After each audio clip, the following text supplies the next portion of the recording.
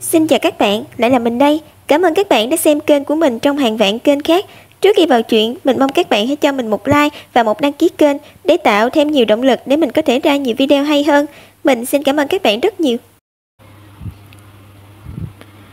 Kinh thành, ngoại kinh, Mộ Vân Trang, Hàng Vương, Mộ Dung Tĩnh, Hàng Vương Phi, Thượng Liên Kiều.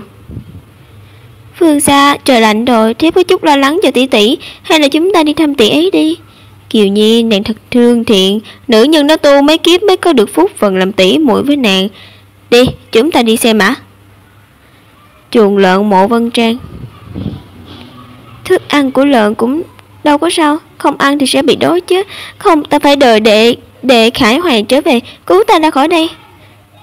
Phượng Thanh Ảnh. Ngươi quả nhiên rơi vào bước đường này, ngay cả thứ rác rưởi như này cũng ăn được. Vô, thật ghê tởm, có điều nghĩ lại tứ chi của tỷ đều bị đứt hết rồi, cũng chỉ xứng đáng ăn thức ăn cho lợn mà thôi. Mộ Dung Tĩnh, chàng cuối cùng cũng quay lại rồi. Ta mang trong mình cốt nhục của chàng, hy vọng chàng để tình con của chúng ta thả tiếp về. Câm miệng, Thượng Thanh Ảnh, gần 1 tháng trời, ngươi ngày nào cũng ở chung với những thứ bẩn thỉu này, mặc dù có thai lại dám nói là con của bổn vương. Tỷ tưởng bản thân mang thai, vương gia sẽ đón tỷ về phủ sao? Trong thôn trang này đầy đẩy nam nhân, ai có thể đảm bảo đây là huyết mạch của vương gia? Hơn nữa vương gia đã bỏ tỷ rồi, lập ta làm chính phi, hai tử trong bụng ta mới là chính đích. Vương gia mới không thèm tiếc rẻ đứa con của tỷ. Đúng vậy không vương gia? Đó là đương nhiên, Kiều Nhi của ta xinh đẹp không ai sánh bằng, đứa con nàng sinh ra bổn vương sẽ có thể không thích đây. Các người là tiểu nhân đê tiện, làm sao có thể cấu kết gian dâm? Tại sao lại giết hại thái hậu rồi vu oan cho ta? Người khác không biết nhưng ta thì biết rất rõ. Còn có mặt mũi đứng đây khoe khoang những chuyện dơ bẩn như vậy. He he, đúng vậy, là ta bảo Kiều Nhi giết thái hậu rồi giáo họa cho ngươi. Ai bảo mù dạ đó cứ luôn đối đầu với bổn vương. Ngươi và đệ đệ người cũng không phải thứ tốt đẹp gì. Cánh tay đó của ngươi đi dụ dỗ, phí công sức đi cứu tên phế vật Mộ Dung Diễm đó, để hắn ta ở Tây Nam chịu nắng mưa, đe dọa đến địa vị của bản vương. Những kẻ chống lại bản vương đều phải chết. Cho dù bây giờ các người không thả ta ra thì Đình Ngọc trở về cũng sẽ minh oan cho ta, cứu ta ra ngoài. Thượng Thanh Ảnh, ngươi tỉnh lại đi. Ngươi lẽ nào còn nghĩ rằng vương gia ra tay với ngươi sẽ còn giữ lại cái mạng của đệ đệ ngươi sao? Để hắn đến cứu ngươi vì ngươi mà báo thù sao? Đệ đệ Thương Đình Ngọc đó của ngươi bị vương gia phái đi giao chiến quân hải tặc Đông Hải rồi. Toàn quân phái đi đến đó đều đã bị tiêu diệt sạch sẽ. Chúng đã sớm gieo mình xuống biển làm mồi cho cá ăn rồi. Không thể nào. Đình Ngọc Bách thắng, làm sao có thể bại dưới một lũ hải tặc nhỏ bé? Ngươi đừng hòng lừa ta. Đám hải tặc nhỏ bé đó tất nhiên không phải đối thủ của hắn.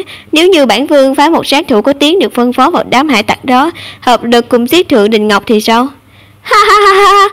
Chủ ý này là ta đã nói cho vương gia đấy. Vương gia sớm đã muốn kiểm soát nắm gọn đội quân hùng dũng của Thượng Đình Ngọc soái lĩnh rồi. Tất nhiên đối với ta sẽ răm rắp nghe theo.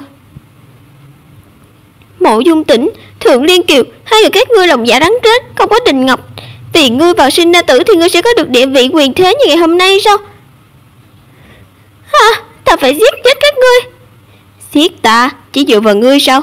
Ngươi đâu? Tỷ, hôm nay là 30 Tết, vương gia bà ta biết tỷ không có bộ y phục nào tử tế để đón năm mới, nên mới đặc biệt mang cho tỷ một cái chiếu, đêm đến có thể chắn gió lạnh nữa. Tỷ thử dùng xem, nếu như không hợp ta lại đổi cái khác cho. Ha! Mấy người định làm gì?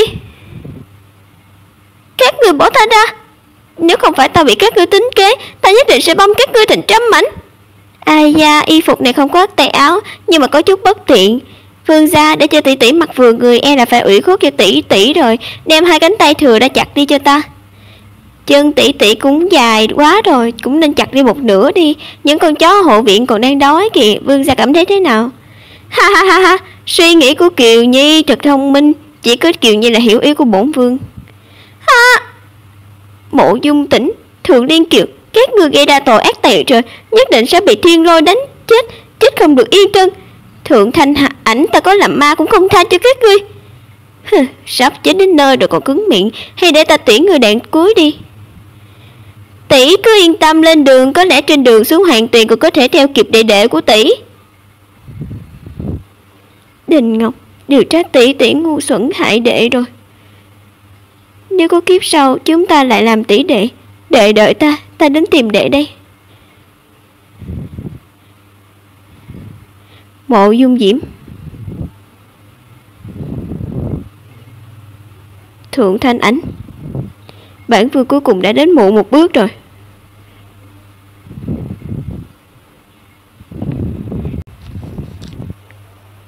Đình Ngọc, đợi đã, ta không phải đã chết rồi sao?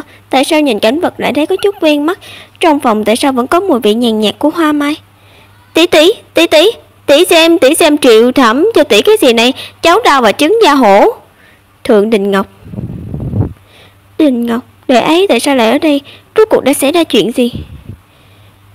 Màu sơn này không phải là 4 năm trước Đình Ngọc trước khi về phủ quốc công dùng hạt dẻ ngũ thảo nhuộm cho ta sao? Ai da, còn chưa đến 3 ngày màu sơn đã bị trôi rồi. Không sao, đợi tỷ khỏe lại rồi để sẽ giúp tỷ sơn lại. 3 ngày? Chuyện gì đang xảy ra vậy? Lẽ nào ta trùng sinh rồi?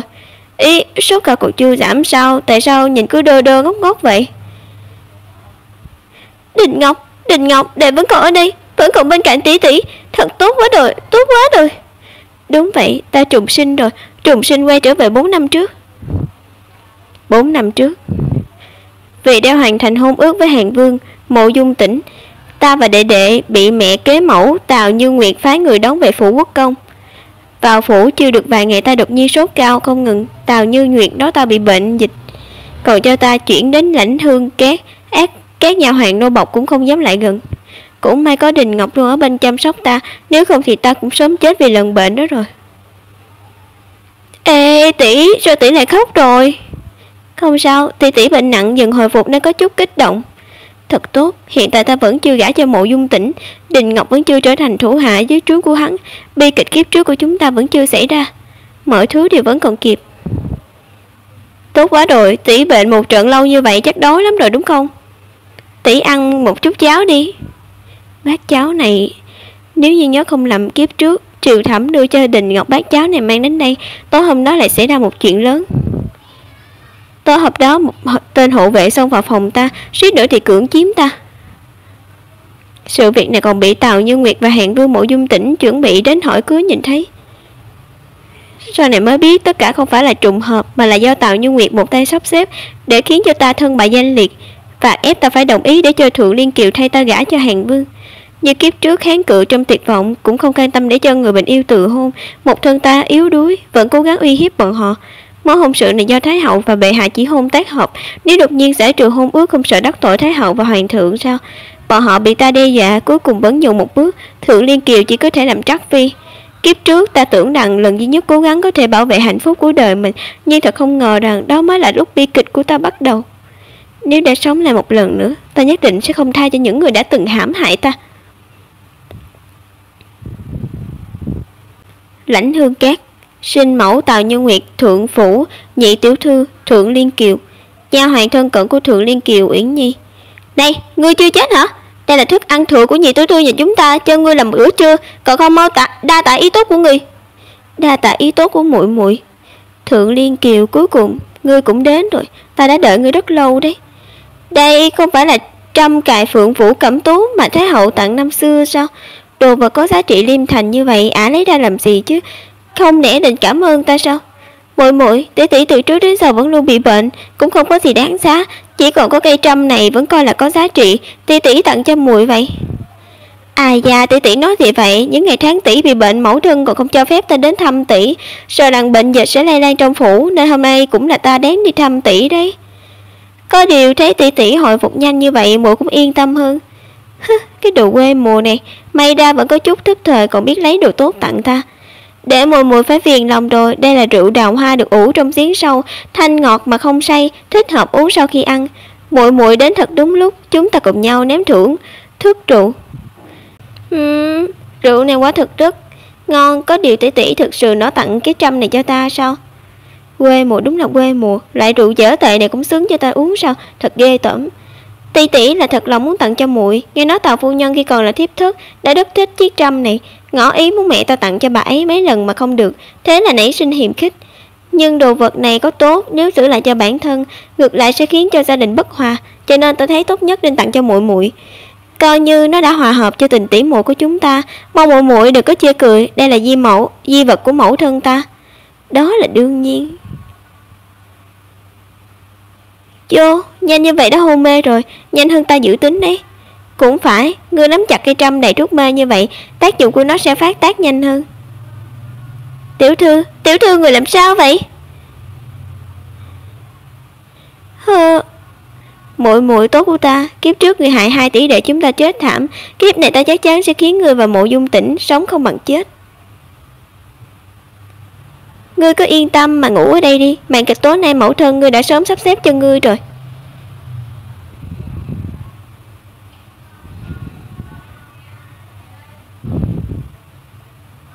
Cha ta, Thượng Quốc công Thượng Dũng Nghị xuất thân nhà tướng môn, còn trẻ mà đã lập được nhiều chiến công, còn được phong thành quốc công. Không chỉ có vậy, Thái hậu còn chỉ hôn cho nghĩa nữ của mình, chính là mẫu thân của ta, phái Yên quận chúa gả cho cha ta. Ông ấy năm 36 tuổi cởi giáp quay trở về triều, được thánh thượng phong làm mật sứ viện sử, hiện nay phụ trách những công việc quốc gia mật sự, chính trị quân sự, làm quan 10 năm, tận lực tận tâm. Là Thanh Ảnh đến rồi đấy à, vào đây nói chuyện đi. Nữ nhi Thanh Ảnh tham kiến phụ thân. Tuy rằng ta rất không muốn gặp cái người được gọi là cha này, nhưng nếu muốn từ hôn thì chắc chắn phải có được sự ủng hộ của ông ấy. Trầm Phượng Vũ Cẩm Tú, 13 năm không gặp, sao nó lại gầy đi nhiều vậy? Dung mạo lại giống y hệt với nàng ấy còn trẻ. Sữa cha con không cần những nghi lễ phiền phức như vậy, con mau đứng lên đi. Vâng phụ thân. Đây là chuyện gì vậy? Một đại tiểu thư của phủ quốc công tại sao tay lại đa nông nổi này? Tại sao lại có nhiều vết thương và lạnh buốt như vậy? Phụ thân con... Ông để tôi và Đình Ngọc trong phủ 10 mấy năm không thèm ngó ngàng tới, lúc này còn biết quan tâm ta cơ à? Có điều những điều này không thể nói quá lộ liễu. Kiếp trước là ta đã quá ngu ngốc, gặp phụ thân vì quá nhớ thương nên cái gì cũng nói ra, cho nên ông ấy cảm thấy ta vừa vào phủ liền biết cáo trạng. Kiếp này ta sẽ không ngốc như vậy nữa đâu. Không gấp, mọi chuyện cứ từ từ. Đầu tiên cho hắn nếm thử cảm giác tội lỗi, những chuyện sau đó đều dễ bàn bạc. Quốc công đại nhân, Lãnh Hương Cát xảy ra chuyện rồi. Thời gian qua nhiên giống hệt kiếp trước, không sai chút nào. Lãnh Hương Cát, Nguy đội mùi muội vừa nãy uống say giờ còn ngủ ở trong đó, lẽ nào chân nến đã cháy hết rồi sao? Phu nhân dẫn theo người đến chẳng nói chẳng rằng, chỉ muốn quốc công đại nhân mau giống qua đó. Đi xem có chuyện gì. Kiếp trước cũng là sự hỗn loạn như thế này. Lúc đó Tào Như Nguyệt hận không thể sống chống Khu Chiên nói cho cả thế giới biết ta bị tên nam nhân đó làm loạn. Có điều Tào Như Nguyệt lần này bị bà nhốt trong Lãnh Hương Cát không phải là ta, mà là đứa con gái bảo bối của bà Thượng Liên Kiều.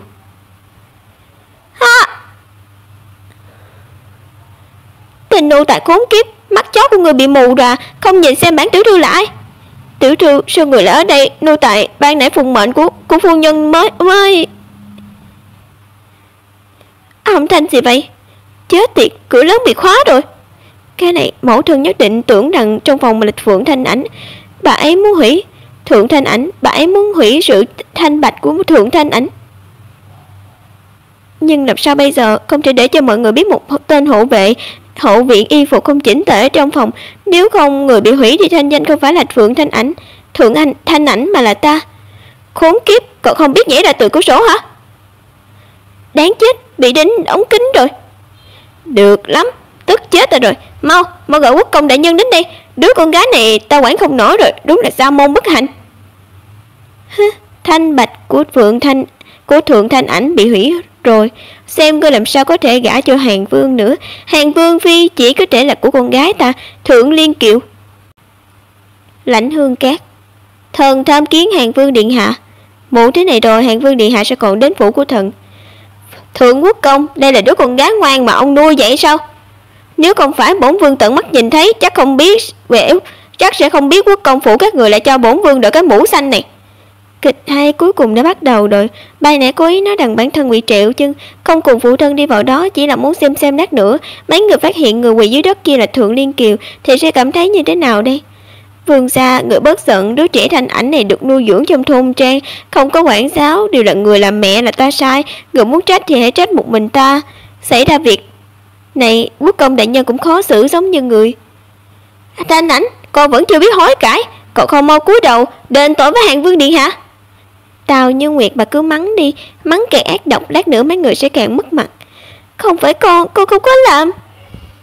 Tại sao lại là giọng nói của Liên Kiều? Lẽ nào nó không phải là Thanh Ảnh mà là Kiều Nhi? Lãnh Hương Cát tuy là nơi mà Ảnh Nhi dưỡng bệnh, nhưng ban nãy không phải Ảnh Nhi đều đi theo ta suốt một chặng đường sao? Nếu không phải nó bị thương ở chân đi chậm lại phía sau, thì đáng ra lúc này phải đứng cùng với tao mới đúng.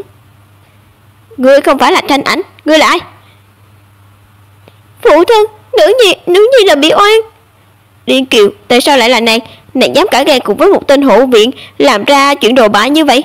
Bổn vương và mẫu thân nàng ấy vất vả tính kế là để sớm ngày có thể quang minh chính đại mà cưới nàng, nhưng nàng ấy đã mang thai đứa con của ta, lại làm ra lại chuyện này. Nàng đã làm chuyện có lỗi với ta. Tỉnh biểu ca, ta là bị Thượng Thanh Ảnh tính kế, ta thực sự thanh bạch, nàng chẳng phải tin ta. Là Thanh Ảnh hãm hại ta, sau khi dùng thiện sau ả lệnh cho người gọi ta đến, nói muốn tặng cho ta cây trăm phượng vũ cẩm tú của Di mẫu, chưa nói được lời nào ta đã hôn mê rồi. Thứ không biết liêm sĩ này, mặt dày bám lấy vị hôn phu của trưởng tỷ, còn có mặt mũi nói với bản thân mình trong sạch. Sự việc ngày hôm nay bắt buộc phải điều tra rõ ràng, không ta đánh chết ngươi. Thượng Thanh Ảnh của ta đi đâu rồi? Mau gọi tỷ ấy đến đối chất. Cha, tỉnh ca, những điều ta nói đều là sự thật. Hàng Vương điện hạ, ban nãy Tào phu nhân nói.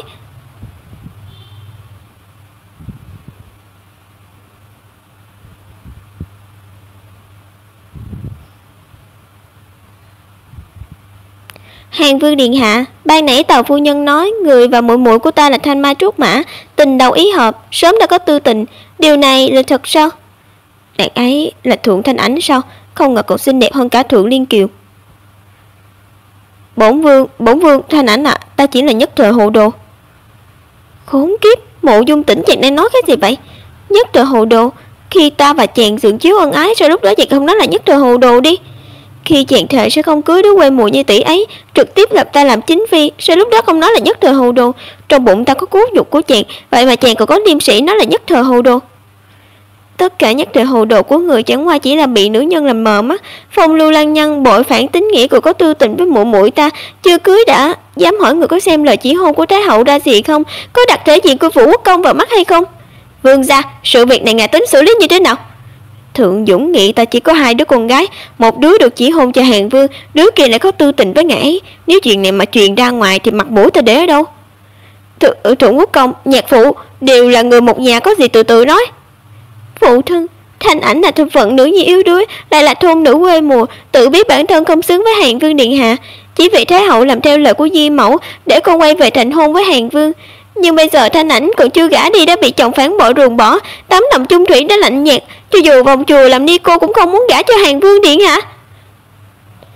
Mong phụ thân thay nữ nhi làm chủ, xin Thái hậu cho phép con từ hôn. Thanh Ảnh còn có lòng như vậy vì ta mà lo nghĩ, nhưng chuyện đến nước này là Hàng Vương và Liên Kiều có lỗi với con trước, dạy dỗ không nghiêm là lỗi của cha. Con yên tâm, vi phụ ngày mai sẽ vứt bỏ danh dự và cung cầu kiến Thái hậu, giúp con từ chối mối hôn sự này. Nữ nhi đa tạ phụ thân thành toàn. Không ngờ ông ấy là dễ dàng đồng ý từ hôn như vậy. Thanh Ảnh nhanh như vậy đã muốn từ hôn, ngoài sự mong đợi ta có thể trực tiếp lên làm chính phi. Không được, không thể trực tiếp từ hôn. Mẫu thân của con bé đó là quận chúa, Mộ Dung Tĩnh tặng lễ vật cũng là tặng theo quy cách của đích nữ phủ quốc công. Nếu giờ từ hôn, những thứ hồi môn đó đều bị thu hồi lại hết. Nhưng những lễ vật đó ta đã tiêu xài quá nhiều, nếu bị lão gia biết được. Lão gia tuy rằng còn trẻ có sai, nhưng chuyện này liên quan đến danh dự của phủ quốc công, chúng ta không thể nên giúp con trẻ xoay chuyển tình thế sao? Ý của Thái hậu nào phải muốn từ hôn là từ hôn, đó là đại nghịch bất kính. Bá phụ, vạn không thể nào làm loạn với Thái hậu. Mối hôn sự này là ta và Thanh Ảnh khi vừa sinh ra đã được định rồi, làm sao có thể thu hồi lại được? Ta tự biết không nên hài lòng, nhưng mà nam nhân tam thê tứ thiếp là chuyện bình thường, không to tát lắm đâu. Cùng lắm ta sẽ thề với Thanh Ảnh và Liên Kiều rằng trong phủ chỉ có một vị trí chính phi, một trắc phi tiếp thất khác, tuyệt đối không có thêm. Nực cười, ban đầu không biết thì bỏ qua, bây giờ gặp được rồi một mỹ nhân như này, ta làm sao có thể dễ dàng bỏ qua cơ chứ? Hơn nữa bây giờ là lúc nào rồi? Hiện tại đang suy nghĩ lập người kế vị. Thời điểm này ai mà dám động vào con rắn độc như Thái hậu, truyền đến tai bà ấy những chuyện phong lưu như thế này. Vương gia vì mối hôn sự này mà vậy mà chịu ủy khuất rồi. Còn nói tham tê thứ tiếp không cần nữa, hy sinh cũng lớn đấy. Hàng Vương điện hạ, người là muốn để cho cả hai nữ nhi của thần, một người làm chính phi, một người làm thiếp thất.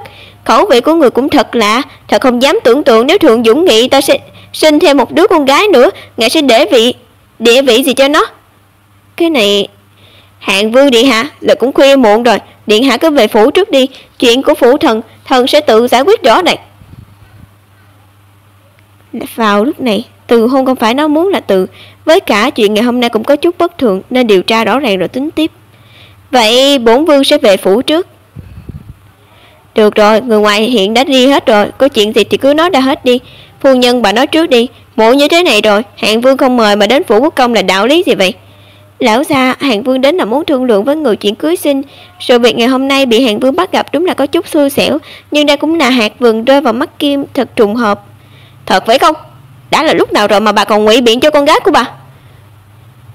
Lão gia, Kiều Nhi là nữ nhi của Thiếp Thân, cũng là nữ nhi của người. Thiếp Thân đánh cũng đánh rồi, mắng cũng mắng rồi, nhưng hai đứa trẻ này từ nhỏ đã là thanh mai trúc mã, yêu thương thật lòng, hai trái tim đã hòa thành một. Thiếp Thân còn có thể làm thế nào? Chỉ vì danh tiếng của phủ quốc công thay con trẻ che giấu. Phụ thân, Hạng Vương điện hạ lần này đến phủ quả thật là vì con, chỉ là ngày ấy với tỷ tỷ ngày hỷ cận kề nên hôm nay là đến gặp con lần cuối. Nhìn sự diễn xuất này đi, đúng là mẹ nào con nấy, giả vờ đáng thương cũng giống nhau như vậy. Người làm mẹ vì để cho con gái mình gả vào Hạng Vương phủ, từ nhỏ đã tạo cơ hội cho bọn họ riêng với nhau. Còn đứa con vì vinh hoa phú quý, nhỏ như vậy đã học thói yếu liễu đạo tơ đi câu dẫn nam nhân. Ta của kiếp trước thật sự quá ngu ngốc, bị hai mẫu nữ nhận người hại đến thê thảm. Kiếp này ta sẽ không ngốc như vậy nữa đâu. Được lắm. Thanh Ảnh kia mới lọt lòng đã định mối hôn sự này với Hạng Vương rồi. Người làm kế mẫu và muội muội như hai người còn không biết sao? Hiện giờ lại đi trách Thanh Ảnh chia rẽ uyên ương sao? Lão gia, chuyện của quá khứ là Thiếp Thân không đúng. Nếu muốn thẩm vấn chúng ta cần phải nói rõ ràng. Hôm nay Kiều Nhi rõ ràng có hẹn, tại sao lại đến Lãnh Hương Cát chứ? Rõ ràng là Thanh Ảnh bày mưu tính kế, chuốt sai Kiều Nhi, hẹn tên hộ viện đó tới, ý đồ muốn làm bại hoại thanh danh của phủ quốc công, rắp tâm hãm hại. Điều trách Thượng Thanh Ảnh, nếu không phải ả hẹn Kiều Nhi đến Lãnh Hương Cát, bản thân lại biến mất không thấy bóng dáng, nếu không cục diện này đã sớm thành công rồi. Nàng ấy nói đúng là có chút lý. Quan hệ của Thanh Ảnh và Kiều Nhi trước giờ đều không hòa hợp, hai đứa nó vì sao lại hẹn nhau uống rượu ở Lãnh Hương Cát chứ? Tào phu nhân thật là biết cứu nguy cho con gái mình, đem nước bẩn hắt hết lên người ta, lời nói chẳng có chút sơ hở nào. Phụ thân, nữ nhi sau khi hồi phủ liền bệnh nặng, không có đại phu chữa trị, chỉ có cơm thừa canh nguội. Nếu không phải có Đình Ngọc chăm sóc, sợ rằng nữ nhi đã chết vì bệnh nặng. Sau khi hồi phụ, nữ nhi mới hiểu ra tỷ đệ chúng con muốn có chỗ đứng trong phủ thì buộc phải nghe lời Tào phu nhân, cho nên mới hẹn dì muội đến, muốn tặng trăm phượng vũ cẩm tú cho muội ấy. Ai biết được tử lượng của muội không tốt, uống vài ly đã say rồi. Cũng là muội ấy nói với nữ nhi, phụ thân người phê duyệt công văn đến đêm muộn, nữ nhi trong phòng lo lắng liền đến thư phòng của cha hỏi thăm. Cái gì? Thượng Thanh Ảnh khi nãy vậy mà lại đi thăm lão gia, họ ban nãy đã nói với nhau những gì vậy? Để nào Thượng Thanh Ảnh đã đem chuyện tỷ đệ hai người họ bị ngược đãi trong trang nói ra hết rồi. Đáng ghét, một đích nữ nhỏ bé, tâm cơ thật là thâm độc. Đối với sự việc đêm nay, Thanh Ảnh cũng có chút nghi vấn. Còn nói đi. Thứ nhất, tên hộ viện háo sắc này không đi chỗ khác mà chỉ đến Lãnh Hương Cát của nữ nhi, chắc là muốn để nữ nhi bại hoại thanh danh. Nhưng nữ nhi từ nhỏ đã trưởng thành trong thôn trang, không có thù án gì với người của quốc công phủ, ai lại muốn hại con cơ chứ? Thanh danh của con bị hủy, Hạng Vương từ chối cưới con, quốc công phủ cũng không thoát khỏi liên can, thật không biết sẽ là có lợi với ai. Còn nói tiếp đi. Với cả tên hộ viện đã ăn hưởng bổng lộc của phủ quốc công, cũng không đến nỗi làm ra việc đập bát cơm manh áo, lại còn thiếu thông minh như vậy. Hoặc là chỉ có bị đe dọa ép buộc nên tên đó mới mạo hiểm làm càng. Nữ nhi đoán chắc sau lưng hắn có người cho hắn lợi lộc, làm chỗ dựa vững chắc cho hắn. Ảnh gì nói rất có lý. Ánh mắt ám hiểu, nhận được ám thị. Tiểu nhân không có ai chỉ thị, chỉ là đại tiểu thư thấy tiểu nhân có tướng mạo khôi ngô anh tuấn, trong lòng rung động nên hẹn tiểu nhân đến tư phòng. Đại tiểu thư, người không thể thanh minh cho bản thân mà đổ oan cho tiểu nhân. Đồ không biết liêm sĩ, nói dối cũng phải xem bản thân ngươi là ai. Nữ nhi Thanh Ảnh của ta khuynh quốc khuynh thành như mẫu thân phái an của nó vậy, làm sao có thể yêu thích một tên trâu tinh chuyển thế ngu đần như ngà ngươi? Kiếp trước ta gặp mặt người cha này cũng không nhiều, mỗi lần gặp ông ấy đều khoác lên mình bộ dáng làm cha của quốc công, chính nghĩa ngay thẳng, chưa bao giờ thấy qua dáng vẻ như này của ông ấy. Chỉ là không biết ông ấy đang bảo vệ đứa con gái như ta, hay là bảo vệ thanh danh của phủ quốc công. Phụ thân không cần tức giận, tránh hại đến thân thể. Người này nếu đã cứng miệng, hãy giao cho con thẩm vấn đi. Nữ nhi tự có cách khiến hắn nói ra sự thật. Con thẩm vấn? Một đứa con gái yếu đuối như con thì có thể có biện pháp dụng hình nào khiến hắn nói ra chứ? Thôi vậy con cứ thử xem. Ngươi qua đây. Cứ như vậy. Đại tiểu thư, thủy ngân mà người cần đã mang đến rồi. Thủy ngân này nặng thật, chả trách dùng lại tốt như vậy. Bắt đầu đào đi. Vâng. Tiểu thư, dao găm người cần đây à?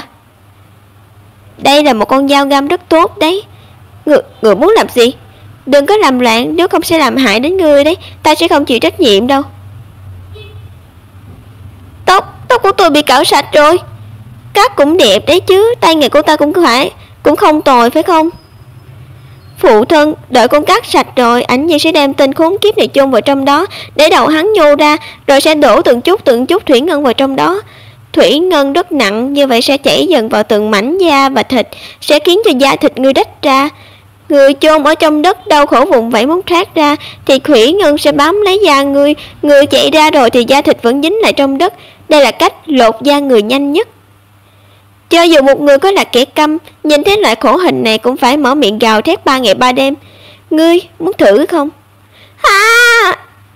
Cái gì? Lão gia, nha đầu này quá độc ác rồi. Chỗ nào có dáng vẻ của một thiên kim đại tiểu thư cơ chứ. Người đừng để cho nó làm loạn ở phủ quốc công. Trong phủ mà có người chết, người sẽ bị các vị ngự sự khác dè biểu.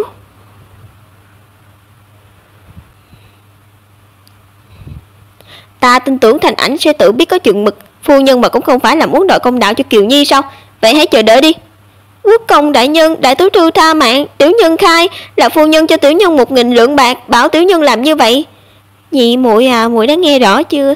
Sự việc ngày hôm nay không liên quan đến ta, là Tào phu nhân tính kế với ta, nhưng người vô tình bị hại lại là muội, cho nên hiểu lầm cho chúng ta coi như đã giải quyết xong.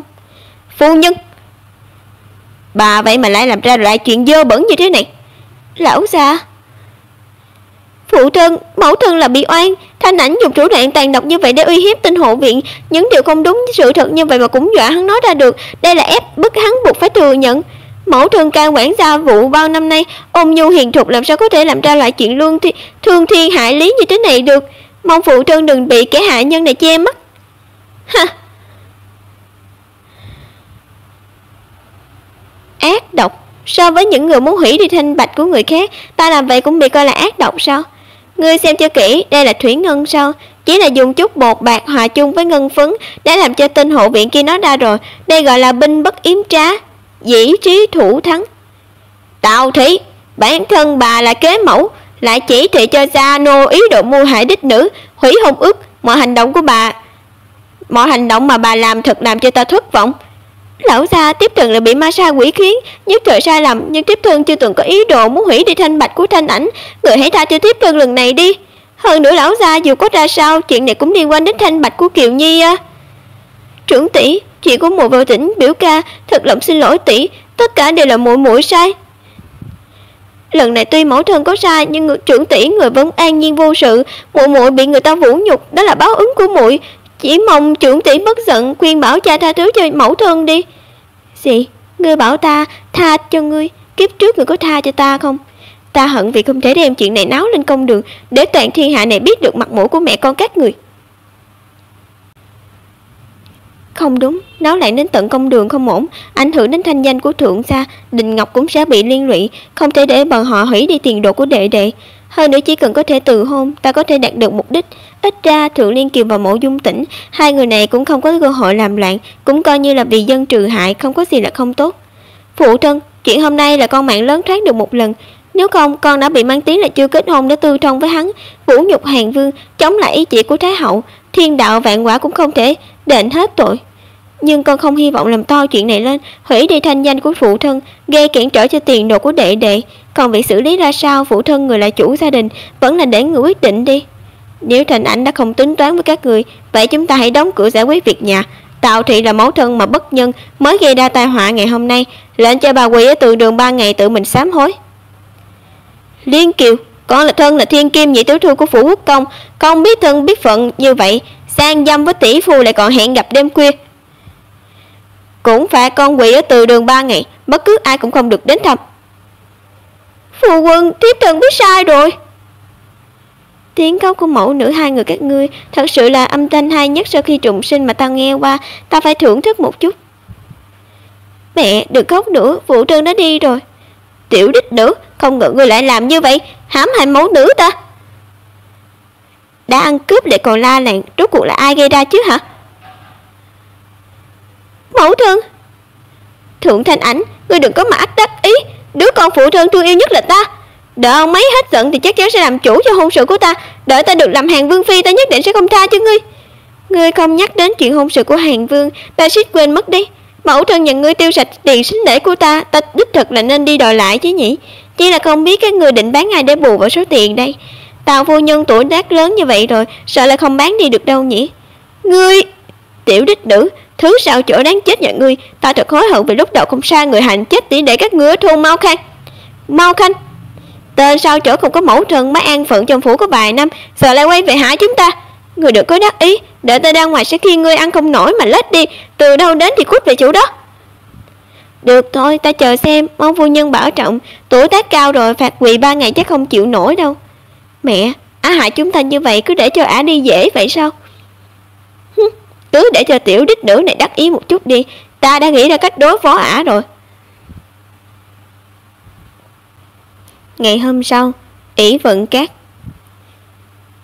Người đến người đi, thân thủ không tốt chắc không chen vào cái tiệm này được.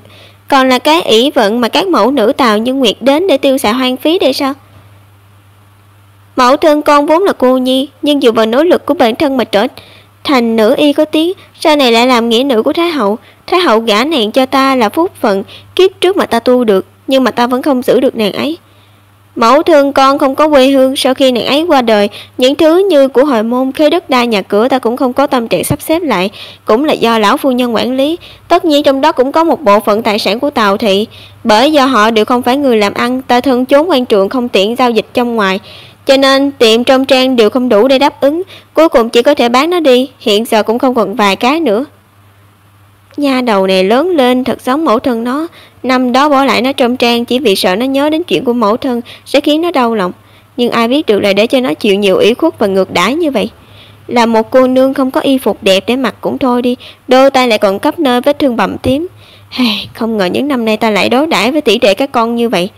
Có điều 1.000 ngân lượng phụ thân vẫn có thể lấy về cho con cầm lấy, chuẩn bị cho con và Đình Ngọc những bộ y phục tốt hơn để mặc đi. Tạ ơn phụ thân, nữ nhi ngày mai sẽ đi đến tiệm nhà ta để mua chút đồ được không ạ? Ai da, con muốn đi thì cứ đi đi, dù gì cũng chỉ là muốn cái tiệm sắp đóng cửa. Kiếp trước ta vừa quay lại nghe nói sản nghiệp và của hồi môn mẹ ta đều bị mất hết, ta còn tưởng đó là thật. Cho đến khi xảy ra những chuyện như này, ta mới biết lão phu nhân và Tào thị lại tàn nhẫn, tham lam như vậy, ngay cả cầm thú cũng không bằng. Có điều, kiếp này ta sẽ không để các người tỏa ý nguyện đâu. Tài sản của mẫu thân ta các ngươi ăn bớt cho mình như thế nào, ta sẽ bắt các ngươi nôn ra từng chút một. Ngươi làm gì vậy? Đừng sợ lung tung. Bà chủ, đồ bày ra không phải là để bán hay sao? Làm sao vậy? Có khách muốn mua còn không cho khách sờ ngắm chọn hàng. Sợ tất nhiên là cho sờ, nhưng mà nhìn ngươi không xứng để sợ nó. Cô nương, không phải ta nói người cô bây giờ toàn mùi hôi chua, e rằng trên người cũng chẳng có đồng nào. Ý vận cát của tôi là chỗ mà người như cô muốn vào thì vào sao?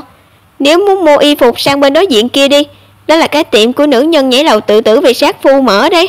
Sang bên đó đi, xả thác vận khí cho tiệm ta. Cũng được, để ta qua đó xem. Đi xem tiệm của nữ nhân đó trước đã.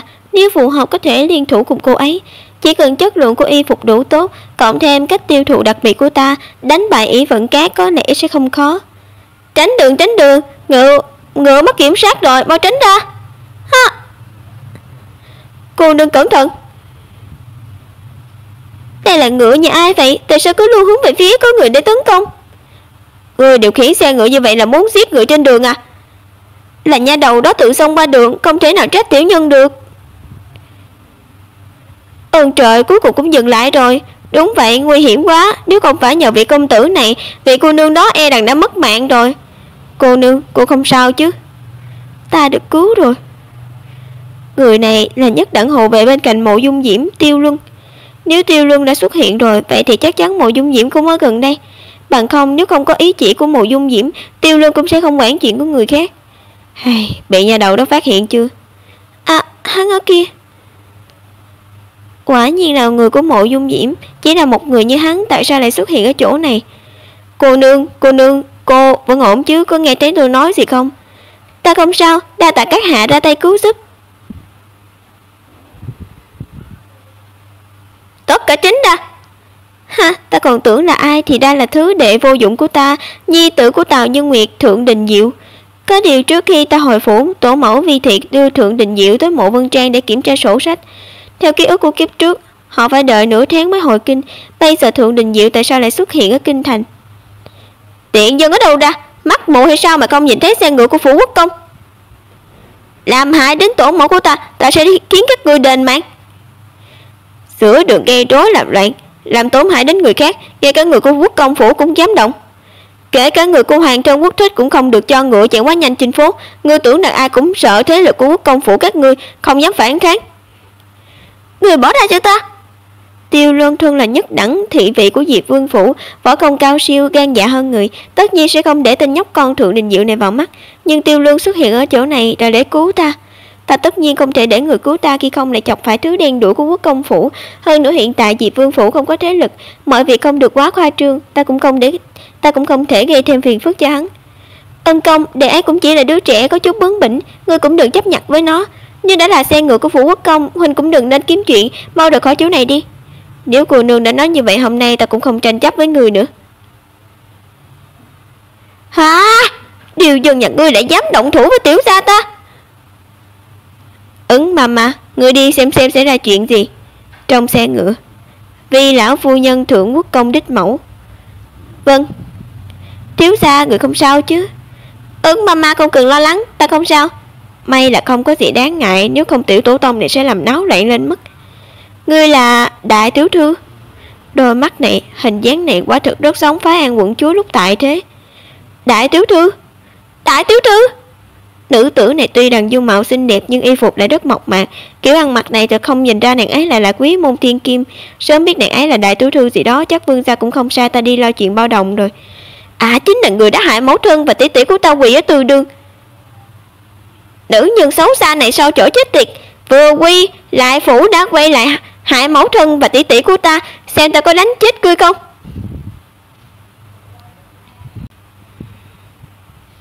Tiểu tổ tông của ta ơi, đây là con phố náo nhiệt nhất kinh thành, miệng người không cẩn thận nói ra điều gì bất cẩn thì sao? Chuyện trong phủ, hội phủ hẳn nói. Nếu không phải gặp qua đại tiểu thư, lão nô cũng không dám nhận. Mới sáng sớm đại tiểu thư đã xuất đầu lộ diện trên phố, còn ra thể thống gì nữa. Nữ nhân lớn lên ở vùng thôn nghèo nàn hẻo lánh, đã có biết thể thống là cái gì, thật là làm mất mặt thượng gia. Vì lão thái thái này cùng Thượng Đình Diệu đi kiểm tra sổ sách, vốn dĩ không nên quay lại trong ngày hôm nay. Nếu đã quay lại rồi chắc chắn là Tào Nhân Nguyệt thông phong báo tin cầu cứu để bà ấy quay lại sản nguy.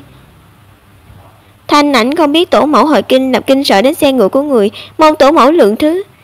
Thượng Dũng Nghị đối với đích mẫu rất hiếu thuận, lão thái thái mà mở lời, hai mẫu nữ Tào Nhân Nguyệt e rằng hôm nay có thể ra khỏi từ đường, những thứ như phạt quỵ cũng không được tính nữa. Tào Nhân Nguyệt quá lỗ mãn, ngược lại cũng dễ đối phó, nhưng lão thái thái này lại là một người tâm tư khó đoán, không dễ đối phó đâu. Cho nên muốn lấy lại di sản của mẫu thân, trở ngại lớn nhất chính là lão tổ mẫu lợi hại này của ta. Thân là đại tiểu thư của phủ quốc công, lại là người sắp đến tuổi cập kê, không được phép xuất phủ, lại còn bắt chuyện với nam nhân trên đường. Ngươi định làm mất mặt của phủ quốc công, của cha ngươi và của Hàn Vương sao? Quả nhiên lão thái thái này vừa mở miệng không có cay nghiệt nhất, chỉ có cay nghiệt hơn. Chỉ là so với những lời ác ô của Mộ Dung Tĩnh và Thượng Liên Kiều kiếp trước nói với ta, những chuyện ác họ đã làm, đây có đáng là gì? Căn bản không xứng gãi ngứa. Khởi bẩm tổ mẫu, đúng là hôm nay phụ thân có sai nhau Hoàng tiểu tư cùng với Thanh Ảnh xuất phủ. Phụ thân nói Thái hậu nương nương bất cứ lúc nào cũng có thể triệu kiến Thanh Ảnh nhập cung. Tào phu nhân không có thời gian giúp Thanh Ảnh chuẩn bị y phục trang sức, liền rút bạc đưa cho con, bảo con tự đi ra phố chọn, cũng mua thêm cho Đình Ngọc vài bộ y phục mới. Thanh Ảnh cũng biết nữ nhi xuất đầu lộ diện trên phố là không đúng, nên mới sai người đưa đến tiệm vải của phủ mình, con rất nhanh sẽ về phủ, tổ mẫu không cần lo lắng. Nếu đã là ý của con trai ta cũng không nên trách mắng nó ở nơi này. Nhà đầu này cũng thật thông minh lanh lợi. Đình Diệu, cháu còn không lên xe, mẹ con và Kiều Nhi đang đợi chúng ta đấy. Vâng, tổ mẫu. Tỷ thì sao? Không đi về cùng chúng ta, cậu muốn ở đây sao? Thanh ảnh còn phải đến thư viện của đưa bữa sáng cho Đình Ngọc, không thể cùng tổ mẫu hồi phủ được, cung tống tổ mẫu. Ẩn mà mai mau đi thôi. Nhà đầu chết tiệt này lại lễ mạo chu toàn, không thể để người ta nhìn ra nửa điểm bất kính. Hóa ra cô nương là đích tiểu thư của phủ quốc công, ban nãy thất lễ rồi. Ân công không cần khách khí, ta từ nhỏ đã lớn lên ở thôn quê, không được coi là cá thiên kim tiểu thư gì đó, càng không thích những lễ nghĩa phức tạp này. Chỉ là quy tắc của tổ mẫu rất nghiêm khắc, thấy bà ấy như vậy là đúng rồi. Vậy tại hạ xin cáo lui trước. Vậy ân công, có duyên sẽ gặp lại. Sau này chúng ta vẫn sẽ còn gặp lại.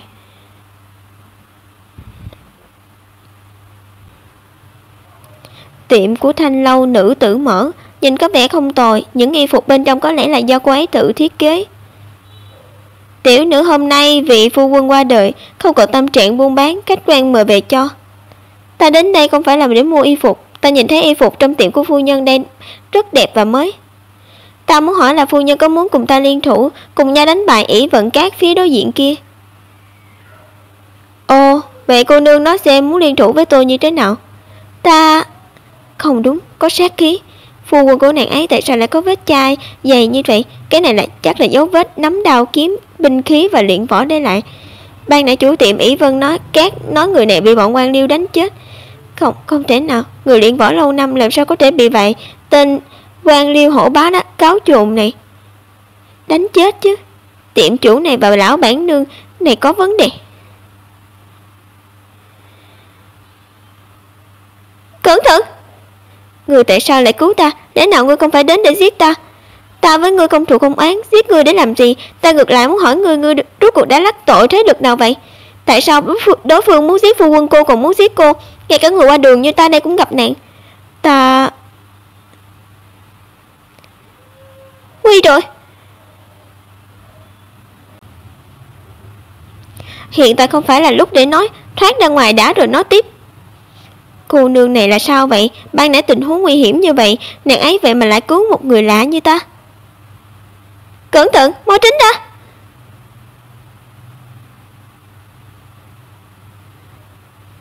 Nguy hiểm quá, người không sao chứ? Ta không sao, may mà có người đẩy ta ra, ngược lại ta phải cảm ơn cô nương. Cô nương cẩn thận! Nguy rồi, căn bản không tránh được.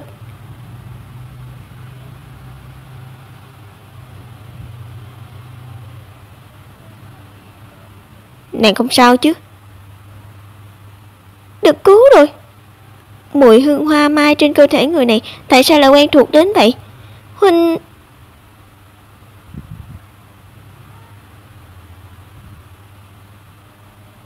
Đáng tiếc thật. Nghe nói phu thê nhà này đắc tội với người không nên đắc tội. Ban ngày ban mặt bằng một cách nào đó lại có ngọn lửa lớn như vậy, cũng không biết có phải là có người.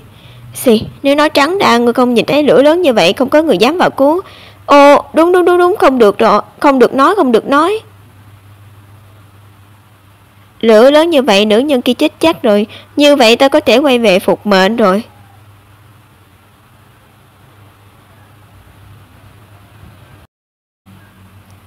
Đừng nói gì, ta sẽ đưa cô ra khỏi đây.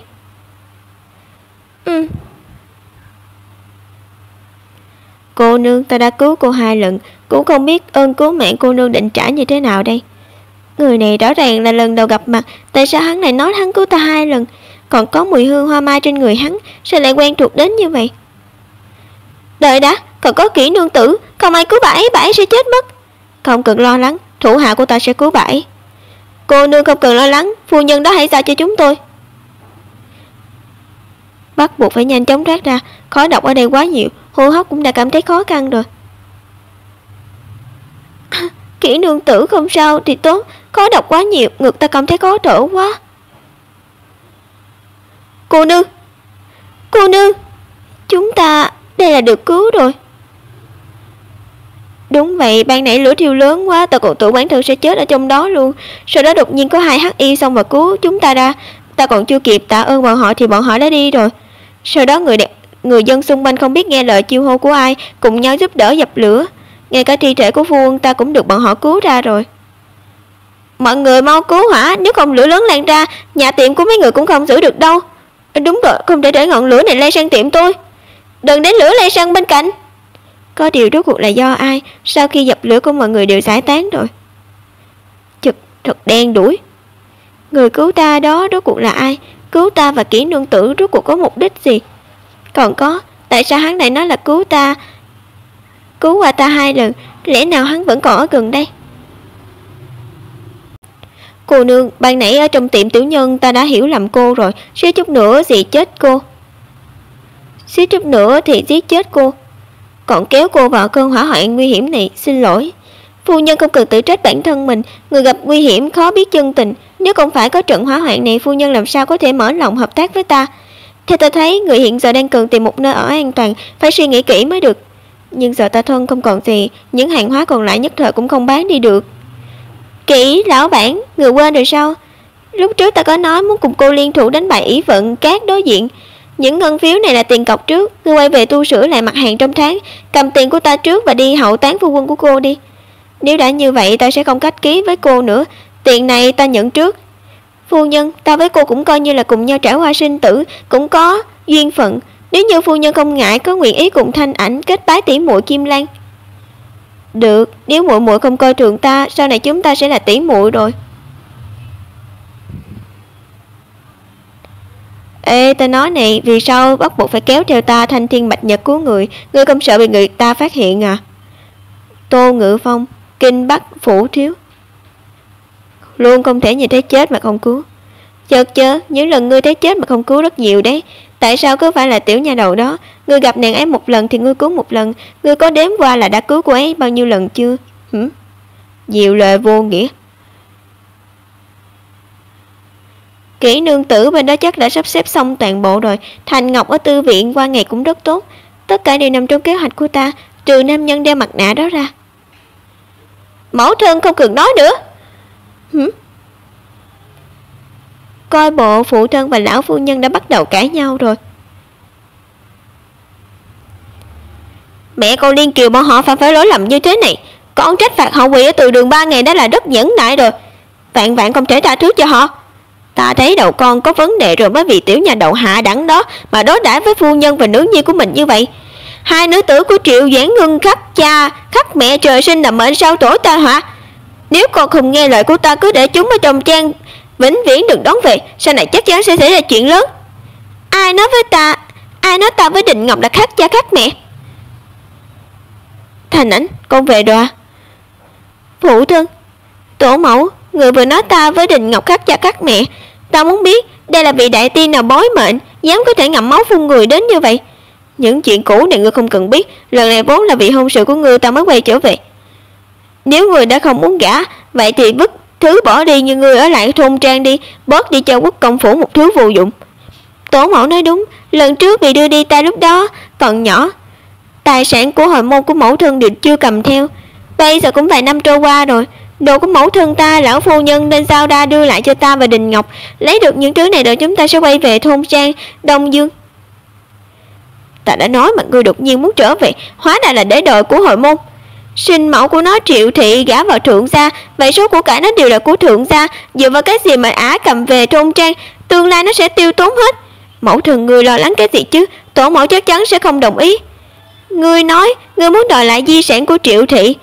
Ta thấy ngươi diện mà cũng coi như là ôn nhu hào phóng, thông tình đạt lý, còn tưởng ngươi là một đứa con hiếu thảo. Không ngờ rằng ngươi lại âm thầm muốn đoạt tài sản của Quốc công phủ. Loại ngươi như vậy, Quốc công phủ càng không thể giữ ngươi lại, vẫn là thôn trang Đông Dương hợp với ngươi. Con trẻ lớn rồi, ở trong thôn trang đã chịu đủ cực khổ rồi, bất luận có ra sao thì ta cũng không để chúng về đó đâu. Không ngờ ban đầu Nghị Nhi đối với mẹ con Triệu thị không trăm không hỏi, vậy mà giờ lại vì một nha đầu quê mùa này. Đúng là sống mẫu thân nó đều không phải dạng dễ đối phó, sau một thời gian nữa sẽ không thể đuổi cô ta đi được. Hơn nữa đó cũng là của hồi môn của mẫu thân bọn nó, cũng mất không ít trong tay Tào thị, còn không biết có đủ cho của hồi môn của Thanh Ảnh hay không. Hơn nữa Đình Ngọc cũng 14 tuổi rồi, cũng nên chuẩn bị cho hôn nhân, cần phải chia một số tiền vào nhiều chỗ. Mẫu thân, nghe con nói đi, trả lại những đồ vật đó đi. Cái tiền? Trả lại? Ai vô, tim ta đau quá, thật đau. Hỏng rồi, bệnh cũ của lão phu nhân tái phát rồi, mau gọi đại phu. Mẫu thân người đừng tức giận. Mấy người mau đưa lão phu nhân về nghỉ ngơi. Xả bệnh nha, tôi muốn xem thử bà có giả vờ đến bao lâu. Của hồi môn của mẫu thân tôi, dù các người có muốn hay không, tôi cũng sẽ lấy lại chúng từng cái một. Thật không ngờ rằng suốt những năm qua Thượng Thanh Ảnh và em trai cô ta bị tra tấn mà vẫn có thể sống sót được. Lại nghe nói là đêm qua cô ta rất hùng hổ dọa người, đầu tiên hủy hôn, sau đó xử án, yêu cầu lão sao phải phạt phu nhân và nhị tứ thư cấm túc tại đền thờ, rất uy phong. Uy phong chỉ dựa vào cô ta, không có gì có thể làm khó được bà già này. Mẹ cô ta cũng đã bị đuổi ra khỏi đây, nó cũng xem như là một nhân vật lợi hại, cũng chẳng phải bà già này Thượng Thanh Ảnh cô ta là cái gì chứ. Nhưng mà lão gia bây giờ lại tin tưởng cô ta, lại nghe nói Thượng Đình Ngọc cũng không được xem như Thượng Đình Diệu dốt nát, ở trong trường cũng không thua kém ai. Nếu lão gia nhìn trúng Thượng Đình Ngọc lại đào tạo tốt cho Thượng Đình Ngọc thì trong tương lai không biết tình thế sẽ như thế nào. Đừng bận tâm, quan trọng bây giờ là làm sao để Tạo Thị và Liên Kiều ra ngoài quỳ suốt 3 ngày, ngươi sẽ còn sống không? Hơn nữa việc này cũng không hoàn toàn do Liên Kiều làm ra, có thể là do Thượng Thanh Ảnh phái cùng bướm thiêu thân ra. Hàn Vương chỉ đề nghị thay đổi hôn nhân của cô ta, còn Thái hậu cũng chẳng có nói gì thêm. Lão phu nhân bây giờ có cơ hội rồi. Người đến từ Y Vận Cát nói rằng đại tiểu thư đã đến đối diện Trục Nguyệt Hiên, mà bà chủ của Trục Nguyệt Hiên là một phụ nữ trong Thanh lâu. Không bằng chúng ta sẽ như này. Hay lắm, vậy để tôi xem là loại con gái không biết kiểm điểm này còn mặt mũi nào sống trên đời này nữa. Muộn như này rồi, lão phu nhân kêu mình đến chùa làm gì?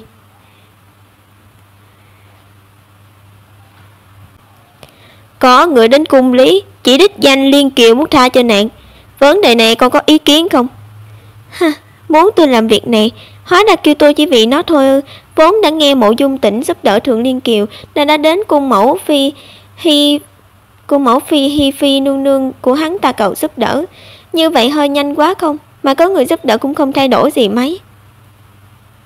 Bà nội nó vui thật, Thanh Ảnh làm sao dám có ý kiến. Nói ra cũng là lỗi của Thanh Ảnh mà ra cả.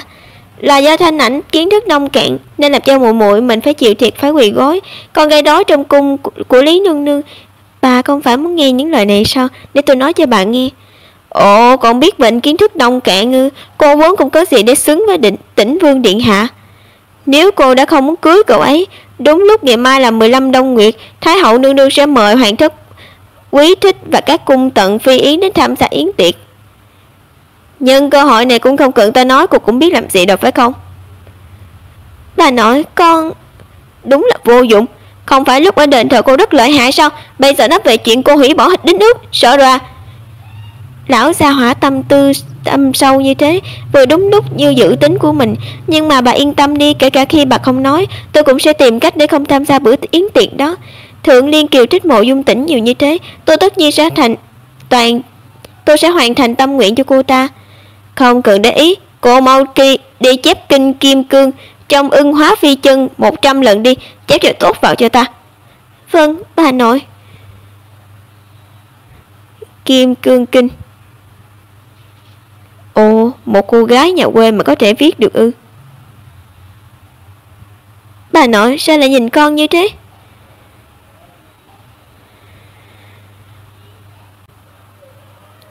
Ha, bà coi thường tôi quá đấy. Vậy thì tôi sẽ không khách sáo. Mình đối xử với nó như thế nó không giận mình ư? Hừ, tao muốn xem một người quê mùa như cô ta thì sẽ viết chữ ra sao? Sao cô có thể chép kinh Phật sống như thế hả? Viết 3 từ lại sai 1 từ. Nếu Phật tổ biết được cô chỉ qua la như thế sẽ oán giận mất thôi. Bà nói Phật tổ cũng sẽ biết rằng con đang rất thành tâm để viết, đương nhiên sẽ không tính toán chữ xấu chữ đẹp rồi. Bà nội thờ Phật nhiều năm như vậy, chẳng lẽ không biết rằng mọi vật đều là hư ảo, lễ Phật mà chỉ có cái tâm oán trời thương dân là quan trọng nhất sao? Ngươi đúng là nhà đầu sằng bậy vô lễ. Là ai vậy cô nói chuyện với người lớn tuổi như thế hả? Cho cô chép kinh thư mà cô chỉ chép qua la cho có thôi à? Cô đúng là nhà đầu chết tiệt. Cô cười cái gì? Cô là đang tỏ thái độ gì hả? Lão phu nhân chắc người quên rồi, đại tiểu thư chỉ là một cô gái đến từ nông thôn thôi. Rõ ràng không bằng Liên Kiều tiểu thư viết. Một người khéo tay tài giỏi chữ viết lại đẹp nữa. Viết được vài từ cũng không tệ đi. Người cũng đừng hy vọng quá cao từ cô ấy. Thật chả khác gì mẹ cô cả, chỉ được cái đẹp. Chữ viết của mẹ cô miễn cưỡng có thể vừa mắt, mà cô lại viết còn không giống 1/10 mẹ cô. Lão phu nhân, người lại quên nữa rồi. Triệu thị đi quá sớm, đại tiểu thư cũng không có mẹ khi còn bé rồi. Có mẹ sinh mà không có mẹ dạy, cũng chẳng có gì lạ khi viết chữ như thế. Nói ra chẳng khác gì là đại nghịch bất đạo. Như thế này, trong tương lai đừng nói sẽ là hoàng vương phi, mà chính là mất mặt mà đi làm nương tử của gia đình bình thường. Phu nhân, bây giờ người mau tranh thủ dạy lại lễ nghi cho đại tiểu thư đi. Cô ta tốt xấu gì cũng đã đi khỏi tổng quốc công phủ rồi, đừng để sau này mọi người nhìn vào quốc công phủ chúng ta mà cười nhạo. Mụ già đó dám xúc phạm mẹ mình như thế ư? Ánh mắt nhà đầu này thật đáng sợ. Đại tiểu thư, cô nhìn tôi như thế là có ý gì? Còn không mau mang những thứ cô viết mà vứt đi, để lão phu nhân nhìn thấy sẽ rất buồn đó.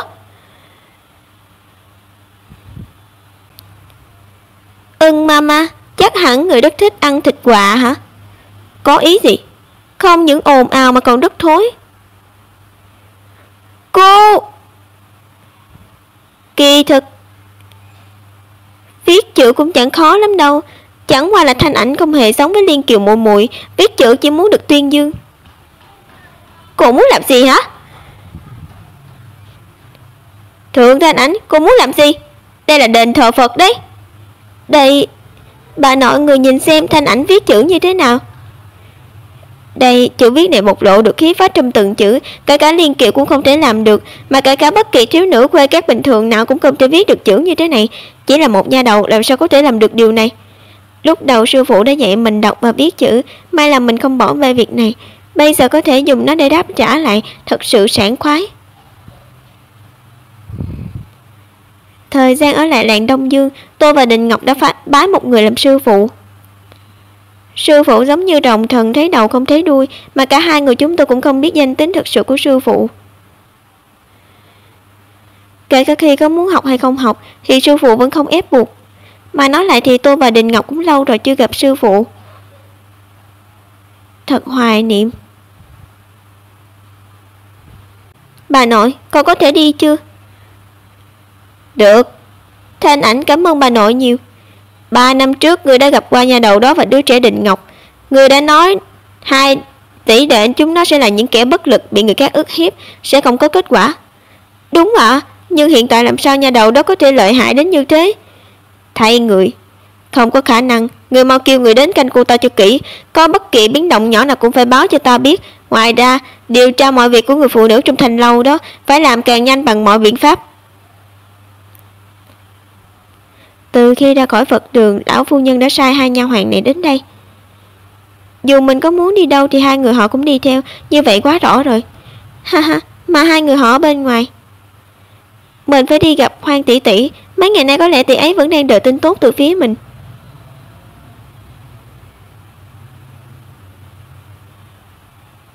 Không đúng, có người bám theo. Quả nhiên có người bám theo mình. Nghe tiếng bước chân này chắc là người có võ công. Này, cô ta đi đâu rồi? Không biết, tôi chỉ thấy cô ta trốn sau cái cây. Chết tiệt, mất dấu rồi, sao mà bám theo? Chia nhau ra tìm. Có lẽ hôm nay quá lộ liễu, vì vậy lão phu nhân có lẽ đã đi nghi ngờ rồi. Những người này có lẽ bị bà ta sai tới, cho nên dù mình có trốn khỏi bọn họ đi chăng nữa thì bà ta cũng biết mình có võ công và trốn ra ngoài vào ban đêm.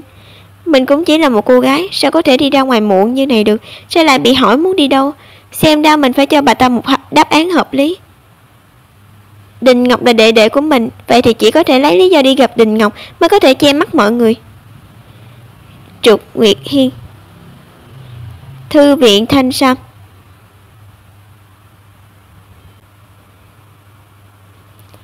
Ai chà, ta đang đoán xem cô gái mặc áo đen đằng kia rốt cuộc là vị nào. Hóa ra là vị hôn thê của bản vương.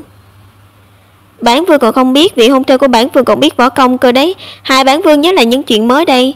Còn nữa, cô mặc y phục này nhìn rất đẹp, nhìn gần eo này, ngực này, trông thật tuyệt. Mộ Dung Tĩnh, sao lại là ngươi? Thật không ngờ vừa thoát khỏi 2 tên bám đuôi đó, bây giờ lại gặp thằng cha này. Thanh Ảnh à, cô làm cho bản vương rất tò mò về cô. Cô nói cô là một cô gái lớn lên trong một thôn trang, mà sao lại biết võ công? Ngươi đã tò mò như thế, thực ra thì ta đã đến đây vào trước kia.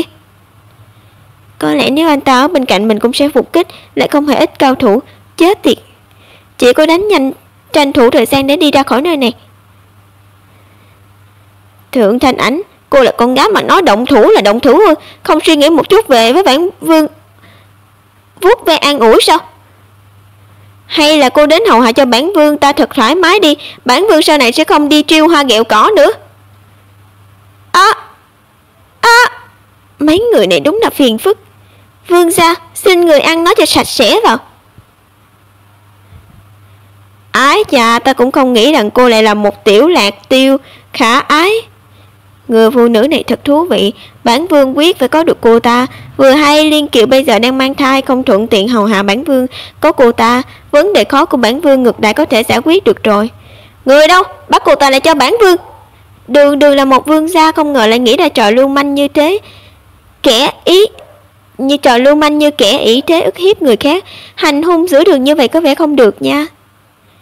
Vậy sao lại nói là hành hung? Bản vương chỉ muốn mời vương phi đến phủ nói chuyện một chút thôi, việc rất thanh nhã, chỉ cần cô ngoan ngoãn theo bản vương, thủ hạ của bản vương tuyệt đối không làm cô bị thương. Hỏng rồi, võ công của những người này so với đám thị vệ còn tốt hơn nhiều. Vương gia kêu cô vào phủ là coi trọng cô, vậy mà cô dám phản kháng. Chết tiệt, tiểu nhà đầu này bản lĩnh thật tốt. Này, các ngươi hành động cẩn thận chút coi, đừng đánh vào mặt cô ta, đánh chân đánh gãy chân cô ta thì sẽ không đi được nữa. Vâng.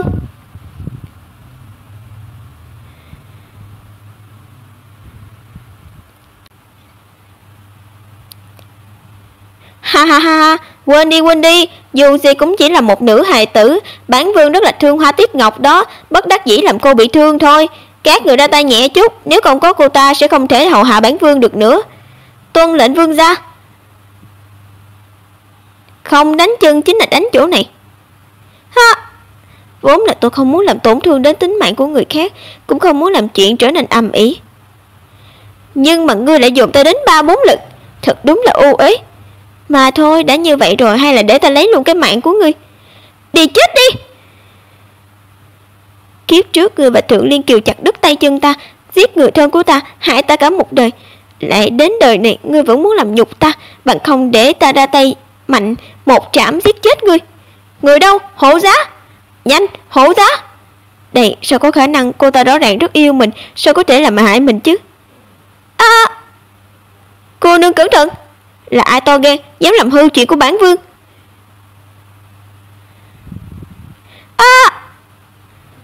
Cô nương, tại hạ đã cứu cô một mạng, nhớ trả lại. Lại là huynh. Đây không phải chính là người đã cứu mình ra khỏi biển lửa đợt trước sao? Làm thế nào anh ta lại ở đây? Nắm chặt, tôi đưa cô ra khỏi đây. Vâng.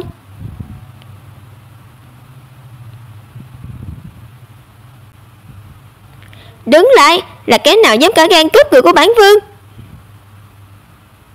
Đứng ngay đó làm gì, mau đuổi theo cho ta. Cô vừa mới muốn ám sát Hàn Vương trên đường sao?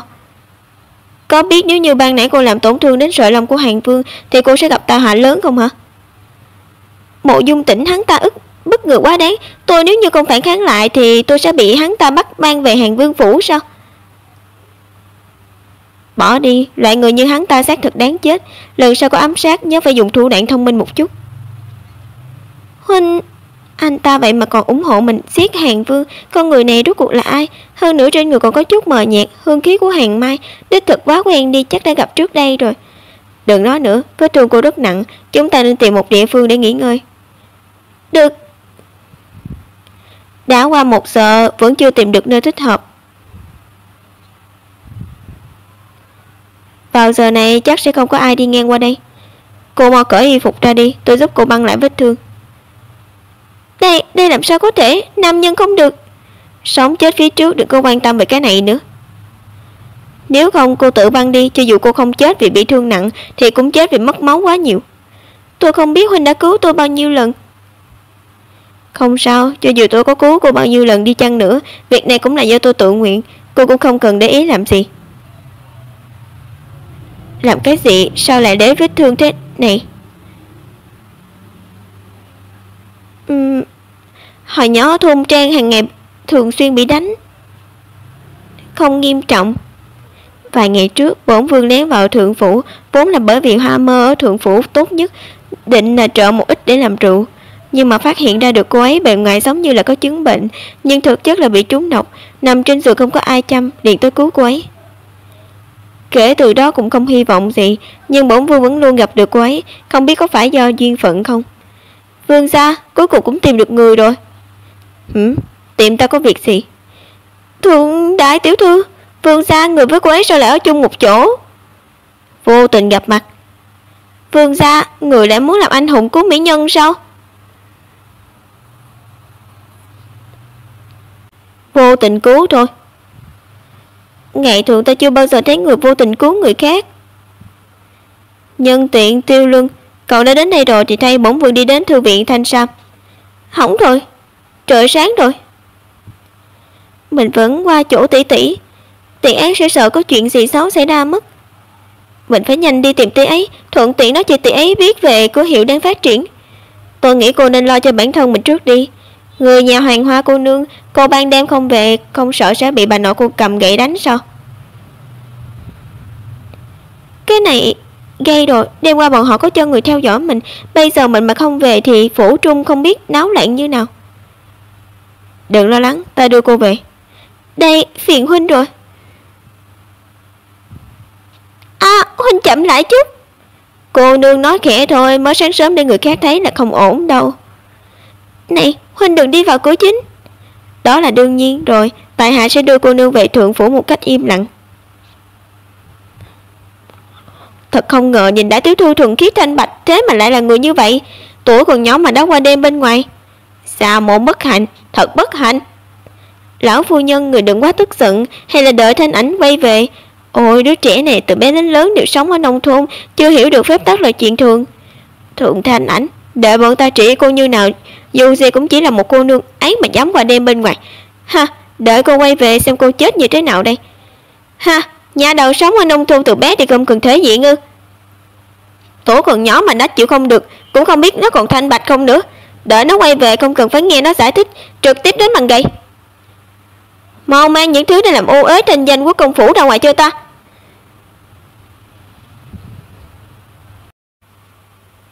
Lão phu nhân, người nghĩ nhiều rồi. Thanh Ảnh còn trẻ vẫn chưa hiểu chuyện, còn nói con bé cũng là hôn thê của Hàn Vương.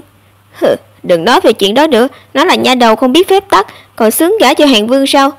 Đợi khi vào cung, lão già này sẽ cùng Thái hậu nói chuyện rõ ràng. Vâng, mẫu thân. Đây... Sao có thể mở cửa từ trong được? Không phải đã nói không có ai ở trong phòng sao? Mới sáng sớm mà hai người lại đứng trước cửa phòng Thanh Ảnh, có chuyện gì sao? Là do Thanh Ảnh dậy trễ làm trễ mọi người vào cung tham dự tiệc tối sao? Ngươi... Sao có khả năng, cô rõ ràng đã ra khỏi phòng rồi cơ mà. Làm sao? Mama, cô rõ ràng ở trong phòng cả đêm, không có đi ra ngoài cơ mà. Sao người cứ khăng khăng cho rằng con không về nhà cả đêm, người cứ cưỡng ép buộc tội con, bắt con nhận tội à? Còn nha đầu này vậy mà dám vu tội ta? Làm sao chứ, chỉ vì bị vu khống mà bây giờ đánh người nhận tội à?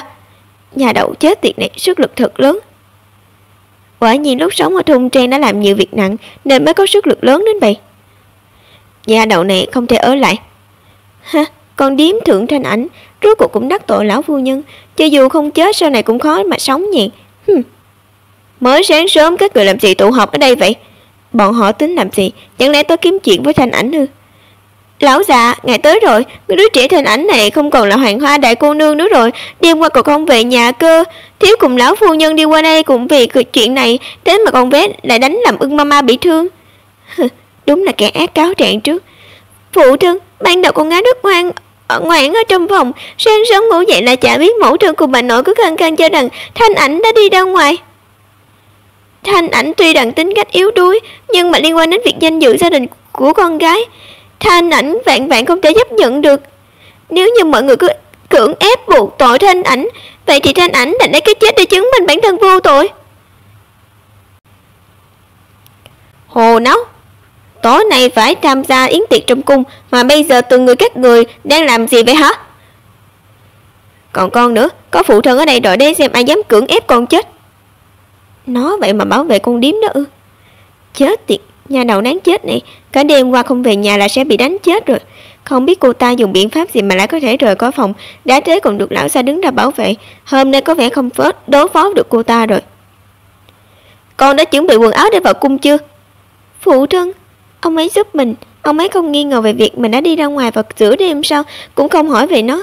Việc này thật sự cho qua sao? Ai nhô tỷ tỷ, phụ thân trước kia không cho tỷ bạc ư? Mà sao nhìn tỷ tồi tàn quá vậy? Hay là tỷ đã dùng tiền phụ thân đưa để tiêu vào việc gì rồi?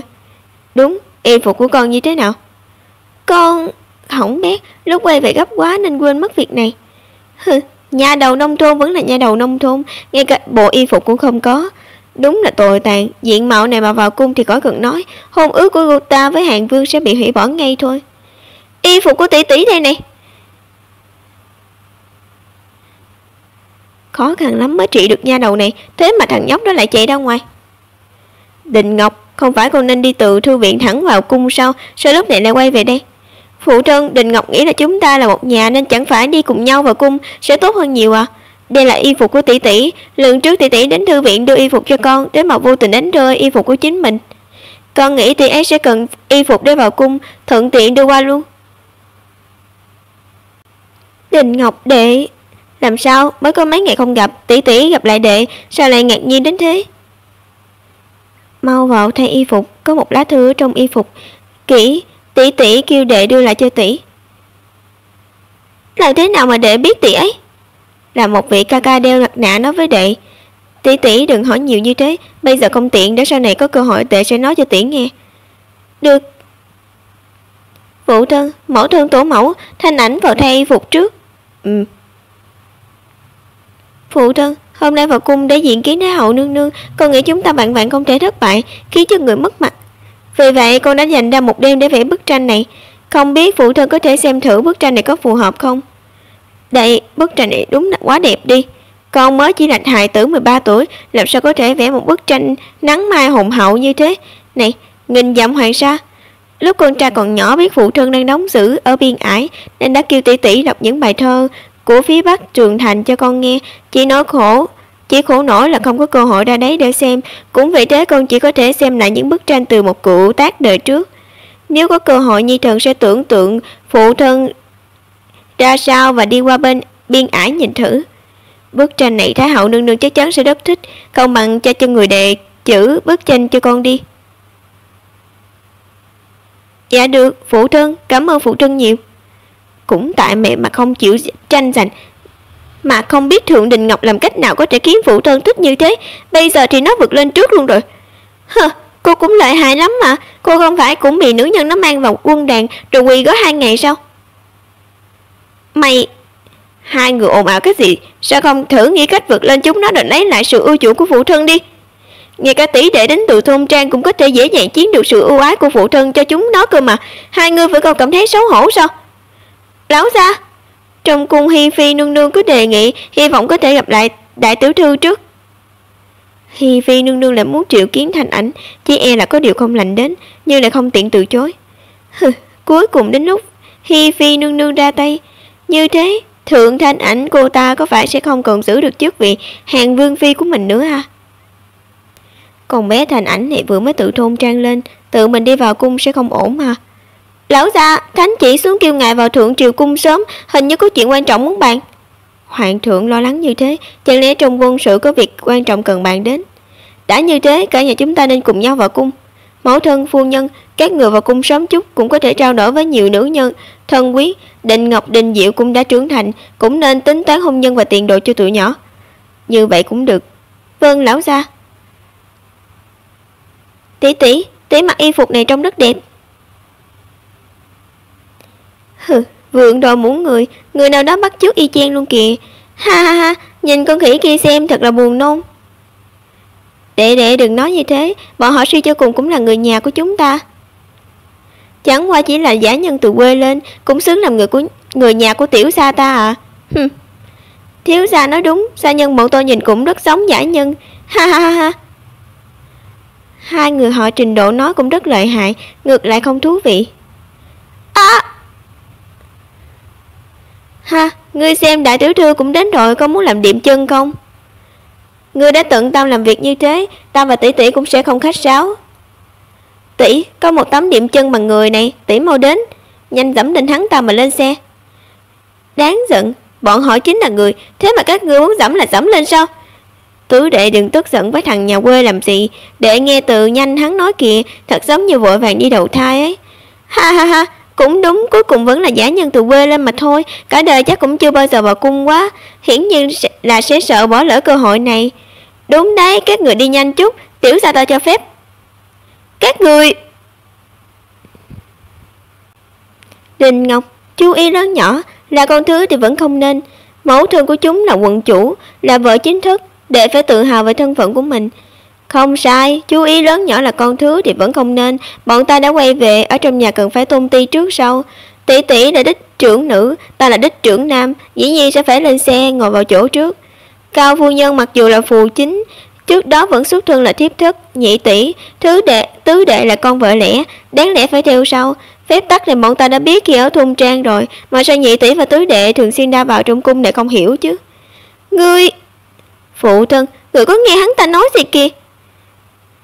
Mẫu thân của con cũng là chính thức, vì cái gì mà ta lại nói con và Đình Diệu là con vợ lẽ? Thanh Ảnh và Đình Ngọc đích thực là đích trưởng nữ, đích trưởng nam. Theo thân phận con và Đình Diệu sẽ thấp hơn tỷ đệ của nó một bậc. Còn đã lớn rồi sao lại không biết gì về phép tắc thế hả? Không biết bệ hạ kêu mình vào cung gấp có phải hay không, là có việc gì rồi. Nếu thực sự là vậy, chỉ sợ không còn bao lâu nữa là bắt đầu khai chiến. Như vậy về thời gian thì hơi phiền rồi, chỉ cần phải lo cho mấy đứa trẻ nữa. Phụ thân, người không công bằng. Hi hi, người nào đó tự chuốc họa vào thân. Bây giờ phụ thân đang lo rằng hoàng thượng bệ hạ gọi người vào cung có chuyện gì gấp. Trong khoảng thời gian trước Thượng Liên Kiều bị tố cáo, dĩ nhiên bây giờ sẽ bị chửi thêm. Quản gia, chuẩn bị cho bọn ta thêm một cỗ xe khác. Ta không muốn cùng hai người bọn họ trên cùng một chiếc xe. Vâng. Ta sẽ không để cho bọn họ vào cung một cách dễ dàng được. Thượng Thanh Ảnh, cô chính là độ thấp kém, bọn ta đợi đấy. Y phục ở Trục Nguyệt Hiên thật sự tốt hơn ở Y Vận Cát à? Dĩ nhiên rồi, Thẩm có khi nào lừa chúng ta chưa? Dĩ nhiên là rất đẹp rồi, các ngươi mau đến mua đi. Bà chủ Trục Nguyệt Hiên đã nói rồi, chỉ cần lôi được các người mua một bộ y phục ở Trục Nguyệt Hiên là ta có thể kiếm được 3 phần của số tiền đó. Tỷ tỷ, ba người họ làm cái gì ở đó vậy? Để còn nghe họ nói về Trục Nguyệt Hiên, đó có phải là cửa tiệm của Kỷ tỷ tỷ không? Đồng ý, bây giờ ta cũng sẽ mua y phục Trục Nguyệt Hiên. Được, ta cũng đi. Hảo, Thẩm đây đưa mọi người đến đó. Ta cũng đi. Chắc phải nhờ Kỷ tỷ tỷ tìm cho mình một đại thẩm hiền hòa có nhân duyên tốt, bán y phục của cửa tiệm cho các cô nương trên phố để mở rộng tiêu thụ, cho bọn họ số tiền công nhất định. Nhìn tình hình cũng không tệ lắm. Đây là lá thư Kỷ tỷ tỷ đã đưa. Tỷ đã đọc nó chưa? Tỷ ấy có vẻ như rất lo. Bây giờ xem chắc chưa muộn. Y Vận Cát, dạo này làm ăn thật kém nha. Nữ nhân đến chết kìa, sao hôm trước còn bị ngọn lửa thiêu chết luôn đi. Mà lửa lớn như thế căn nhà cũng bị thiêu rụi. Cũng không ngờ cô ta có thể dựng lại cửa tiệm nhanh như vậy, còn lấy mất mối làm ăn của lão bà này nữa chứ. Mắt của những người đó bị gì vậy? Lại đi mua quần áo cho nữ nhân thanh lâu làm ra. Y phục tọ tàn chắc cũng chỉ là mấy kẻ nghèo hèn. Dù không phải là mấy tên nghèo cũng chẳng mua lại đồ rẻ tiền đó. Đợi cô ta ôm đống đồ nó bán hết đi, chắc phải đóng cửa cho khỏe. Dừng xe.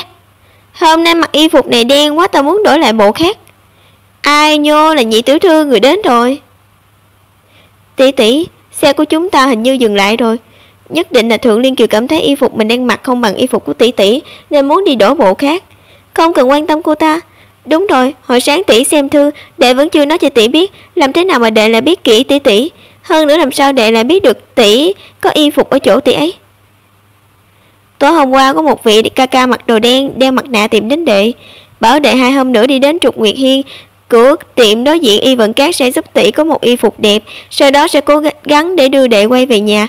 Anh ta còn nói tỷ có thể bị người khác ức hiếp. Vì thế đệ đã làm theo những gì anh ta nói. Thật may là anh ta không nói dối đệ, và cũng may là đệ quay về kịp lúc. Nếu không, chỉ sợ là những người đó lại ức hiếp tỷ lần nữa. Ca ca mặt nạ còn nói tỷ đang bị thương. Tỷ có nghiêm trọng lắm không? Theo lý mà nói, với bản lĩnh của tỷ thì rất ít người có thể làm tỷ bị thương. Có phải là do bọn họ đánh tỷ không? Không sao, là do bản thân tỷ không cẩn thận, mà cũng nhờ có đệ về kịp lúc. Nếu không thì hôm nay thực sự sẽ gặp rắc rối lớn rồi. Đình Ngọc nói người mặc đồ đen có phải là anh ấy không? Muội tỷ đã dựa theo phương thức muội nói một lần nữa mở lại Trục Nguyệt Hiên, trích phần trăm cho mấy đại thẩm, cố gắng quảng cáo, đặc biệt lôi kéo mọi người. Qua một đêm nhân khí của cửa tiệm tăng nhanh đột ngột. Ngoài ra gần đây có một người thường xuyên đến trọ ở đây, theo hình dạng mà tỷ quan sát, đáng anh ta có thể là một công công. Tỷ còn nhớ muội đã nói với tỷ cần phải chú ý nhiều đến mấy quý nhân trong cung, dưới này là diện mạo của người đó. Nếu muội thấy có hứng thú thì có thể kiếm cơ hội tự mình đến đây kiểm tra. Người này nhìn rất quen, kiếp trước hình như gặp qua rồi thì phải. Đúng, anh ta hình như gọi là Lương Thần. Nếu như nhớ không lầm thì anh ta là công công phụ trách ra ngoài mua đồ. Lương Thần này cũng rất tuấn lãng, nhưng gia cảnh bần hàn. Khi còn trẻ anh ta được cử đến cung Tịnh làm công công. Chẳng qua là anh ta lại không muốn cô đơn, luôn triêu hoa ghẹo nguyệt, tiêu xài phung phí. Dừng xe! Tỷ tỷ, chúng ta dừng xe làm gì? Nhị tiểu thư Thượng Liên kìa muốn mua y phục mới, tỷ là đại tiểu thư đương nhiên cũng muốn. Nhưng mà tỷ trông rất đẹp rồi. Đại tiểu thư và tam công tử cũng tới Y Vận Cát sao? Hai vị muốn chọn y phục thì kêu người tới là được rồi, ta sẽ gửi qua cho hai vị, nên chẳng cần đến hai vị tự mình đến đây một chuyến đâu. Chết tiệt, nhị tiểu thư đang lựa y phục ở lầu trên, mà làm thế nào hai giả nhân này cũng đến đây vậy? Thật mất hứng. Kiểu dáng của những y phục này quá xa xỉ đi, có lẽ đặc biệt làm cho các phu nhân giàu có. Mặc dù kiểu dáng mới là vật liệu cao cấp, nhưng mấy bộ y phục đắt tiền này lại đi kèm với băng đai viền mép rẻ tiền. Đường may hoa văn thì quá dày, nhưng lại ở vị trí khó mà thấy được. Đường may rõ ràng quá ẩu đi, kể cả chỉ tiêu cũng hành đồ rẻ tiền. Ái chà, ăn bớt nguyên vật liệu để hạ thấp chi phí, quả nhiên là tác phong của Giang Thương. Cái này không được dạy từ Vi lão phu nhân, mà chính là Cao Nhu Nguyệt bày cho. Đại tiểu thư, người sợ cũng lâu rồi, vậy có mua không? Nếu không mua thì đừng sợ nữa, sợ bẩn rồi thì y phục không thể bán ra ngoài được. Tỷ thì cô ta muốn mua thì mua, muốn sợ thì sợ. Ngươi đừng tức giận với bà ta. Ngoại trừ mấy bộ này còn bộ y phục nào khác không? Ta muốn chọn thử.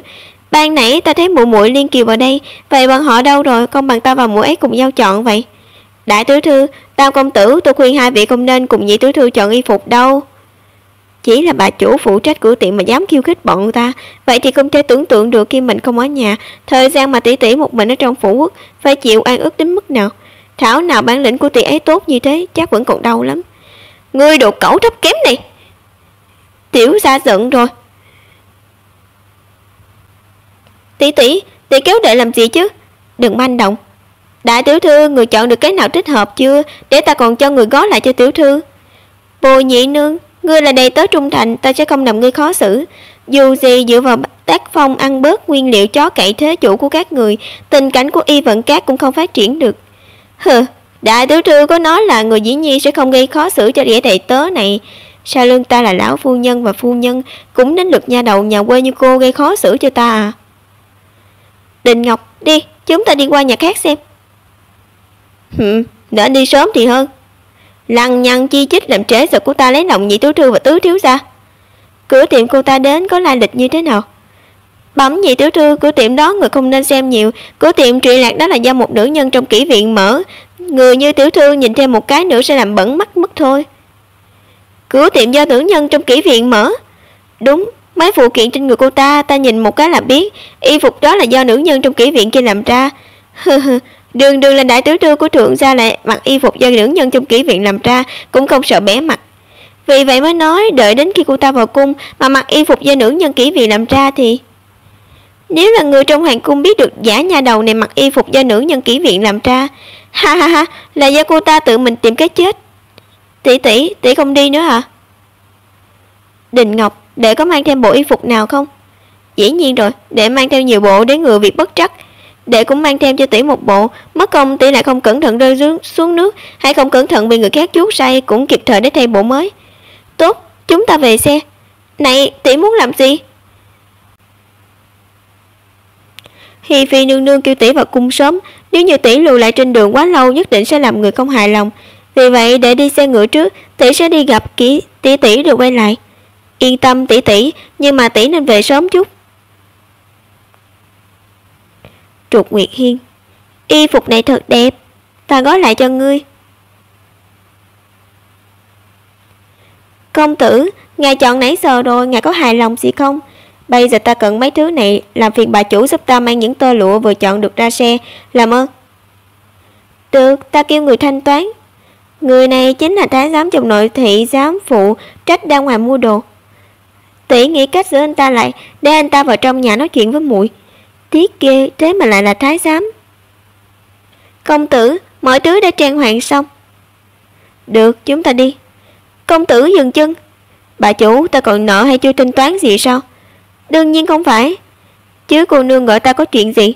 Lương công tử, có một vị lữ khách muốn gặp ngài. Cái gì lữ khách? Hắn ta sao biết được họ của ta là gì? Một vị bạn cũ của ngài, ngài cứ đi theo tôi nhìn sẽ biết. Được thôi, cô dẫn đường đi.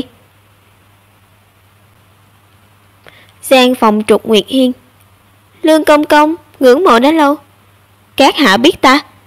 Mặc dù cách một mảnh vải mỏng không thể nhìn thấy tướng mạo, nhưng nghe được giọng, Sa Sa khẳng định không hề quen biết hắn, mà hắn lại nói là bạn cũ của Sa Sa.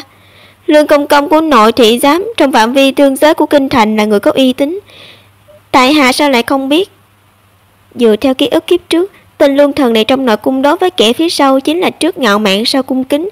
Ngày thường phải nhẫn nhịn chịu oan, vì vậy trong đời của hắn thích nhất là người khác nịnh nọt hắn. Nếu muốn tiếp cận được hắn nhất định phải hết sức khen ngợi hắn. Hóa là thế, ngươi gọi Sa Sa ra sau nhà có việc gì vậy? Có việc gì à? Việc nhỏ. Ta thấy công công mua không ít đồ đấy, có lẽ là cho Lục thượng cục dùng phải không? Cũng không ngờ đến những đồ này không phải là nhãn hiệu của Y Vận Cát. Người dám dọa nạt Sa Sa. Người này là ai? Vậy mà có thể đoán ra được tâm tư của Sa Sa. Lương công công, ngài đừng náo động. Ta không dọa nạt, chỉ là nhắc nhở ngài một chút thôi. Cây kim trong bọc lâu này cũng lòi ra, ngài muốn chiếm lợi nhuận từ những hàng hóa đắt tiền, từ đó mà kiếm ra được lợi. E là sự việc đã bị bại lộ, dính líu tới ngài, cũng liên quan tới việc ngài đang nuôi dưỡng người mẹ tại Hiên Nguyệt Hạn. Vị công tử này, Sa Sa không biết ngươi là ai, cả hai chúng ta cũng không oán công thù. Nếu như ngươi không nói chuyện này ra ngoài, Sa Sa sẽ chia cho ngươi hơn phân nửa số lợi nhuận. Sa Sa chỉ cần ngươi nhìn nghìn vạn lần đừng tố cáo với người khác. Mình đã ăn lời nhiều như thế, nếu như bên trên biết được chỉ sợ cái đầu này không thể giữ nổi nữa. Ta không thiếu bạc cũng sẽ không nói ra, ta cũng không vạch trần ngài, Lương công công không cần phải lo lắng đến thế đâu. Các hạ nếu đã không muốn nói, cũng không vạch trần tội của ta, rốt cuộc là muốn cái gì? Ta muốn ngài đem nhãn hiệu của Y Vận Cát đổi thành nhãn hiệu của Trục Nguyệt Hiên.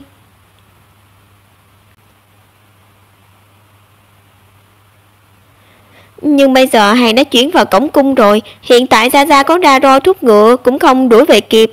Hàng đã được chuyển qua hiệu của Y Vận Cát rồi, phải làm sao đây? Hoãn cái gì, chỉ là qua cổng cung thôi mà. Ngài dù sao cũng là công công phụ trách mua đồ, chẳng lẽ cũng không biết rằng hàng hóa trước khi chuyển qua Lục thượng cục sẽ phải kiểm tra trước sao? Ngài có thể tận dụng chút thời gian đó để đổi qua nhãn hiệu Trục Nguyệt Hiên. Đúng rồi, Sa Sa quên mất, may là có các hạ nhắc. Khi vào cung, đổi hàng hóa sang nhãn hiệu của Trục Nguyệt Hiên, sau đó nói thật cho Trương thượng cung để cô ta xem qua chất lượng. Cô ấy là người của hoàng hậu nương nương, chắc hẳn sẽ tố cáo lên hoàng hậu để hoàng hậu giải quyết. Hóa ra chuyện này là do các hạ bàn tính, thì ra mọi hành động của hắn ta toàn bộ đều hướng tới Trục Nguyệt Hiên. Người này xuất hiện ở Trục Nguyệt Hiên, quay đi quẩn lại cũng chỉ để Sa Sa đổi hàng hóa, cuối cùng mục đích chính là lợi ích của Trục Nguyệt Hiên. Không thể không nói bản tính này thực sự rất tốt. Các hạ tính làm gì? Những bộ trang phục trong cung đều do chính ta bà chủ của Trục Nguyệt Hiên may ra, đường kim, sợi bạc, hoa lệ vô cùng, Lục thượng cục cũng không bằng. Ngài cầm lấy tặng quà cho Hi Phi nương nương, đừng nói y phục này là của trong cung. Hi Phi rất thích khoe mẽ, nhất là những người trang điểm lộng lẫy, hoa thơm quyến rũ đương nhiên đều là do y phục cả. Chuyện sau này ngài không cần bận tâm, chỉ cần ngài làm việc này ta cho ngài vinh hoa phú quý. Thiếu niên này không đơn giản, lai lịch hẳn không tầm thường. Hắn ta rõ ràng không phải người trong cung, nhưng lại biết được hàng hóa phải được kiểm tra trước khi vào cửa cung, còn hiểu rõ sở thích của Hi Phi. Khó trách Trục Nguyệt Hiên lại mở đối diện Y Vận Cát, chẳng lẽ sau lưng hắn ta còn có người giúp đỡ? Lẽ nào ngươi là lão bản của Trục Nguyệt Hiên? Đến cùng lai lịch của ngươi là gì? Sao lại hiểu rõ việc trong cung đến thế? Biết quá nhiều sẽ không tốt đâu. Cũng đúng, cái gọi là biết quá nhiều sẽ càng chết nhanh. Nói chung là làm một vụ giao dịch sẽ an toàn hơn nhiều. Tiện thể nói, nhớ đổi sang nhãn hiệu của Trục Nguyệt Hiên. Lương công công, sau này có tìm ta, chỉ cần nói với bà chủ kỹ là được. Được, Sa Sa biết rồi.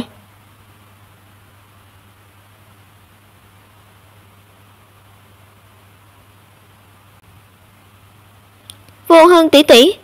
Thanh Ảnh vừa nãy muội và Lương công công nói tỷ đều nghe hết, muội vì sao lại làm như thế? Y Vận Các chiếm ưu thế trong nội thương của hoàng cung, chúng ta chỉ dựa vào những bình dân mà chiếu cố thì sẽ không đủ để chống chọi. Muốn đấu lại nó nhất định phải giành lấy. Muốn làm ăn ở kinh thành để việc làm ăn lớn mạnh hơn thì không thể thiếu việc tìm người chống đỡ. Y Vận Các có được bố cục như ngày hôm nay, ngoại trừ vấn đề chất lượng ra, chỉ có một nguyên nhân đặc biệt, chính là việc làm ăn của Y Vận Các đều nhờ quý tộc nâng đỡ. Có Cao Như Nguyệt và người nói tiếng ở đây vì lão thái thái muốn sự trợ giúp từ phủ thừa tướng, quốc công phủ phải giao người giỏi đến Y Vận Các để chiếu cố công việc làm ăn. Trong cung trực tiếp đến tìm Y Vận Các để bàn nội thương trong cung. Bằng cách này, Y Vận Các sẽ không cần phải lo nữa. Sở dĩ muội định bắt chước Y Vận Các, nhưng mà muội muốn làm không phải hướng tới việc cạnh tranh, mà là chiếm đoạt Y Vận Các, chiếm lấy nó. Thật không ngờ Thanh Ảnh muội lại mưu tính sâu xa như thế. Tỷ là một thương nhân, về bố cục tư duy được thấy thật đáng xấu hổ. Hỏng rồi. Làm sao? Là Lương Thần công công làm việc đó không ổn sao? Không phải, là muội quên mất muội còn phải vào cung, sẽ trễ mất thôi. Ha ha, nói muội ấy có tâm tư khó đáng, có đôi lúc vẫn là một hài tử. Tỷ tỷ, rốt cuộc cũng về rồi. Phía trước là cổng cung, vốn là xe ngựa của mấy người Thượng Liên Kiều ở đằng sau xe chúng ta, nhưng đợi tỷ, xe của chúng ta bị bỏ lại phía sau. Tỷ mà không chạy trở lại, đệ chẳng biết phải làm sao nữa. Không phải tỷ đã quay trở lại rồi sao? Vẫn tốt, vẫn tốt. Tỷ thay y phục cái đã, để kêu người đánh xe tăng tốc đi.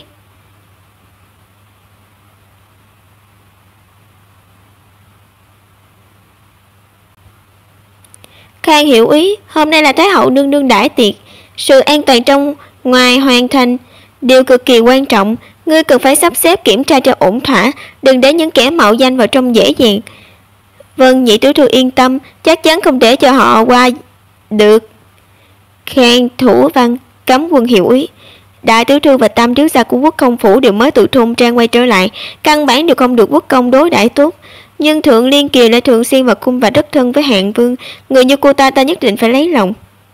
Đi đi, xét hai chiếc xe kia. Các người lục lọi quá kỹ rồi đấy. Hừ, tại hạ cấm quân hiểu ý Khang chủ, Khang Thủ Văn, nơi này do ta chức trách. Vì sự an toàn của Thái hậu nương nương, cho dù có kỹ đi chăng nữa cũng không thể làm qua loa được.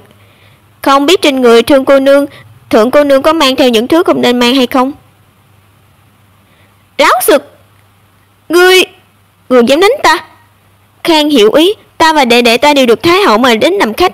Ngươi gây khó xử với chúng ta như thế, liên tục không cho qua. Ngươi đoán xem đợi đến khi ta gặp được Thái hậu thì sẽ nói những gì? Lại thêm Hi Phi nương nương đang đợi ta đến ý kiến. Ta nếu như tối muộn không biết Hi Phi nương nương có tức giận không? Đánh ngươi là nhẹ rồi, cho dù ngươi có thấy Thượng Liên Kiều thân mật với Hàn Vương và sẽ trở thành Hàn Vương phi, ngươi cũng sẽ sẵn sàng cống hiến phục vụ cô ta. Nhưng ngươi cũng đừng quên, dù sao thì trên danh nghĩa ta vẫn là vị hôn thê của Hàn Vương. Hành vi vừa nãy của ngươi nếu để Hàn Vương biết được, ngươi đoán xem ngài ấy sẽ làm gì ngươi? Gầy rồi, mình quên mất việc này. Nếu việc này để Hàn Vương biết được, với chức quan nhỏ này chỉ sợ mạng cũng không giữ được. Nhanh để bọn họ đi qua. Đình Ngọc, đợi tỷ đi gặp Hi Phi, để phải tự mình cẩn thận chút, ngàn vạn lần đừng gây rối. Yên tâm tỷ tỷ.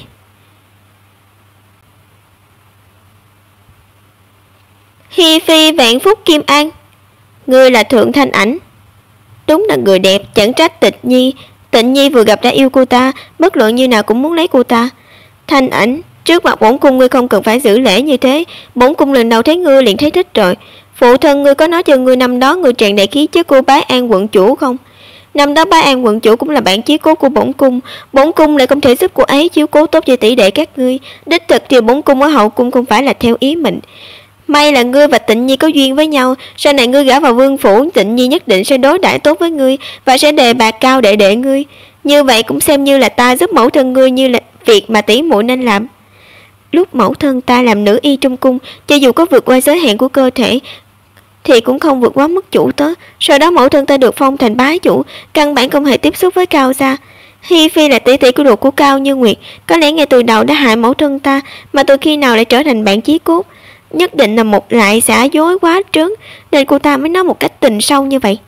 Hi Phi nương nương, người nói thật có lý, năm đó mẫu thân con vẫn là nhờ chiếu cố của người. Hôm nay được gặp người quả thực giống như lời đồn, dịu dàng có lòng yêu thương. Tiếc là con không có phúc để làm con dâu người. Thành Ảnh, người nói vậy là sao? Hi Phi nương nương, Hàng Vương và muội muội con tình cảm sâu nặng, bản thân con cũng tự biết mình là một giả nha đầu lớn lên ở thôn trang, không xứng với Hàng Vương. Hàng Vương với muội muội con đều trai tài gái sắc, môn đăng hộ đối, con bằng lòng tác thành cho bọn họ. Nha đầu này đúng là giả tạo, nam nhân tam thê tứ thiếp là bình thường, huống chi Tịnh Nhi của ta lại là vương gia. Việc của Liên Kiều bổn cung cũng đã biết, nhưng mà ngươi làm chính thê lẽ ra cũng phải bao dung về việc nạp thêm vợ lẽ, huống chi hai người các ngươi là tỷ muội. Nếu như là tiểu gia tử khí, ngay cả thiếp thất người cũng không nạp được, để người ngoài biết sẽ bị nhạo báng. Đúng, nam nhân tam thê tứ thiếp là chuyện bình thường. Trong đời ta cũng không thể chỉ có một nữ nhân là Thượng Thanh Ảnh, chính phi cũng đã đưa cho cô ta rồi, cô ta vậy mà cũng không biết đủ ư? Hơn nữa việc đêm hôm qua cô ta đã được nam nhân khác cứu giúp, ta còn chưa tố giác nữa kìa. Cô ta này là tiểu gia tử khí, thế mà lại nói Liên Kiều. Hi Phi nương nương thận trọng lời nói, nếu như bị lan truyền ra ngoài lại cố ý để người khác nghe được, sợ là họ sẽ suy đoán sằng bậy. Suy đoán gì cơ? Suy đoán người đang chửi chó mắng mèo, hướng tới chính cung nương nương mang lòng oán hận.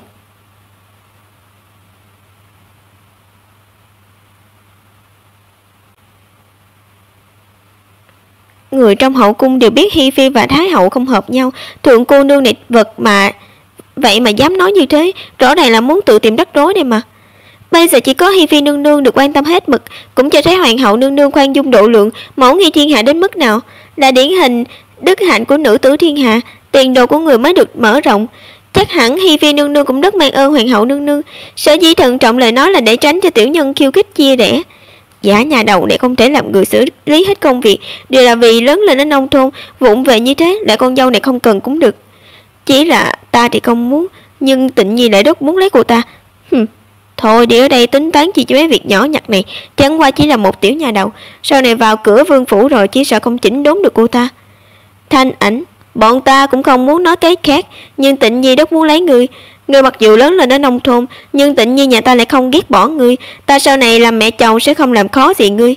Chỉ cần ngươi đồng ý để Liên Kiều gả vào đây làm dâu, ta đảm bảo sẽ yêu thương ngươi như con gái ruột của mình, sau này sẽ không ai để người bị oan ức.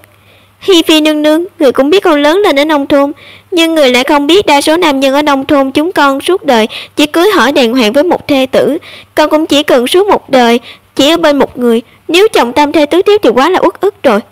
Thượng Thanh Ảnh, bổn cung nói chuyện với ngươi rất bình thường, mà ngươi lại một lần rồi 3 lần đụng chạm đến bổn cung. Nha đầu chết tiệt này, 3 lần 4 lượt đều không biết điều, nói những lời ngông cuồng gì mà suốt một đời chỉ bên một người. Nếu hoàng đế suốt một đời chỉ bên một người thì hậu cung chỉ có một mình hoàng hậu, còn ta và Tịnh Nhi sẽ ở đâu? Đúng là láo xược. Người đâu, bắt cô ta xuống cho bổn cung vả miệng. Dạ nương nương. Giả nha đầu này miệng mồm lanh lợi, thảo nào ngay cả Như Nguyệt muội muội ta không thông minh cũng phải chịu thua.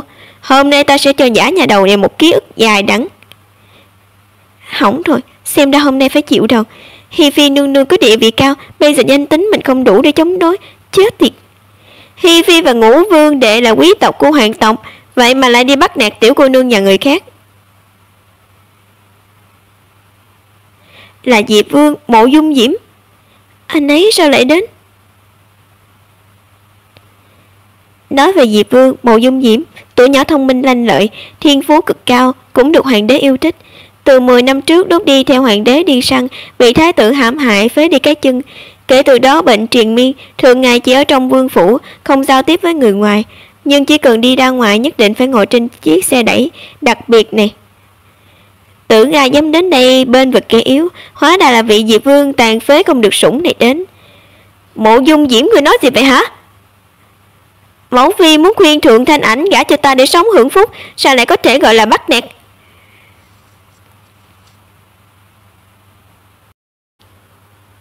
Diệp Vương Mộ Dung Diễm nghe trộm sao?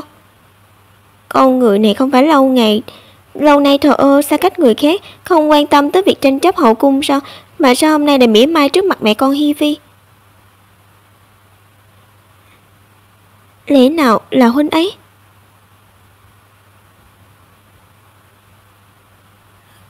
Không phải, ánh mắt quá lạnh nhạt, không phải cùng một người. Ta nói Tam ca, Thượng Thanh Ảnh là vị hôn thê của bản vương, người là ca ca ta nên có phải hay không quản lại đôi mắt của mình.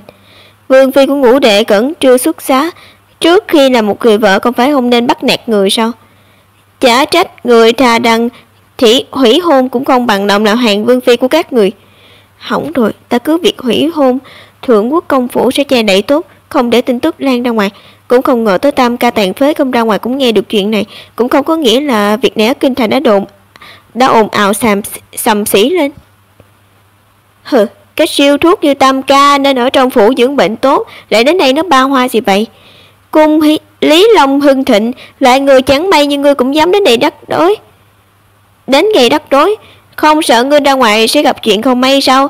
Theo bản vương, Tam ca vẫn nên là co rúm ở trong nhà, sẽ có thể sống thêm vài năm nữa đó. Con trai ta nói đúng, tên què đáng chết này không có chuyện gì thì ra ngoài làm gì. Suy cho cùng ta là phi tử được sủng ái nhất trong hậu cung, con trai ta cũng sẽ là sự lựa chọn tốt nhất trong các hoàng tử để làm thái tử cho ngôi kế vị. Lại nói nửa thân của Diệp Vương Mộ Dung Nhiễm bị tàn phế, cho dù là phế thái tử Mộ Dung Hiêu, thất hoàng tử Mộ Dung Tuyển và con cưng của đế hậu công chúa Mộ Dung Nguyệt, nhưng khi gặp Hàng Vương cũng phải nhường 3 phần. Nhưng tên què này cũng là tức thời, con trai ta mắng hắn đáng bị như vậy. Hàng Vương điện hạ, Diệp Vương là hoàng huynh người sao lại không biết tôn ti như thế? Thượng Thanh Ánh, ngươi nghĩ người là ai?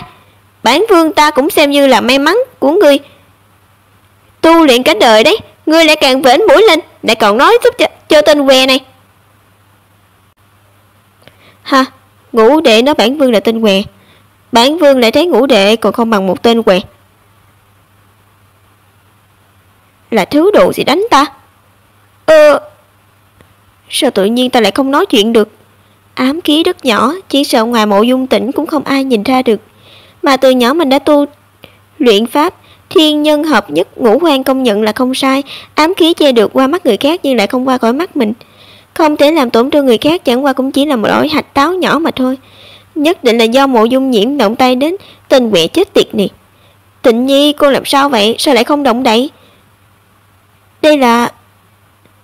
Mộ Dung Diễm, có phải do ngươi ra tay? Được lắm, trong cung ngươi lại dám làm tổn thương đến Hàng Vương, ta sẽ tố cáo ngươi trước mặt hoàng thượng. Nương nói không sai, hôm nay bên vực kẻ yếu là bản vương không tự lượng sức. Vì chỉ là gặp một người bị tàn phế, có cơ hội làm anh hùng cứu mỹ nhân, bản vương vẫn cảm thấy có hơi đáng tiếc, đích thực nhịn không được. Nếu Hi Phi không để tâm đến người khác châm biếm con trai người là một tên què, cái siêu thuốc bị bắt nạt, cứ việc làm ầm ĩ để cho mọi người đều biết, cũng tính bản vương có tiếng trong chiến trận. Chẳng qua là thiên hạ ngay lập tức điều về phía ta, nếu như phụ hoàng mà biết được võ công ngũ đệ chỉ là khoa chân múa tay thì phải làm sao đây? Ngươi chết tiệt, tên ngu này mà mang chuyện xấu mặt này đến trước mặt hoàng đế. Tên quẹ chết tiệt, sau này ta nhất định tìm cách giết chết ngươi, còn không thả thượng đại tiểu thư ra. Được, nô tỳ thả ngay. Cảm ơn Diệp Vương giúp đỡ. Không ngờ đến thời gian qua giấu tài lại làm phiền đến huynh ấy, hôm nay còn giải vây thay mình. Nhưng mà huynh ấy thẳng thắn chống lại Hi Phi, đối đầu Hàng Vương, tạm thời cứ dạo Hi Phi cái đã, bà ta sẽ không cáo trạng lên hoàng đế. Đợi sau khi bà ta lên kế hoạch, nhất định sẽ trả thù huynh ấy. Anh ấy không nên làm vậy vì mình bây giờ kẻ thù đang mạnh. Bao Trì Thế Y, mau tới cứu con trai ta. Trong mắt ngươi chính là không có vương pháp, quái vật mất hết tính người nên chết sớm đi. Thượng đại tiểu thư sao lại ngẩn người rồi? Sắp đến giờ tiệc tối rồi, Thái hậu với lão phu nhân đang đợi ngươi đấy, ngươi không phải giúp đẩy xe bản vương tới Ninh Khang cung chứ? Vâng, Diệp Vương điện hạ. Huynh ấy tự mình đến đây, đương nhiên sẽ tự mình rời đi được, thì hạ cớ gì cần mình đẩy? Lẽ nào huynh ấy cố ý kêu Thái hậu qua chỗ Hi Phi để cho mình ra khỏi chỗ rắc rối này sớm? Tịnh Nhi chịu chút nữa, Thái y đến ngay thôi. Cảm ơn Diệp Vương điện hạ nhiều vì đã giải vây cho thần nữ. Ngươi cảm ơn bản vương. Sao lại không cảm ơn? Bản vương tuy là thay ngươi ra mặt, nhưng sau khi kết thúc chuyện này, việc hôn sự của ngươi sẽ làm người khác phải ghen tị, có thể hoàn toàn thất bại. Cho dù là ngươi là người hủy hôn nhưng vẫn là do Hi Phi và Hàng Vương đề nghị trước. Sau này tứ cửu hoàn thành, sẽ không có ai dám lấy ngươi. Ai dám lấy ngươi chính là đối đầu cùng với Hàng Vương và Cao Gia. Ngươi có sợ trở thành ni cô sớm không mà vẫn cảm ơn bản vương? Làm ni cô tự do biết mấy có gì không tốt chứ. Nói như thế thần nữ không chỉ không muốn cảm ơn điện hạ vì đã giải vây, còn muốn cảm ơn điện hạ vì đã chỉ cho ta cách rõ ràng như vậy. Thượng cô nương, bản vương thấy lục căn của ngươi không được sạch, tục niệm quấn thân vẫn đừng đến quấy nhiễu nơi Phật gia thanh tĩnh đi trị hơn. Đúng rồi, lục căn của mình thực sự là không sạch. Mình vẫn đang báo thù kiếp trước, chiếu cố đệ đệ thật tốt để đệ ấy dựng sự nghiệp. Việc nặng cả đời, mình quay trở lại để kết thúc mối tình thù địch đó. Không thể không giành, không thể không cướp, chỉ có thể hết lòng hết sức, chỉ có thể thận trọng hơn thôi. Những việc này bản thân mình tự biết, vậy mà không ngờ người này lại có thể nhìn ra.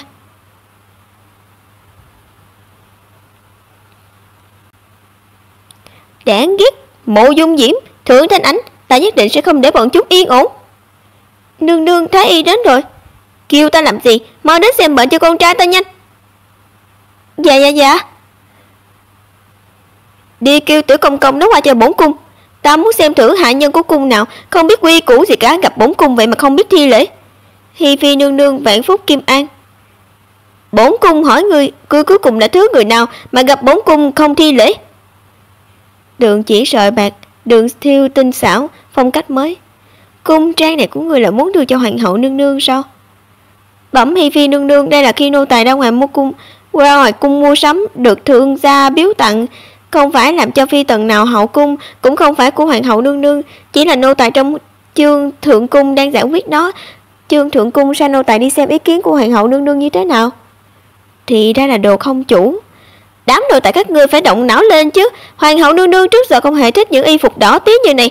Trước giờ hoàng hậu nương nương đều uy nghiêm đoan trang, màu sắc sáng chói như này, ngươi là đang muốn bị mắng à? Trong mắt các người chỉ có hoàng hậu, còn bốn cung thì sao? Nô tài nào dám, y phục đẹp như này dĩ nhiên là sẽ mang lên tặng cho Hi phi nương nương trước, nhưng mà không biết màu sắc có hợp. Chết tiệt, tên công cộng đáng chết này lại nói chỉ có chính thức mới có thể mặc màu đỏ, hoàng hậu có thể mặc, phi tần thê thiếp không thể mặc. Chết tiệt, sao ta lại không thể mặc? Ta nhất định phải mặc được. Không phải đỏ mà là đỏ thẫm, bốn cung sao không thể mặc được chứ? Được, y phục này nương nương bọn ta muốn lấy. Nếu hoàng hậu có hỏi cứ nói hôm nay lễ phục yến hội của Hi phi nương nương bên Lục thượng cục vẫn chưa làm xong nên đành phải dùng tạm bộ này. Dạ. Được rồi, vì một phần y phục này bổn cung sẽ không truy xét về việc ngươi không thi lễ, ngươi lui xuống đi. Đa tạ nương nương. Như vậy cũng xem như là mình đã hoàn thành xong lệnh mà bà chủ Trục Nguyệt Hiên yêu cầu. Bẩm nương nương, Hạng Vương đã được chăm cứu qua, hiện giờ đã đỡ hơn rồi. Được rồi, ngươi cũng lui xuống đi. Hi phi, ngươi cứ vui vẻ trước đi, đợi đến khi người phát hiện ra bộ y phục đó do nữ tử Lậu Xanh làm ra, cũng đừng trách ta là do người tự mình vội vàng mặc nó lên. Vừa khéo yến hội vẫn chưa bắt đầu, con cứ ở đây cùng với ai xa? Thần nữ Thượng Thanh Ảnh ý kiến Thái hậu nương nương. Nguyện Thái hậu nương nương phúc thọ an khang. 13 năm không gặp nha đầu Thanh Ảnh này đã thành đại cô nương mất rồi. Nha đầu Thanh Ảnh, sao con lại bị thương thế này? Đường là đại tiểu thư của công phủ, tự mình sống ở thôn trang lẽ nào vẫn làm khuân vác sao? Thái hậu nguôi giận là do sức khỏe của Thanh Ảnh và đệ đệ yếu ớt. Đã khám qua nhiều đại phu đều không tốt. Các tá điền nói là việc cùng với nông dân sẽ có thân thể mạnh giống họ. Có lúc được mùa điệu xuống ruộng giúp đỡ, tự mình giặt quần áo. Nhiều năm như thế quả nhiên cơ thể khỏe hơn nhiều, không sinh nhiều bệnh. Đứa bé ở những nhà nghèo còn nuôi dưỡng tốt hơn trong nhà giàu. Không có gì ngoài đấu đá trong nội bộ, xác thực cũng phải có rèn luyện làm việc từ nhỏ. Nếu chỉ thực sự đơn giản là rèn luyện, vậy thì hoàn toàn có thể sử dụng cái khác để thay việc này. Đứa trẻ này nói vậy chỉ sợ đang che giấu việc phụ thân con bé không quan tâm. Chủ mẫu cao thị đối với việc này khắc khe. Hai đứa trẻ này mệnh khổ rồi. Cha các con là trụ cột quốc chi, hoàng thượng cũng coi trọng ngày ấy. Dựa vào ngày ấy, về việc ngày ấy, ai ra cũng không can thiệp vào được. Chỉ là không thể ngờ tới cuộc sống của hai đứa vậy mà lại như thế. Nhưng mà vẫn tốt, Thanh Ảnh con sắp xuất gia, chỉ cần lấy chồng để rời khỏi đó là được rồi. Trước đây ai ra vì con mà yêu cầu Tịnh Nhi đồng ý hôn sự, cũng được mẫu phi của nó đồng tình, cũng có sự ủng hộ của Cao gia, sau này tiền đồ không còn giới hạn nữa. Nhưng mà muốn làm một vương phi đức hạnh để giúp đỡ chồng thì con vẫn còn một chặng đường dài đấy. Kiếp trước Thái hậu cũng nói như này, lúc đó mình vẫn ngu dốt mà tin tưởng mình và Mộ Dung Tịnh tôn trọng nhau đến tóc trắng cả mi. Chỉ là không ngờ đến sau này ta lại chết thê thảm đến thế. Hôm nay Thanh Ảnh vào cung, hoàn toàn có chuyện muốn khẩn xin Thái hậu. Xin Thái hậu bãi bỏ ý chỉ ban hôn, Thanh Ảnh không bằng lòng cưới Hạng Vương. Con nói gì vậy? Xin Thái hậu bằng lòng với ý kiến của tỷ tỷ con. Lui xuống. Thanh Ảnh, Kể cả hoàng thượng rất hài lòng về hôn sự này. Từ 1 tháng trước, Khâm Thiên Giám đã chọn ngày lành tháng tốt, Hi Phi cũng đã thu xếp rất lâu. Một khuê nữ lại đề nghị hủy hôn như con, tạm không nói lễ nghĩa cũng được xem như là có tội lừa vua. Thanh Ảnh chỉ muốn suốt một đời chỉ ở bên một người, cả đời một mình sống đơn giản. Nhưng mà lúc nãy vào cung Hi Phi triệu kiến, hóa ra là thay Hàn Vương nói muốn lập thêm vợ. Thanh Ảnh cũng biết Hàn Vương từ lâu đã có báu vật trong lòng. Thái hậu, Hàn Vương vẫn chưa thành hôn mà lát phụ lòng phụ bạc, nếu người thực sự thương tỷ tỷ con thì nên thu hồi mệnh lệnh đã ban ra. Nhớ năm đó ai ra ban hôn cho Bái An quận chủ. Ban đầu sau khi hai người thành thân đã có khoảng thời gian hòa thuận mỹ mãn, chỉ là sau này có thiếp thất Cao Nhân Nguyệt. Doãn Ngưng cũng không nói gì, sau này cũng không biết được nàng đã rơi bao nhiêu nước mắt. Đến nỗi tổn hại đến thân thể, bi kịch này lại gây ra cái chết thảm khi sinh. Từ đó thấy rõ gia đình không yên, phu thê bất hòa, kể cả nữ tử tốt đến mấy cũng sớm bị dè vò đến hương tan ngọc vẫn. Thành Ảnh con yên tâm, nếu mà Hàn Vương đã làm điều có lỗi với con, ai ra sẽ không bao giờ để con bị đẩy xuống chỗ chết, sẽ không để con dẫm lên vết xe đổ của mẫu thân con. Thái hậu giá đấu, cùng nghênh Thái hậu. Thái hậu Vạn Phúc Kim An. Nhà đầu chết tiệt này sao lại đi chung với Thái hậu, phải hay không là tố cáo được không? Hừ, Thanh Ảnh, Đình Ngọc, hai con ngồi xuống đi. Có chuyện gì sao? Thái hậu sao lại giận như thế? Hi Phi, Hàn Vương, hai mẹ con các ngươi đúng là có lòng tham không đấy. Ai ra hỏi ngươi nữ nhi nhà nào sánh bằng đích nữ của quốc công phủ và ai ra chọn? Hai mẹ con các ngươi cùng nhau ép nhà đầu Thanh Ảnh của ai ra đồng ý thành thân. Nhà đầu chết tiệt quá nhiên là kẻ xấu luôn tố cáo trước. Sắp đến đại hôn của Hàn Vương, không phải là lấy đích trưởng nữ của thượng quốc công phủ ai phủ ra sao? Đúng đấy, vậy người vợ này từ đâu ra? Nhà đầu này thực sự hùng hổ đề nghị hủy hôn, cũng không sợ tình hình đại náo không thu dọn tốt sao? Xem ra đêm nay chắc chắn có một vở kịch hay đây. Nghe nói Hàn Vương điện hạ luôn yêu tiểu nữ nhi của thượng phủ hơn, vì vậy người vợ không lẽ là...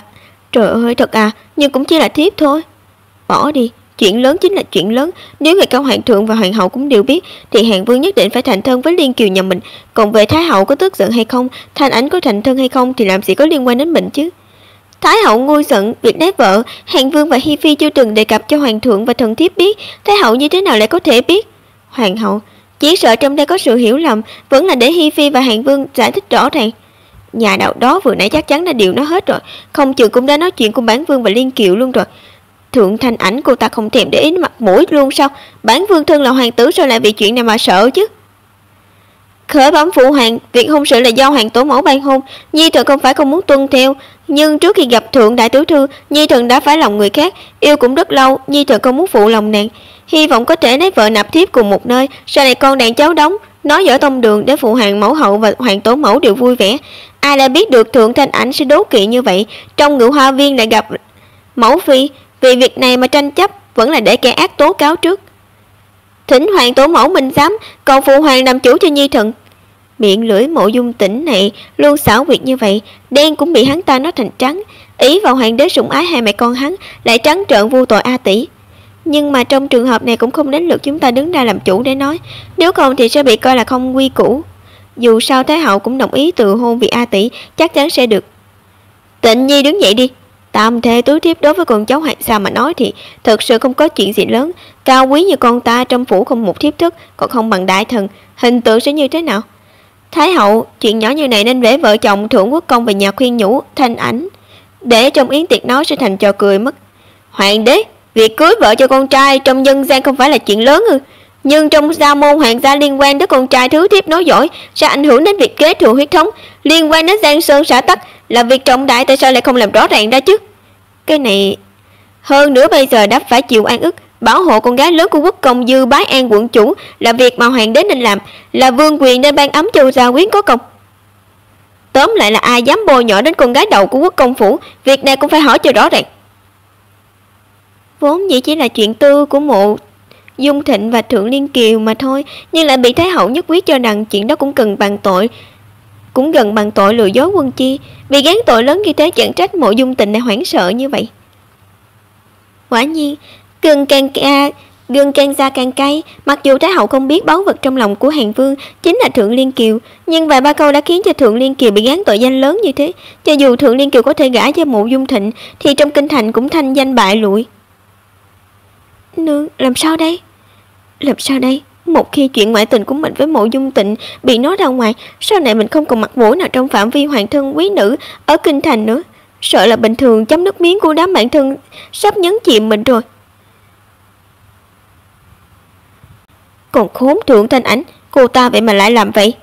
Cô ta nói như vậy, mình làm sao có thể thành thân với tỷ muội cô ta? Sao có thể tận hưởng cảm giác một chồng lắm vợ được chứ? Thần có tội! Không biết Thượng Quốc công làm sai việc gì. Người Hàn Vương điện hạ muốn lấy chính là thứ nữ Liên Kiều nhà thần, là thần dạy dỗ con gái không nghiêm, làm việc trở nên bê bối. Thỉnh hoàng thượng Thái hậu hạ tội cho thần. Cái gì? Có phải là thật không? Bẩm Thái hậu, người thiếp mà Hi Phi nương nương nói và Hàn Vương nói đến đích thực là Liên Kiều muội. Ái chà, thật không ngờ đến nhị tiểu thư của thượng gia vậy mà không biết xấu hổ cướp chồng của chị mình. Ha ha, đây được gọi là ngày trộm đêm trộm đưa ông tay áo. Đợt trước đại tiểu thư bị quốc công phủ đưa đến thôn trang gửi nuôi, vì thế nhị vị tiểu thư này cũng như tu hú sẵn tổ. Nếu không thì như thế, nữ nhi của vợ bé sẽ có khí thế của đích nữ như này sao? Vốn nghĩ cô ta chỉ kiêu ngạo hư vinh mà thôi, không ngờ đến ngay cả chồng tỷ tỷ mình cũng giật cho được. Đúng là lòng dạ thâm sâu, không biết xấu hổ. Vẫn may tôi không có muội muội như thế. Năm đó ai ra coi trọng nhân phẩm và lòng trung thành của Thượng Quốc công, nên mới mang con gái nuôi An Bái quận chủ của ta gả cho ngươi. Cũng không ngờ đến vì lão phu nhân lại khăng khăng đưa đứa cháu gái ngoại cao như Nguyệt đính hôn với ngươi để làm thiếp. Sau này việc sủng thiếp bỏ vợ đã gây ra bi kịch. Thật không ngờ hơn 10 năm qua, ai ra chỉ hôn vị Thanh Ảnh, Cao gia các người lại tiếp tục ngang tàn giật chồng con bé. Thái hậu bất giận. Về sự việc của Cao gia, sự việc năm đó do một tay vì lão phu nhân thúc đẩy, thứ như lão không chết cũng chỉ cắn người làm loạn. Mẫu hậu, người nguôi giận, đừng giận không tốt cho thân thể. Không một ai coi ý chỉ của ai ra gì cả. Bây giờ ai ra quyết định thu hồi ý chỉ, bãi bỏ tứ hôn. Từ giờ trở đi, Thượng Thanh Ảnh sẽ được tự do, ai ra nhất định sẽ để cho con bé tự chọn chồng tốt cho mình. Hoàng đế, Thượng Quốc công, các ngươi làm trưởng bố thì nghĩ như thế nào? Lời của Thái hậu thực sự rất công bằng, thần không có ý kiến. Vậy thì các mỹ nhân sẽ càng xa lánh mình hơn rồi. Không được, mình nhất định phải lấy được cô ta. Bệ hạ, đây Tịnh Nhi hủy hôn như thế này sẽ tốt sao? Tịnh Nhi sớm 3 chiều 4 thực sự sẽ làm cho Thượng đại tiểu thư chịu oan ức. Mặc dù hôn sự là lệnh của cha mẹ mai mối, nhưng Thượng đại tiểu thư vẫn không chịu gả, thì kể cả hoàng gia cũng không thể cưỡng ép cưới, chỉ cần ý kiến Thái hậu là được. Đa tạ bệ hạ, đa tạ Thái hậu nương nương.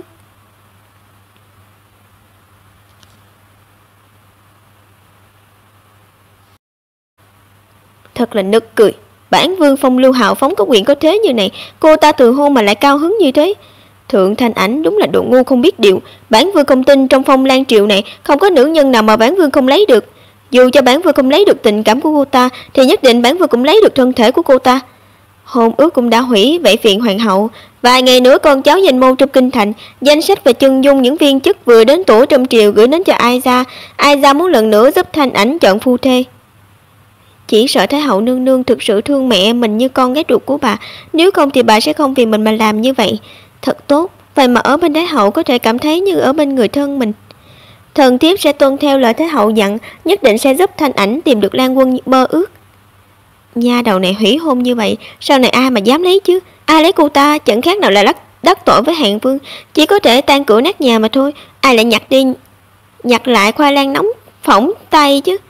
Mấy người chỉ biết quan tâm đến tiện nhân này, tội cho Liên Kiều con gái mình quỳ ở đây nãy giờ mà không một ai quan tâm đến. Lão gia, Thanh Ảnh đã hủy hôn, nhưng tiện hoàng thượng xem trọng năng lực làm việc của ông, tranh thủ thay cho chúng ta cầu ý cho định cho Kiều Nhi được không? Bằng không Kiều Nhi làm sao có thể gả cho Hàn Vương được, việc này không thể kéo dài thêm nữa. Bà bị ngu à? Cũng không nhìn xem sắc mặt Thái hậu ra sao à? Vào lúc này đã dám nhắc đến việc hôn nhân của Liên Kiều. Cao thị, Hàn Vương và Liên Kiều nhà ngươi cũng xem như là anh em họ, tình cảm nồng nàn từ nhỏ, việc này ngươi biết chứ? Dạ biết, hai đứa nó là thanh mai trúc mã, tâm đầu ý hợp. Thái hậu hỏi thế chẳng lẽ là muốn để cho Liên Kiều làm chủ? Ngu xuẩn. Hay, rất hay. Ngươi làm kế rất lại khắt khe với con cái trong nông trang, mà lại nhắm mắt ngầm nuông chiều con ruột mình. Nếu ngươi không mắt nhắm mắt mở thì khuê nữ Thượng Liên Kiều làm sao có thể có cơ hội tình ngay Lý Giang quyến rũ Hàn Vương chứ? Thái hậu minh giám, thần phụ luôn nghiêm khắc với con cái. Kiều Nhi nhà thần cũng là người theo khuôn phép cũ. Mặc dù con bé và Hàn Vương có tình cảm, cũng là yêu, nhưng bị lễ tiết ngăn cản thôi. Sao lại có thể thành tình ngay Lý Giang được chứ? Thái hậu, Tịnh Nhi và Kiều Nhi được dạy dỗ tốt, nhất định sẽ không có chuyện làm sằng làm bậy. Lúc này thần thiếp là mẫu phi có thể đảm bảo tin rằng hoàng thượng cũng tin Tịnh Nhi mà phải không? Thái hậu là một vị Bồ Tát sống, đã thích để con cái làm chủ hôn nhân, vậy thì có thể để cho Tịnh Nhi và Kiều Nhi làm chủ được không? Chắc chắn sau này bọn chúng sẽ cực kỳ hiếu thuận với Thái hậu. Thái hậu, chuyện đã như này, sao không tác thành cho bọn nó? Tục ngữ có nói thà phá 10 tòa thành còn hơn hủy hoại hôn nhân của một gia đình. Thượng Liên Kiều không chỉ hủy hoại một hôn nhân mà còn hủy hoại hạnh phúc của tỷ tỷ mình. Người như vậy ai ra nào dám ban chỉ hôn cho cô ta? Ai ra chẳng nhàn đến thế? Hi hi. Có những thứ nữ vốn có những thứ nữ có ý nghĩ rất viển vông. Bà già chết tiệt này, bà mà làm như thế với tôi, sau này tôi có thế lực nhất định sẽ không để bà chết đẹp.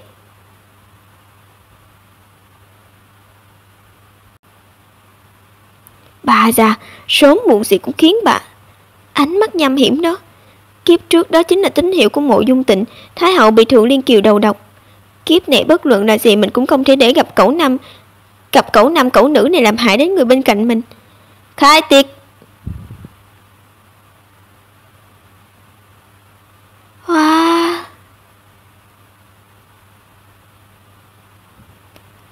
Tỷ, Thượng Thanh Ảnh với Thượng Đình Ngọc thật sự rất đáng ghét.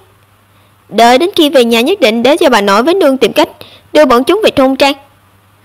Đủ thì đã quá lời cho bọn chúng rồi. Hôm nay cô ta làm ta bẻ mặt, khiến ta thành trò cười cho toàn bộ người trong kinh thành. Ngày nào đó ta sẽ khiến cho Thượng Thanh Ảnh cô ta chết thảm hơn nữa. Tỷ nói đúng, nhổ cỏ phải nhổ tận gốc. Chết rồi khả năng thành công sẽ cao hơn. Sau này tránh được có người tranh chức vị hầu tước tra chuyện với đệ. Lục công chúa đến, Cẩn Tài Nhân đến. Cẩn Tài Nhân, Sở Yên Nhu, Mộ Dung Nguyệt, Lục công chúa. Ý kiến hoàng thượng, bái kiến phụ hoàng. Trong hậu cung rất ít phi tần có thể mang thai, khi sự sủng ái đều dành cho Hi Phi.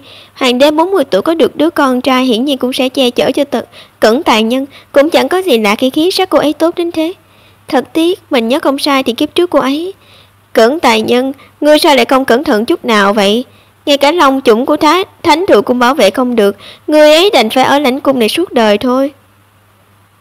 Kết cục kiếp trước của Cẩn Tài Nhân thật đúng là thê lương. Chỉ là một tứ phẩm tài nhân nhỏ bé thôi mà ỷ vào gần đây được một chút ân sủng lại dám đến trễ yến tiệc như này ư? Gan dạ sáng suốt như thế, không hổ là người được hoàng hậu nương nương nâng đỡ. Hi Phi nương nương nguôi giận, vừa nãy thân thể thần thiếp hơi khó chịu, truyền thái y vào xem nên mới muộn. Thân thể khó chịu, người nên chăm sóc cho long thai tốt chút đi, gặp lại chuyện gì bất chắc, về sau e rằng lại không có cơ hội mang thai.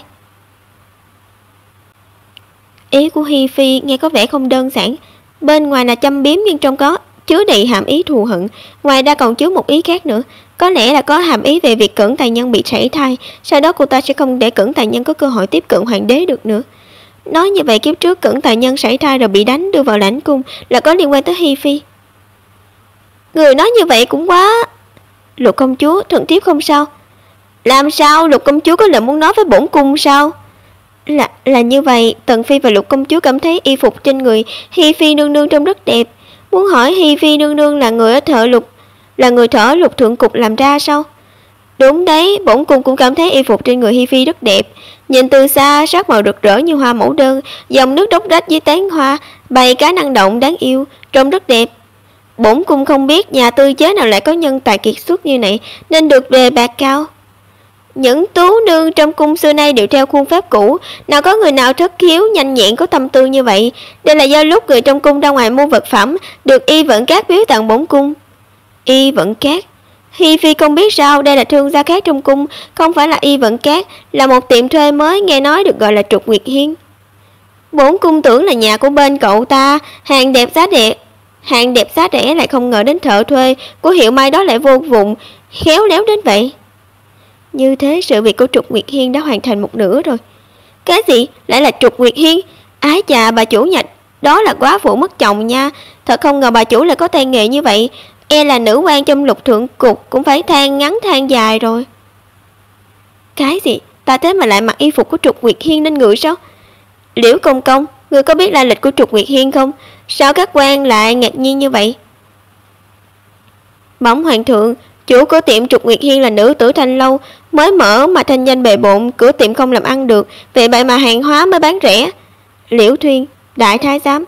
Một thị mua sắm thái giám lương thận sau khi biết được vì muốn giảm khoản chi phí trong cung nên tự ý làm chủ trương mua một phần mang về. Trương thượng cung đã mang bản hàng hóa qua cho thần thiếp xem qua, thực sự thì chất lượng thuộc hạng thượng cấp nên thần thiếp đã đồng ý việc này. Làm Lục cung chi chủ hoàng hậu có thể vì hậu cung mà tính toán kỹ lưỡng thế, không gì đáng trách cả. Chỉ là mình nghĩ việc thiêu thùa mà để cho một nữ tử Thanh Lâu may là rất thấp kém. Trong lòng trẫm thực sự rất không ưng. Hi phi, nàng thân là người đứng đầu trong các tứ phi, là tấm gương của các phi tần. Hàng vương sắp thành thân, nàng làm mẫu thân lại còn mặc bộ y phục lộng lẫy như này, có phần nông nổi, còn không mau đi thay ra. Vâng, thần thiếp đi ngay. Thật không ngờ đường là một hoàng đế lại không thoát ra khỏi tập quán phân biệt nữ tử Thanh Lâu, mà mình cũng không thể đứng lên biện luận với hoàng đế. Nhưng mà cứ để Hi phi đi như thế này, nước đi của mình e là phí thời gian. Như thế thì làm sao Trục Nguyệt Hiên có thể trở thành nội cung hoàng thương được. Ai nhá? Xin hoàng thượng thái hậu, hoàng hậu nương tha tội. Thần nữ không cẩn thận làm đổ rượu, để tránh thất lễ, thần nữ xin phép cáo lui để thay y phục. Mau đưa thượng đại tiểu thư đi thay y phục. Vâng. Ế, vị tiểu thư này là ai? Sao ta chưa từng gặp qua? Nghe nói hôm nay thái hậu tổ chức yến tiệc là vì đứa con gái lớn của bái an quận chủ và con trai lớn vào cung gặp mặt. Bất chân dung bái an quận chủ trong Phật đường của thái hậu với vị cô nương này rất giống nhau, chắc hẳn là đại tiểu thư của thượng gia. Hoa văn vầng trăng với hoa quế được thêu trên y phục của thượng đại tiểu thư, với hoa văn đèn cá nô đùa của hoa mẫu đơn trên y phục của Hi phi đều do một người làm ra sao? Kiếp trước Lục công chúa đều chống lại Mộ Dung Tịnh ở mọi nơi, làm liên lụy đến việc không thích chị dâu hạng vương phi là mình. Cho dù mình cùng cô ấy chưa gặp mặt nhau bao giờ, nhưng hôm nay gặp mặt cảm thấy Lục công chúa rất đáng yêu. Bái kiến Lục công chúa. Thanh Ảnh, y phục của con là múa Trục Nguyệt Hiên sao? Y phục trên người cô ta mặc dù không được diễm lệ, nhưng cách bài tiết trên váy đều giống với hoa văn được sắp xếp trên váy mình. Hình thiêu tráng lệ sinh động như thật, từ cách dùng màu sắc đến việc sắp xếp chi tiết, quả thật rất giống với khuôn mẫu trên người bốn cung. Bẩm thái hậu, y phục của thần nữ và đệ đệ quả thật là do bà chủ của Trục Nguyệt Hiên tặng cho. Y Vận Cát là sản nghiệp của thượng công phủ mà, con gái lớn của thượng gia vào cung, Y Vận Cát chẳng lẽ không biết đường mà chuẩn bị sớm cung trang cho cô ấy sao? Nhưng cũng bất ngờ y phục cô ấy đang mặc lại là của Trục Nguyệt Hiên. Lẽ nào như thái hậu nói cao như Nguyệt nghiêm khắc với con của vợ đầu bái an quận chủ, phải là không dòm ngó tới mới đúng đấy. Ai ra đúng là nên gặp ngươi trước vài ngày. Quốc công phủ mở ra Y Vận Cát, mẫu thượng con chẳng lẽ bận đến mức ngay cả y phục cũng quên giúp các con làm sao? Thần phụ bị oan, thần phụ đã sớm yêu cầu Y Vận Cát làm cho Thanh Ảnh bộ y phục mới theo số đo rồi. Nào ngờ con bé không vừa mắt lại xem trọng tay nghề của kỹ bà chủ của Trục Nguyệt Hiên hơn. Khởi bẩm thái hậu, không phải vì mẫu thân khắc khe, đích thực là kỹ bà chủ quá thịnh tình nên thần nữ mới đồng ý y phục của cô ấy gửi. Thượng Thanh Ảnh này, thân là con gái lớn của thượng quốc công phủ, phải nên giữ mình trong sạch, vậy mà sa ngã qua lại cùng với nữ tử Thanh Lâu. Tỷ tỷ thật hồ đồ, tỷ tỷ biết rõ kỹ bà chủ xuất thân từ Thanh Lâu, thế nào lại cùng với cô ta qua lại với nhau chứ? Nếu không phải quan hệ cá nhân của hai người rất thân, cô ta cũng là một người làm ăn vì lợi nhuận, làm sao lại có thể hào phóng tặng một bộ y phục đắt đỏ như vậy chứ? Đứa trẻ này sao lại có thể hồ đồ mà mặc bộ y phục của người phụ nữ, bị nhiều người chỉ trích như vậy, còn mặc tiến vào hoàng cung, mặc đến cung yến nữa chứ? Không chỉ bị chỉ trích mà còn bị ghét. Thái hậu bớt giận, hoàng thượng hoàng hậu nương nương cho phép thần nữ trình báo. Hôm trước thần nữ nghe theo lời phụ thân đi mua vải để may cho đệ đệ bộ y phục, lại nghe chủ tiệm Y Vận Cát nói Trục Nguyệt Hiên đối diện đang giảm giá, vì vậy mới tới đó xem thử có gì dùng được không. Không ngờ lúc đang xem hàng hóa gặp kẻ gian phóng hỏa, thần nữ cùng kỹ bà chủ suýt nữa là chôn vùi trong đám cháy rồi. Lúc đó kỹ bà chủ lấy cơ thể mình che giúp thần nữ thoát chết. Sau đó thần nữ mới biết được tính tình của Kỷ bà chủ rất là cao thượng, nhưng số phận long đong. Không ngờ mệnh của Kỷ nương tử này còn khổ hơn cả lời hát trong kịch nữa. Đây, miệng mồm nha đầu chết tiệt này mở ra là điều tốt đến là sao chứ? Rõ ràng là chuyện của nữ tử Thanh Long thấp kém, vậy mà bị cô ta nói cho làm người khác cảm động. Ngay cả mình cũng bắt đầu thương hại nữ tử đó, thật tức chết mà. Nói nghe thì hay, bản vương bây giờ đã biết được mục đích của nha đầu này. Thảo nào trước đó cô ta lại không kiêng nể gì mà chạy qua Trục Nguyệt Hiên, lại còn khổ tâm hao phí giúp Kỷ vô hoang, thì đây là muốn dùng Trục Nguyệt Hiên để đánh sụp Y Vận Cát trong tay Cao Như Nguyệt. Đúng là mưu tính sâu xa, một thượng thanh ảnh chín chắn bình tĩnh.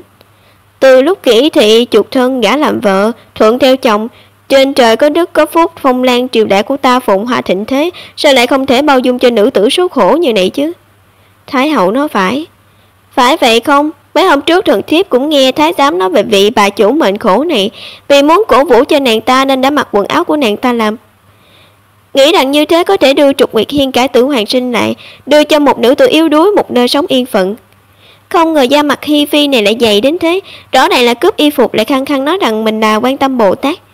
Thì đã Hi Phi có tấm lòng nhân từ như vậy, bỏ đi, nàng không cần phải đi thay y phục nữa, về chỗ đi. Tạ ơn bệ hạ.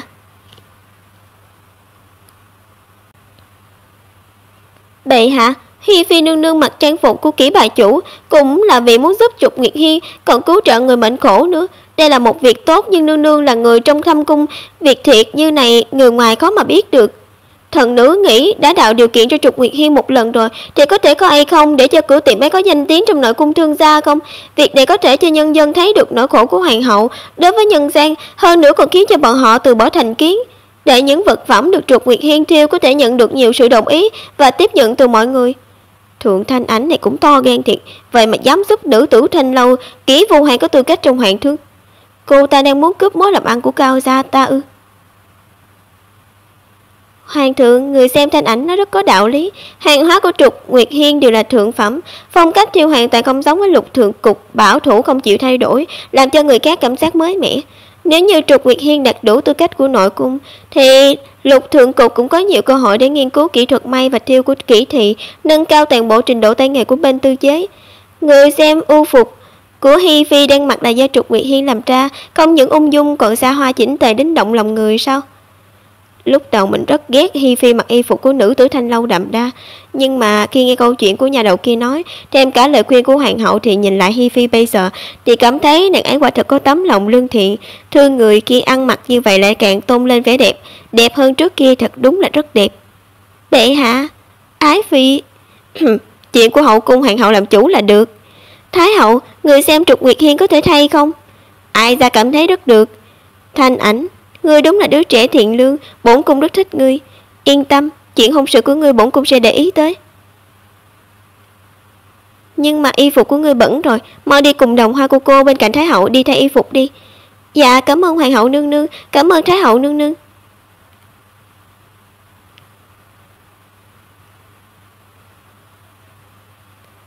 Nói chung, nô tỳ chúc mừng cô nương. Đồng Hoa, cô chúc mừng con, sao lại chúc mừng con? Thực ra hoàng hậu nương nương không thích sự độc quyền của Y Vận Cát trong nội cung, chỉ khổ nổi không tìm được thương gia nào tốt hơn Y Vận Cát cả. Lần này thượng đại tứ trư không chỉ xóa bỏ thành kiến của mọi người đối với Trục Nguyệt Hiên, mà còn cầu xin hoàng hậu nương nương chấp nhận Trục Nguyệt Hiên thành nội cung của thương gia. Người không chỉ tốt bụng cứu giúp Kỷ thị, mà không biết còn giúp hoàng hậu nương nương một ân huệ lớn. Lời vừa nãy nương nương nói là muốn cảm ơn người bằng một nhân duyên đẹp, nô tỳ hiển nhiên sẽ chúc mừng đại tứ thư trước rồi. Mình dĩ nhiên là biết được suy nghĩ của hoàng hậu, vì thế mình mới dám nhân cơ hội yến tiệc này mà xin tư cách trong nội cung cho Trục Nguyệt Hiên ấy chứ. Tin là sớm mai huy chương vàng của nội cung hoàng thương sẽ được gửi đến Trục Nguyệt Hiên thôi. Như thế mục đích của mình coi như đã đạt được rồi.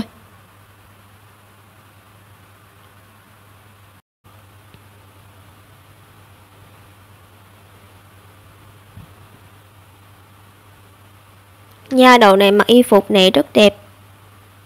Nếu nhớ không sai thì kiếp trước tại lúc này Thượng Liên Kiều đã mang thai hơn 1 tháng rồi. Cô ta sao lại có uống rượu cũng không để ý chút nào. Nhìn xem anh nhìn, Thượng Thanh ảnh, cô đừng có ở trước mặt tôi mà vênh váo. Đắc tội với Hi Phi, cô cứ đợi đó đi. Bỏ đi, uống đi, Bản thân cô ta còn không quan tâm đến con mình thì mình lo cái gì chứ. Thượng Thanh Ảnh đúng là không biết điều, chẳng những từ chối thành hôn còn dám lợi dụng cơ hội để cầu xin cho Trục Nguyệt Hiên. Bây giờ còn dám cướp mối làm ăn của Y Vận Cát cho Trục Nguyệt Hiên nữa chứ. Tiền của mình trong Y Vận Cát cũng sẽ bị giảm theo, đáng ghét. Thần nữ thấy Thái hậu nương nương rất cao hứng, muốn chúc Thái hậu vạn phúc kim an. Tốt, tốt lắm. Người đang mang thai không cần đại lễ về đâu.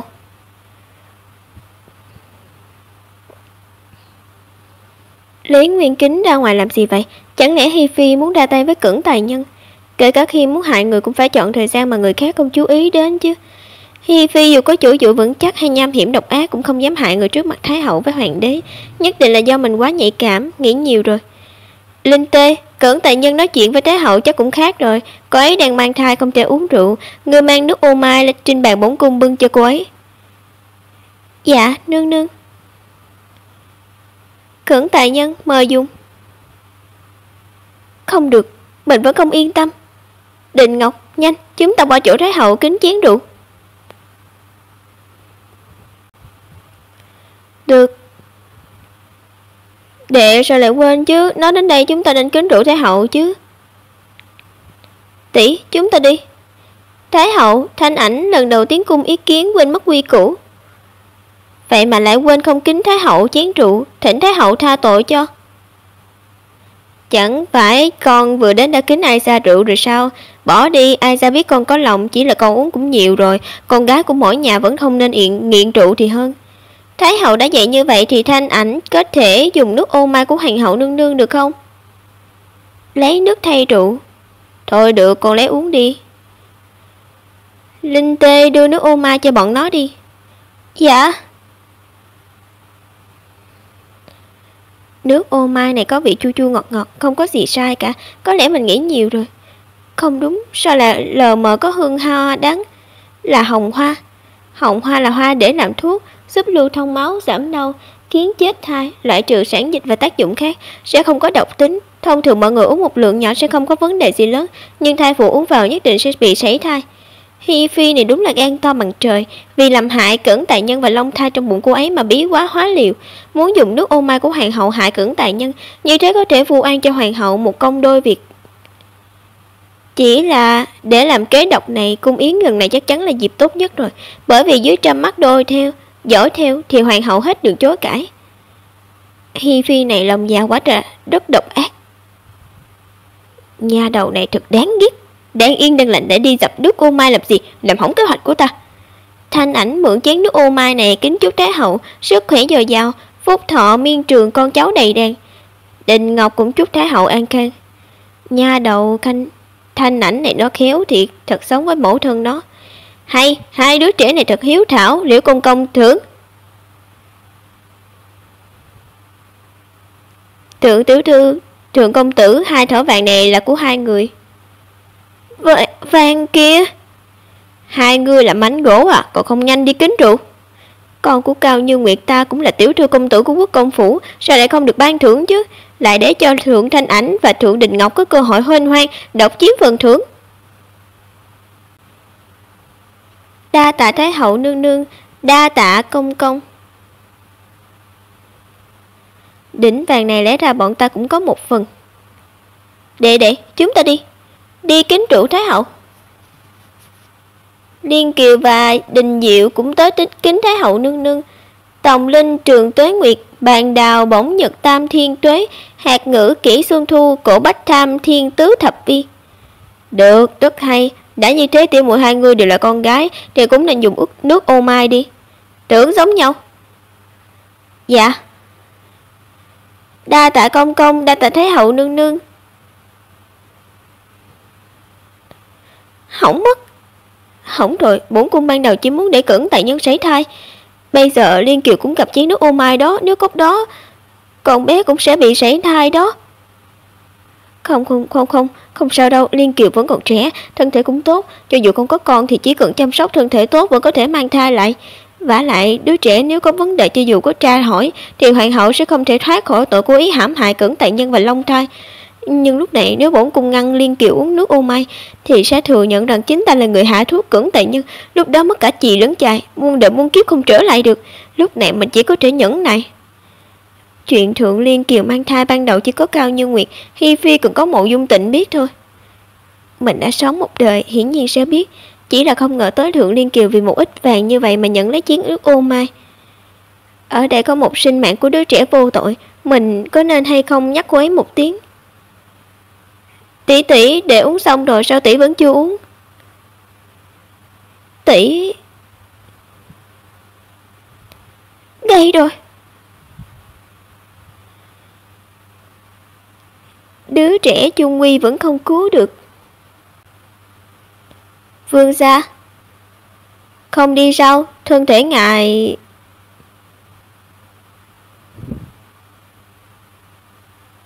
Đợi đi. Bệ hạ trước giờ không thích những nơi tụ họp như này, đến giờ mão sẽ rời đi. Hơn nữa đêm nay còn là trăng tròn, đến thời gian này ngài phải đi trước khi bế quan. Thật không ngờ vì Thượng Thanh Ảnh mà chậm trễ không rời khỏi. Sợ nàng ấy sẽ gặp rắc rối lớn. Bây giờ chưa đến lúc, bệnh của ta cũng không phát tác nhanh vậy đâu. Vương gia đây, nhưng...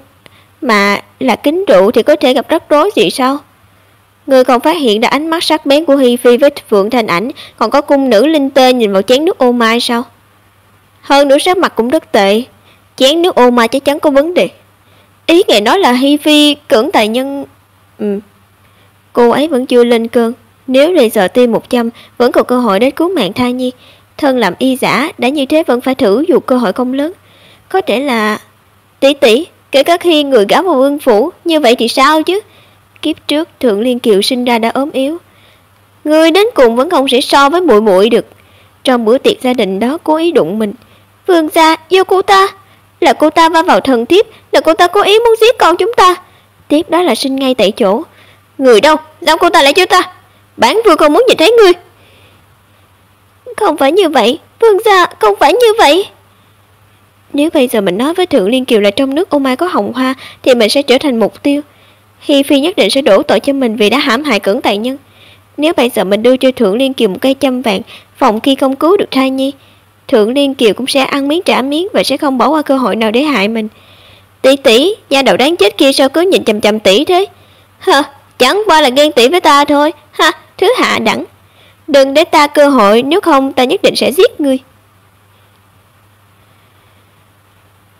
Thứ hạ đẳng. Bỏ đi, mình sao phải suy nghĩ nhiều làm gì, khỏi cứu đi. Không thể vì người mày này mà khiến cho mình và đệ đệ gặp nguy hiểm. Cô ta không xứng để mình ra tay. Đình Ngọc, tỷ có chút say, đệ cùng tỷ ra ngoài hóng gió đi. Được. Đi theo Thượng đại tiểu thư. Dạ.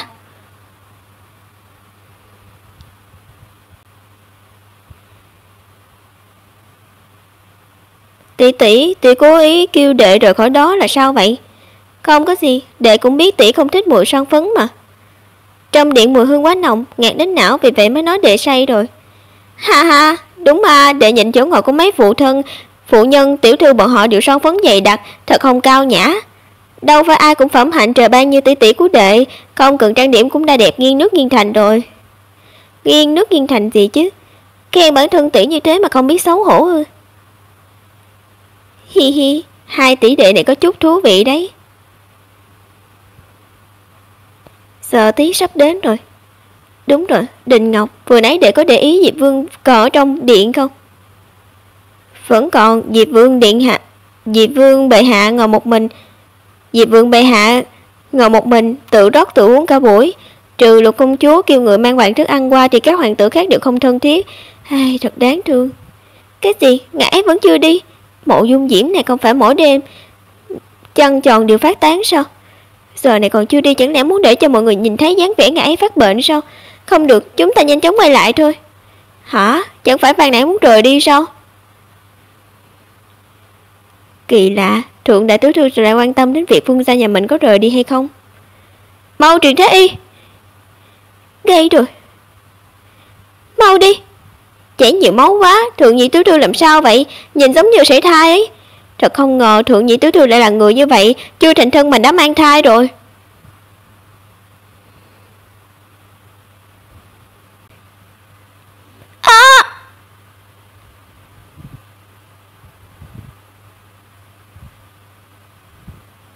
Kiều Nhi, Tịnh ca ca, muội đau quá. muội sắp chết, đau quá đi. Còn bé ngốc này không được chết. Thái y đến ngay bây giờ, chỉ là đứa nhỏ, chỉ sợ không giữ được nữa. Nhanh gọi Thái y đến, kể cả Nhi khi không giữ được đứa nhỏ thì cũng không được làm thương con bé. Cảnh này thật giống với cảnh mẫu thân khi sinh Định Ngọc. Mẫu thân mất trong lúc sinh khó Định Ngọc. Định Ngọc, để đừng nhìn. Mẫu hậu, con sợ. Hoàng đế làm thiên tử đừng bị những thứ ô uế động vào. Tôn tổng quản mau mau đưa hoàng thượng về Càn Minh cung. Thượng quốc công, ngươi muốn trẫm nói gì về ngươi đây? Ngươi quản lý quân đội nghiêm nghị, vậy tại sao lại không thể dạy tốt con gái của mình vậy hả? Tịnh Nhi là hoàng tử mà trẫm sủng ái nhất, trẫm đối với thằng bé mong chờ rất cao. Con gái người lại quyến rũ con gái người lại quyến rũ thằng bé vào khuê phòng, hồ đồ đến mang thai. Bây giờ tất cả mọi người đều biết, ngươi muốn thể diện hoàng gia đi đâu hả? Hoàng thượng thần dạy con gái không tốt, gia phong bại hoại, thần có tội, mặc cho hoàng thượng xét xử. Sau khi về nhà thần nhất định sẽ nghiêm khắc quản dạy nghiệt nữ, không để con bé bước chân ra ngoài nửa bước. Xin hoàng thượng xem lại, để mặt Hàng Vương tha cho con bé lần này. Tha cho nó? Phụ nữ mất đi trinh tiết trước khi thành thân đó là tội lớn, trẫm mắc dở theo như thế, ngươi kêu trẫm làm sao mà tha cho nó? Hoàng thượng, thần mạnh dạn nói, hai đứa nó nếu xét theo dân gian thì cũng xem như là quan hệ sư muội, từ nhỏ qua lại nhiều người sao có thể vô tình như vậy, một cái tát cũng không nghe được. Nếu chuyện này Hàng Vương không chủ động thì Kiều Nhi cũng sẽ không phải mang thai. Trước mắt chỉ có hoàng thân quý thích biết chuyện, nếu như phải giết Kiều Nhi, Tịnh Nhi cũng phải mang theo tội danh hại chết người, thậm chí là tự trách mình cả một đời. Theo ý người, trẫm phải làm sao? Chẳng lẽ phải tự hôn hay sao? Hoàng thượng anh minh, chỉ cần có thánh chỉ chính là danh chính ngôn thuận, điều vui mừng sẽ không ai phê bình chuyện này. Thượng Dũng nghĩ, người to gan. Hoàng thượng tha tội, nếu hoàng thượng đã tức giận đến mức đó thì đừng nên đánh bọn nhỏ. Thần sẵn sàng từ bỏ chức vị hộ quốc công mà cha đã truyền lại, chỉ xin hoàng thượng giúp đỡ Hạng Vương và Kiều Nhi. Ngươi... Thượng Dũng Nghị này có thể dễ dàng vứt bỏ chức vị quốc công, hắn ta lại là phụ tá đắc lực của trẫm. Bây giờ quyền thế của Cao thừa tướng cao bằng trời, nếu bên cạnh trẫm mà không có hộ quốc công để cân bằng quyền thế bên Cao gia thì vương quyền e rằng cũng chẳng còn. Bỏ đi, chức vị hộ quốc công là do người đổi lấy mạng của mình mà có, trẫm sao có thể vì tội của người khác mà đoạt lấy chức vị của ngươi. Nhưng mà danh tiếng của Thượng Liên Kiều đã bị hủy hại, Đức Hạnh khó mà có thể xứng với chức chính phi, dù có gã cũng chỉ có thể làm trắc phi. Đa tạ bệ hạ, đa tạ bệ hạ. Được rồi, ngươi nhìn đầu ngươi xem, đừng bị đập đến sưng rồi, đừng vào điện để mất mặt nữa. Ngươi theo trẫm xử lý việc chính trị, ở đây có thái hậu và hoàng hậu sẽ còn có việc gì bất trắc nữa. Dạ bệ hạ. Vương gia, Thượng đại tiểu thư dường như rất để tâm đến việc bây giờ ngài chưa rời khỏi tiệc. Ngoài ra bệ hạ cũng đã đồng ý việc tứ hôn cho Thượng Liên Kiều và Hạng Vương. Tứ hôn, bản vương cũng không bất ngờ về nó. Suy cho cùng, Hạng Vương Mộ Dung Tịnh là hoàng tử được sủng ái nhất, vì bảo vệ cho thể diện của hoàng gia và danh tiếng của Hạng Vương, tứ hôn cũng là việc lẽ phải. Nghe nói Bái An quận chủ là do lúc sinh Thượng Định Ngọc mà chết. Lúc đó nàng ấy làm vậy là sợ đệ đệ nhìn thấy cảnh này sẽ nghĩ đến mẫu thân là việc khó sinh nên mất, vì vậy sẽ thương tâm. Có thể nàng ấy bảo vệ đệ đệ như vậy nhưng lại không nghĩ đến bản thân mình 3 tuổi đã không còn mẫu thân, tự mình dẫn đệ đệ đi tới Đông Dương thôn trang, như vậy ai có thể bảo vệ nàng ấy được chứ? Vương gia còn chưa đi sao? Nên đi thôi, kịch hạ màn rồi. Bẩm Hi Phi nương nương, vị tiểu thư này đã sảy thai rồi.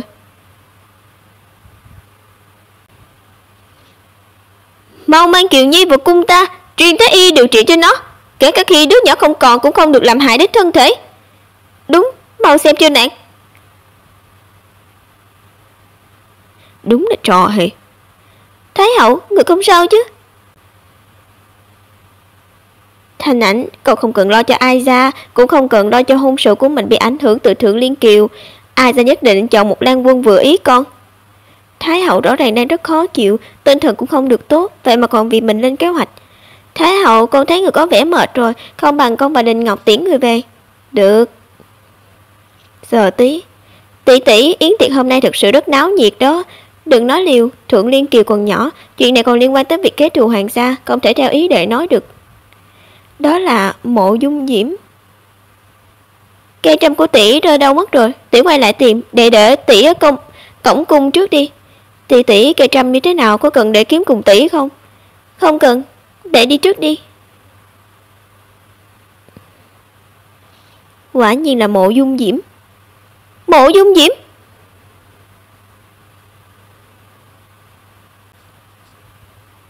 Ngài sao lại như vậy? Là ngươi. Bản vương cứu ngươi nhiều lần như thế, ngươi đến cùng cũng phải đến báo đáp bản vương. Mộ Dung Diễm, ngài nói gì vậy ta không nghe thấy. Quả nhiên là phát bệnh khi ra ngoài, nhưng mà Tiêu Luân sao không ở cạnh ngài ấy? Trên người ngài ấy chắc phải có thuốc khẩn cấp, phải mau tìm nó. Ai đang sợ bản vương? Kỳ lạ, sao lại không có? Lẽ nào ngài ấy đánh rơi lọ thuốc, vì vậy Tiêu Luân mới để ngài ấy ẩn náu ở đây, tự mình đi tìm thuốc giải. Tình hình khẩn cấp. Hàng Vương điện hạ, mạo phạm rồi. Người nào to gan đến vậy? Vậy mà dám cởi y phục của bản vương. Không được, triệu chứng của ngài ấy nhất định phải uống máu mới được. Mộ Dung Diễm, mau uống.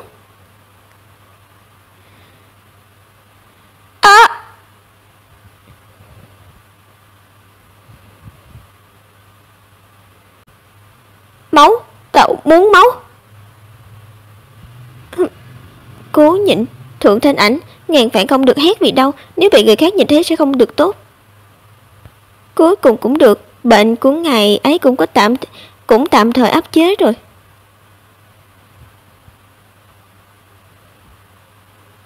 Có thể là Tiêu Luân quay lại rồi. Không thể để ngài ấy phát hiện ra mình. Thừa lúc Tiêu Luân chưa đến đây, mình phải rời đi thôi. Vương gia, ngài làm sao vậy? Đan huyết thanh tìm được chưa? Tìm được rồi, có thể là vừa nãy có người cho ngài uống máu. Bệnh quả nhiên đã được khống chế. Là ai? Phế thái tử bị cấm túc ở Giang Thành thì ai có thể biết được bệnh của bản vương? Cho dù có người biết thì trong cung này ai lại cứu bản vương chứ? Tra cũng rất dễ. Y thuật trong cung mang theo bên mình là kim bạc, chỉ có thể là thái y trong thái y viện, mà đêm nay cũng chỉ có 2-3 người trực. Ha, ra vậy. Căn bệnh này của bản vương ngoại trừ máu người ra thì không còn biện pháp nào có thể cứu. Ngay cả đan huyết thanh cũng được làm từ máu người mà ra. Người nói xem, mấy tên hay đi nịnh hót đó sẽ làm chuyện cứu người không công sao? Cái này, vương gia, chuyện này rất kỳ lạ, là bạn hay là thù? Chúng ta sẽ tra sau, hiện tại vẫn là nên rời cung sớm. Trở như này mà bị người khác phát hiện ra là không thể giải thích được. Đây là gì? Châm bạc. Xem ra người này là bạn rồi.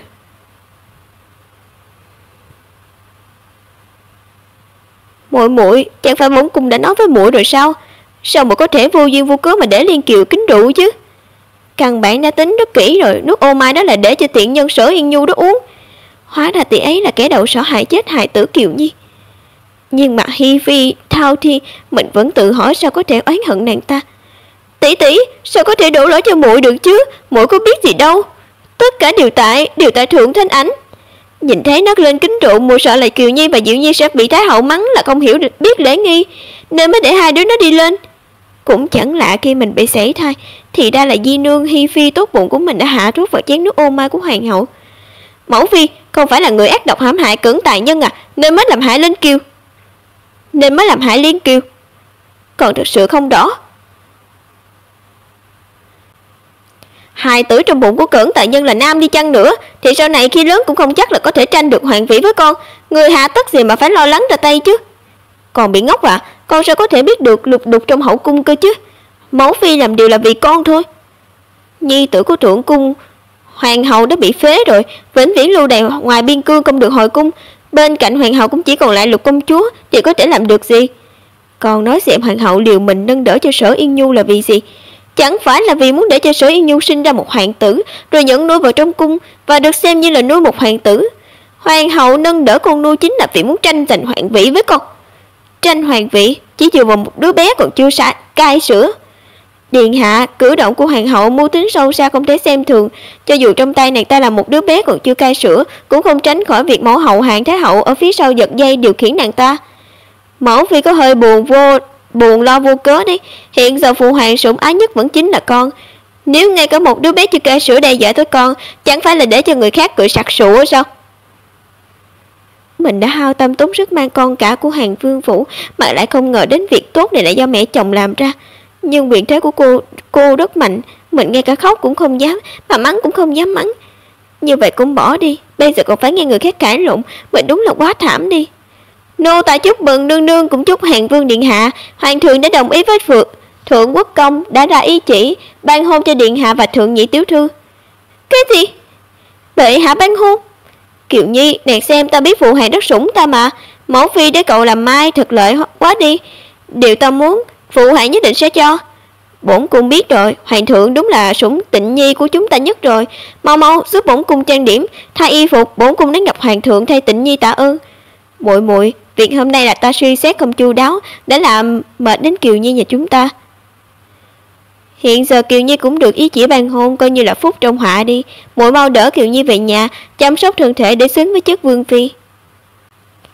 Nương nương hiểu lầm rồi, hoàng thượng chỉ đồng ý cho nhị tiểu thư thượng gia làm trắc phi. Cái gì? Mình sao thảm quá vậy, đến cùng vẫn chỉ nằm thiếp thôi ư?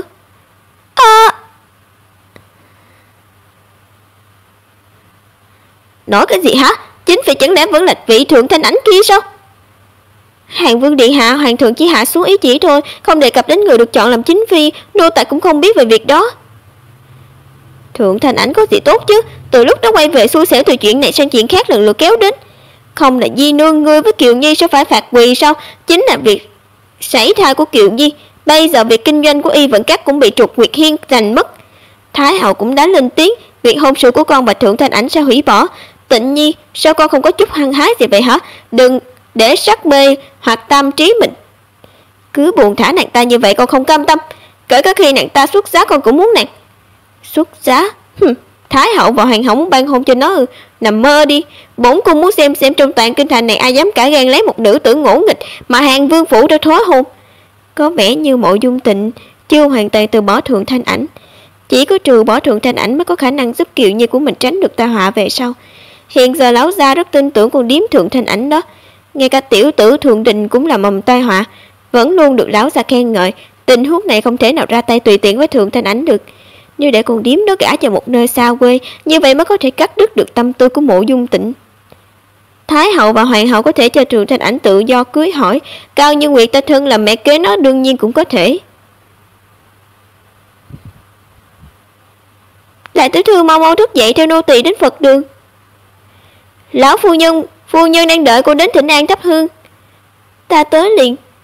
Ban đầu mình tính đi tìm kỹ tỷ đến nói về chuyện Trục Nguyệt Hiên đã trở thành thương gia trong hậu cung, lại không ngờ đến lão phu nhân lại phái người tới tìm mình. Bà ấy tìm mình nhất định sẽ chẳng có chuyện gì tốt, chỉ là bà ấy là bà nội mình, dù không muốn cũng phải đi.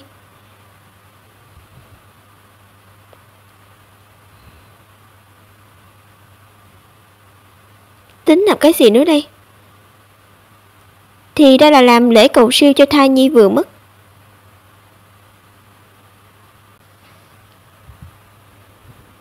Cháu chào bà nội.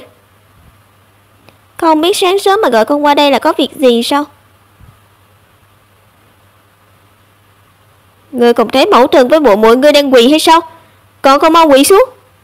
Bài vị phía dưới còn không có tên, ắt hẳn là của nghiệp chướng chưa được sinh ra của muội muội rồi. Nghiệp chướng với con có liên quan gì nhau, sao con phải quỳ xuống làm gì? Thượng Thanh Ảnh, ngươi nói ai là nghiệp chướng? Còn không phải là do ngươi, con của ta sẽ không chết. Ngươi chính là hung thủ sát hại nó.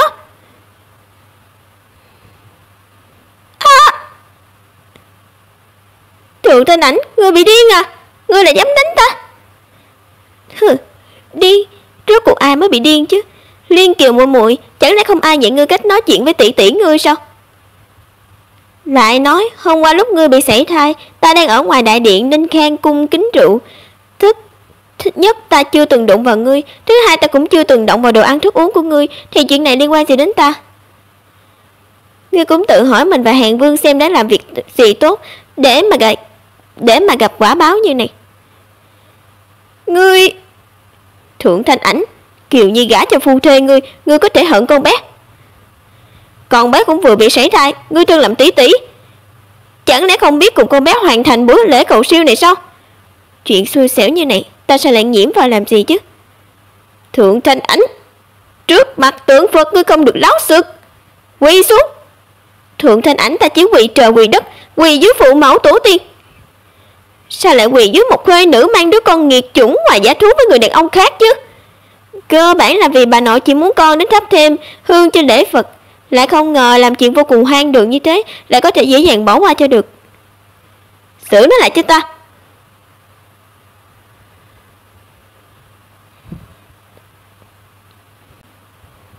A Di Đà Phật. Âm thanh này, kiếp trước Mộ Dung Tịnh ra mình lại, Thượng Liên Kiều lại không chịu tha cho mình, vì thế cô ta đã tìm đến Tịnh Đức sư thái có danh tiếng. Sư thái đó nói mệnh ta rất mạnh ngạnh, chỉ cần ta còn sống, Mộ Dung Tịnh sẽ không thể lên được vị trí hoàng đế. Được xui xẻo, không ngờ đến người lại hại ta ra như thế, lại bị giết, ngay cả con cũng bị hãm hại. A Di Đà Phật. Quả nhiên kiếp trước là do Tịnh Đức sư thái này đã hãm hại mình. Tịnh Đức sư thái người lắc đầu là có ý gì? Bận đi, thấy được những thảm họa sau này mà mọi người không thấy. Sư thái cứ nói đi, không sao cả. Bẩm lão phu nhân, đại tứ thư tướng mạo khuynh thành nhưng lại có vẻ mặt tràn ngập thù hận, cũng chính là mầm tai họa. Nếu không phá bỏ thù hận sẽ liên lụy đến người nhà, làm hại con cháu. Ha ha, thơ không có gì mới cả, ngay cả người lười nói cũng không ít, thì nhiều giống như kiếp trước. Cái này làm sao có thể phá bỏ? Nếu muốn phá bỏ, hướng nam ngoài kinh thành có một thợ săn nằm trong phạm vi 100 dặm, chỉ cần gả lại tiểu thư cho hắn. Ở phía nam có tôn thần phù hộ, hạnh phúc an nhàn một đời. Với cách nói như này có thể bắt ta về thôn trang sống tiếp sao? Cũng thiệt cho các người nghĩ ra được như thế. Tịnh Đức sư thái vì tiền mà làm việc này, nghĩ cách mưu hại ta. Bộ người không sợ Bồ Tát trách móc sao? Lại đến khi người chết lại xuống địa ngục. A Di Đà Phật. Sư thái là người của đạo sĩ, người không thể nào phán đoán sai được. Nhưng Nguyệt, vì bình yên trong nhà, việc cưới xin cứ để tôi ta lo. Còn Thanh Ảnh trước khi thành thân, tốt nhất ngoan ngoãn ở yên trong nhà cho ta, không được rời khỏi bái an cư nửa bước. Còn không mau giữ con bé đó lại. Ăn nó hồ đồ, gả trưởng nữ của quốc công phủ ta cho thôn sơn giả sẽ xứng sao?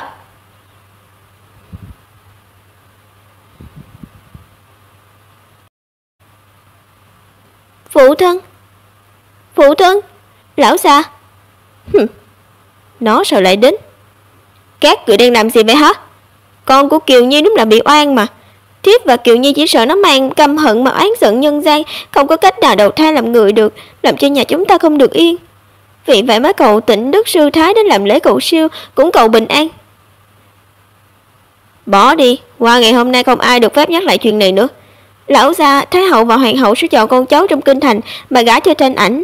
Tịnh Đức sư thái đã nói con bé không thể gả cho người trong kinh thành, nếu không nhà chúng ta sẽ gặp bất lợi. Chuyện nhỏ như này cứ để thiếp lo liệu là được. Người nói vậy là có ý gì?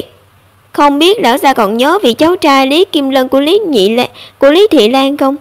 Thằng nhóc đó hơn Thanh Ảnh 6 tuổi, cũng tự tham gia săn bắn mùa thu và mã cầu tắc của hoàng gia nhiều lần. Biểu hiện không tồi, đã được hoàng thượng khen thưởng. Lý Kim Lân, để nhớ xem cũng có thân thể cường tráng, tuấn tú lịch sự.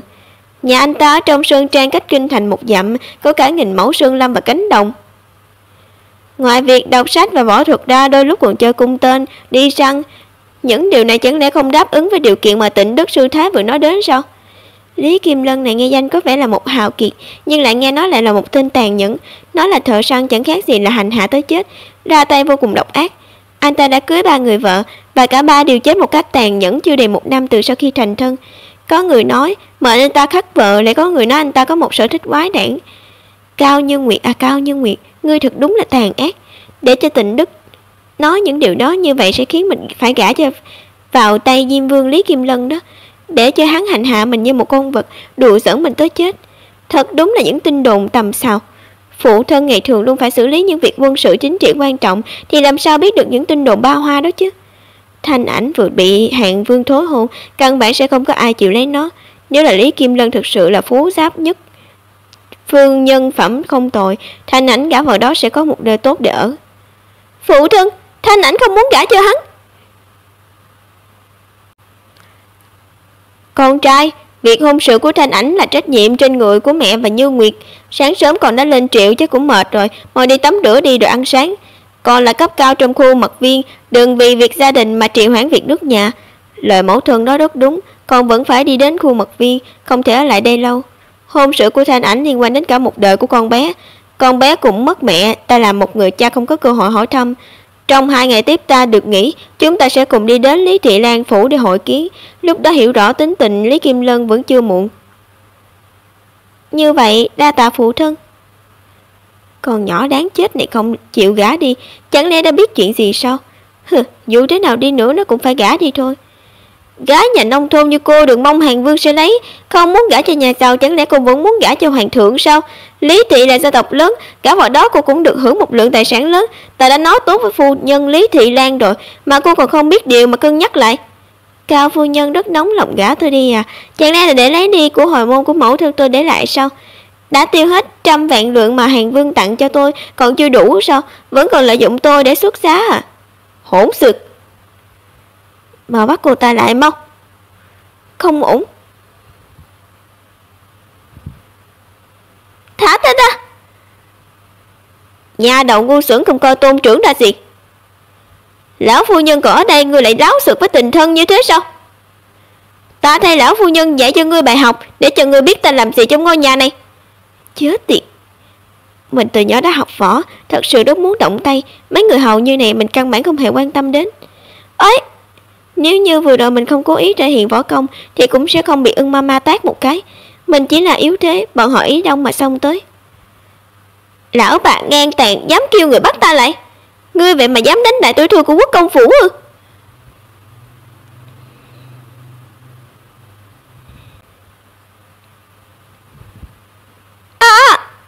Ai nha?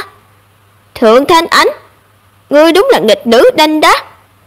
Trời ơi, nha đầu đáng chết này đúng là to gan quá đi. Ngươi đâu? Mau bảo hộ lão phu nhân, kéo nghịch nữ này xuống dùng gia pháp trừng trị. Ta là con gái lớn của thượng phủ, ta muốn xem thử là ai dám dùng gia pháp lên người ta. Cha mẹ ta vốn là phu thê ân ái, là vì phu nhân người bắt cha phải chấp nhận Cao Như Nguyệt, làm cho nhà cửa náo loạn. Mẹ ta quá đau lòng khi mang thai nên mới bị sinh khó mà chết. Các người trăm phương ngàn kế muốn đưa 2 chị em ta đến Đông Dương thôn trang sinh sống, mà cho bọn ta tự sinh tự diệt, quá độc ác.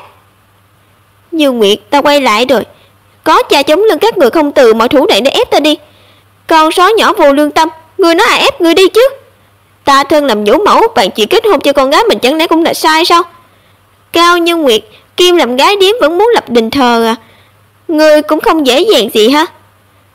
Ngươi các người cũng không hề trả lại của hồi môn của mẹ ta lại cho ta. Ta cũng nói cho các người nghe, Tịnh Đức sư thái nó không sai. Đời này của Thượng Thanh Ảnh ta đến để khắc những người độc ác các người. Ta có thời gian để khiến cho các người không thể vui mừng. Đây, nhà đầu chết tiệt này quá nhiên không nể mặt ai cả, cũng muốn cùng bọn ta chiếm gia sản. Thượng Thanh Ảnh, ngươi ở trong quốc công phủ cũng chỉ là một con bé nhà quê, sống trong túp lều mà thôi. Vậy mà ngươi lại dám la lối ngang ngược ở đây. Ta nhất định sẽ nói cho phụ thân, nói cho người biết hôm nay ngươi đã ngang ngược như thế nào với bà nội và mẫu thân, để xem phụ thân xử lý ngươi ra sao. Ngươi đi nói đi, đợi xem phụ thân đứng về phía ai. Ta cũng có thể nói với người một chút về đức hạnh Diêm Vương Lý Kim Lân, vị phu thê các người đã chọn cho ta, để xem sau khi người biết được Cao phu nhân đối xử với ta như thế là dũng tâm gì. Cô ta đã biết chuyện gì rồi? Không được để cho cha biết sự hôn và tính cách của Lý Kim Lân. Quả nhiên vạn không dễ dàng gì để khiến Thượng Thanh Ảnh rời khỏi nhà. Mặc dù mình không muốn lộ mặt sớm như vậy, nhưng vì lão phu nhân và mẹ con Cao Như Nguyệt rất đó quá đáng, mình cũng không cần làm bộ làm tịch nữa. Từ khi mọi chuyện đã an bài, sau này trong phủ sẽ tranh đấu gay gắt thê thảm.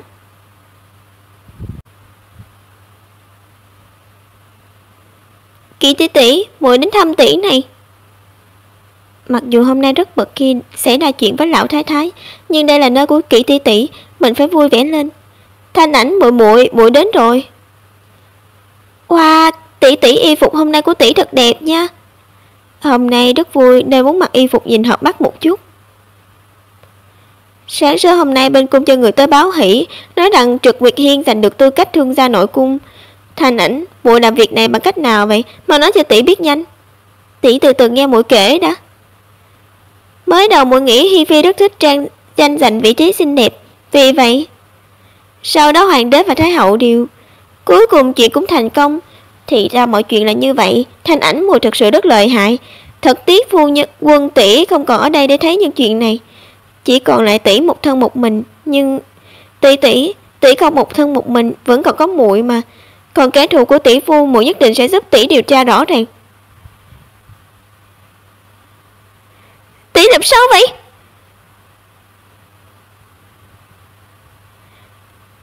Ai làm thương tỷ vậy? Không đúng, tỷ ấy bị trúng độc. Muội không cần quan tâm đến tỷ. Tỷ biết loại độc này vô cùng mạnh, chỉ e là đêm nay tỷ không qua khỏi. Không sao cả, Vô Hoang hôm nay rất đẹp, rất đẹp. Muốn gặp phu quân rồi. Lại nói đêm nay sao tỷ ấy lại ăn mặc đẹp đến thế? Hóa ra tỷ ấy muốn chết bằng cách này để được đến với phu quân của mình. Kỵ tỷ đừng nói nữa. Loại độc này không lợi hại đến thế đâu, muội giúp tỷ lấy độc ra. Nửa giờ sau, loại độc mạnh như này, muội vậy mà hiểu rõ đến thế. Tốt quá, vẫn may đã xử lý kịp thời. Không thì tay của tỷ sẽ bị liệt mất. Muội tốt, muội lại cứu tỷ lần nữa. Tỷ thực sự không biết phải làm sao để đáp ơn muội. Tỷ nói như vậy thì cũng đừng coi muội là muội nữa. Chúng ta đã kết nghĩa tỷ muội, sống chết cùng nhau. Hôm nay muội giúp tỷ, sau này tỷ giúp muội, nói là trả ơn thì tỷ đặt tình tỷ muội của chúng ta ở đâu thế hả? Tỷ là con gái của giang hồ, nghĩa tử đứng đầu, không cần chú ý chuyện vặt vãnh. Sau này đừng nói mấy lời khách sáo như vậy nữa. Muội nói rất đúng. Vết thương của tỷ rốt cuộc là như thế nào? Vốn dĩ hôm nay nghe được Trục Nguyệt Hiên đạt được tư cách thương nhân nội cung, tỷ vô cùng mừng, nên muốn mua một vài món để ăn mừng. Phu quân tỷ lại rất thích ăn vịt quay thành Tây. Sau khi buôn bán xong xuôi gần tối, tỷ mới ra ngoài mua vịt quay. Vì không muốn đi ngang qua Bảo Lân Đổ Phường, vậy mà lại gặp Trần Khanh, kẻ đã giết chồng của tỷ. Tỷ đã đuổi theo hắn ta. Tỷ đuổi theo hắn ta ra sân sau để không tìm thấy người đâu, và cũng bị thương tại đó. Võ công của Trần Khang rất bình thường, không thể phi công trốn được. Hắn ta nhất định là đang trốn ở đâu đấy gần đó. Chắc hẳn Trần Khang là khách quen của Bảo Lân Đổ Phường, chứ không sao lại biết được ở đó có sân sau, mượn nơi đó để hại tỷ. Nếu là như vậy thì Bảo Lân Đổ Phường có chút thú vị đó. Thanh Ảnh, muội vạn lần không được mạo hiểm. Yên tâm, muội dĩ nhiên sẽ không mạo hiểm thế đâu. Chuyện này không cần chúng ta động tay đến đâu.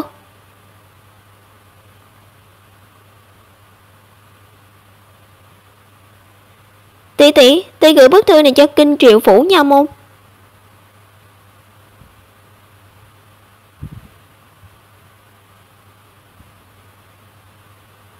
Ai? Mật thư. Bảo Lân Đổ Phường có kinh hỉ. Người viết bức thư này có chút thú vị. Bỏ đi, bên kia muốn mình đi đến đó, vậy thì mình đi thử một phen vậy. Nhưng mà mình sao có thể đi một mình được? Dù sao mình cũng phải kêu cậu ta lên.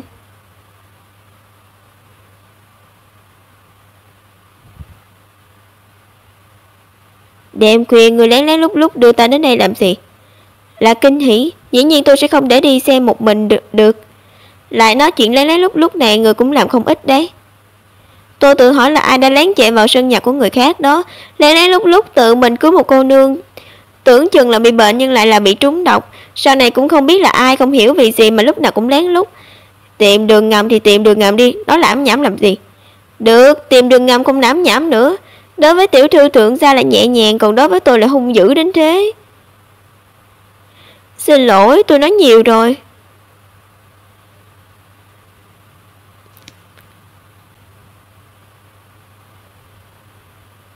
Ngươi nói xem bức tượng thần tài đặt nơi này có phải rất kỳ quái không? Công tắc có thể là ở đây. Đi xuống, để xem có kinh hỉ bao nhiêu.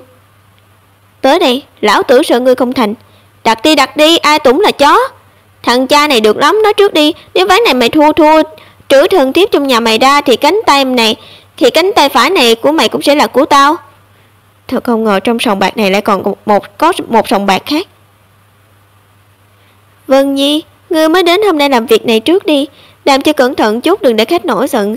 Đúng đấy, những người ở đây đa phần đều là tội phạm giết người trong chớp mắt có thể mất mạng đó. Rất nhiều người trong này đều bị quan phủ truy nã, nhưng mà bọn họ cược tiền rất lớn, cũng rất phóng khoáng cho tiền bo nữa. Hậu hạ thật tốt, mỗi lần thưởng bạc có thể đủ cho gia đình ngươi xài 1 năm rồi.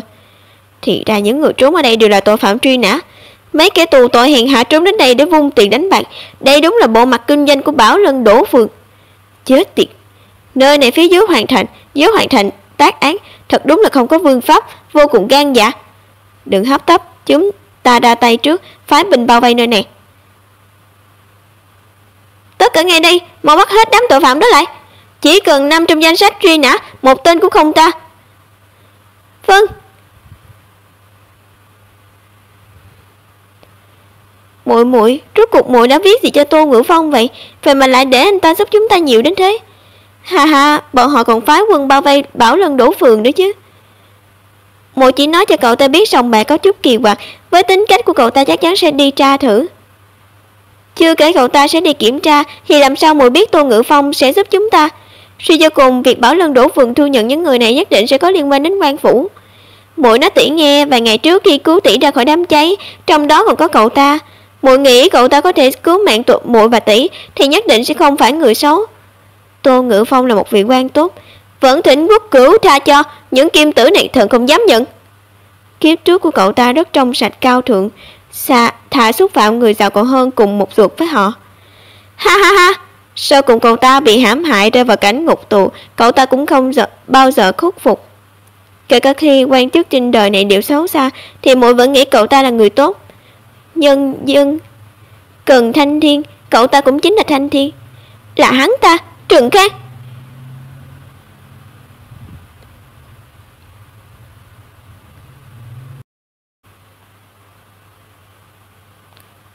Kỳ tỷ tỷ, đừng lo lắng, bây giờ không tiện ra tay. Quả nhiên, anh ta và Tô Ngữ Phong cùng một phe. Rốt cuộc thân phận thật sự của anh là gì? Hỏng mất, Kỳ tỷ tỷ nấp nhanh thật. Quả nhiên là nàng ấy, chỉ là thuộc ẩn thân không được tốt lắm, vậy mà cũng dám lợi dụng kinh triệu phủ. Nhìn gì vậy? Không có gì, ngươi bắt nhiều tội phạm đến thế, công việc ngươi quả nhiên rất bận.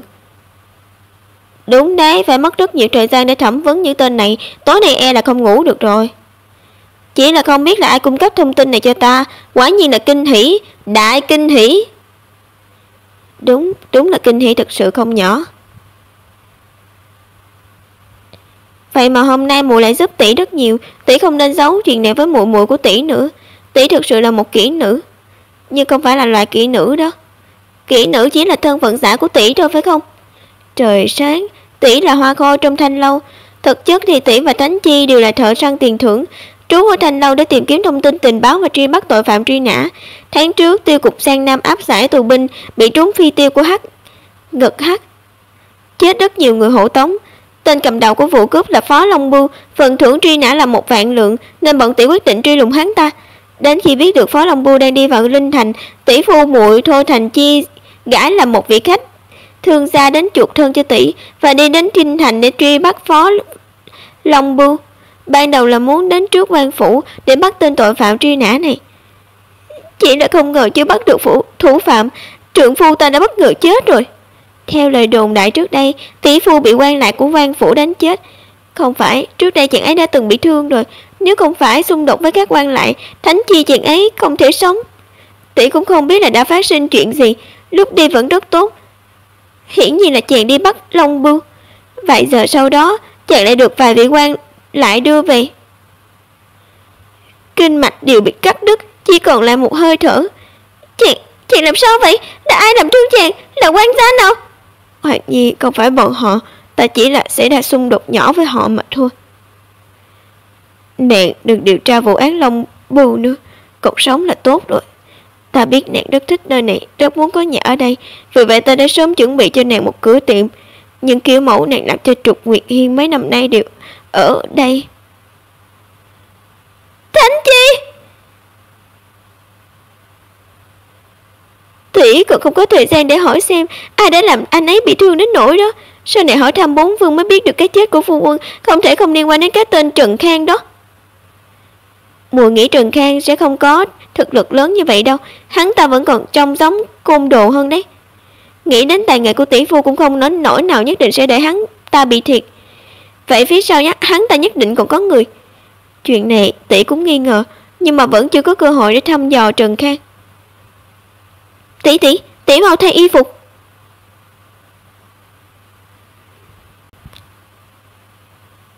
Thay y phục? Đêm khuya như này muội lại muốn đi đâu? Áo xanh nam: đương nhiên là đi tìm Trần Khang rồi, tự mình hỏi hắn. Trần Khang bị đưa vào đại lao, hai người phụ nữ yếu đuối như chúng ta sao có khả năng thẩm vấn hắn được. Tô Ngự Phong là một vị quan tốt, huynh ấy tự xưng mình là khổ chủ. Hơn nữa hôm đó huynh ấy cứu tỷ ra khỏi biển lửa, đương nhiên sẽ hiểu được cái chết bất đắc kỳ tử của phu quân tỷ. Huynh ấy sẽ đồng ý cho tỷ gặp Trần Khang. Muội đúng là tiểu cô nương, lại thay y phục trước mặt tỷ, cũng không biết xấu hổ.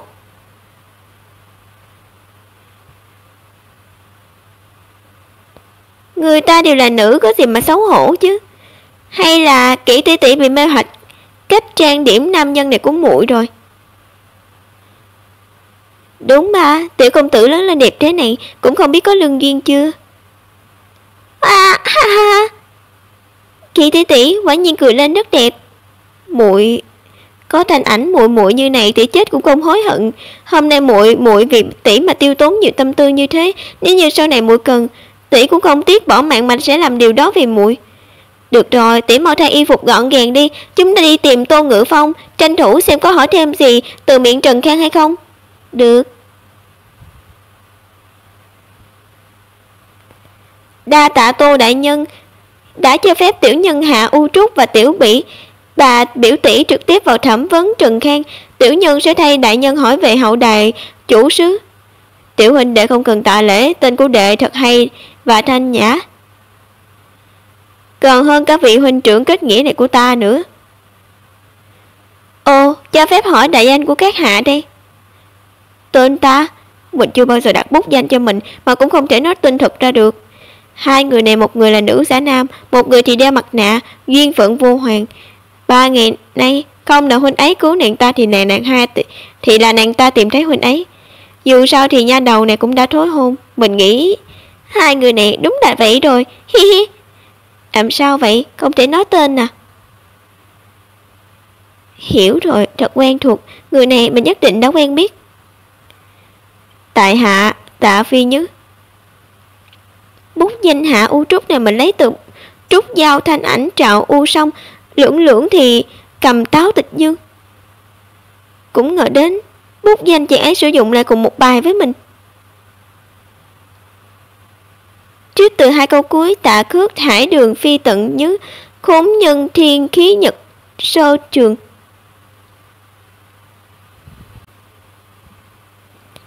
Gặp lại Tạ huynh. Lúc đầu khi mình nhìn thấy Thanh Ảnh muội khẳng định về nhân phẩm Tô đại nhân, mình đã nghĩ con bé để ý cậu ta rồi. Nhưng không ngờ Thanh Ảnh muội và nam nhân đeo mặt nạ này có ý tình hơn.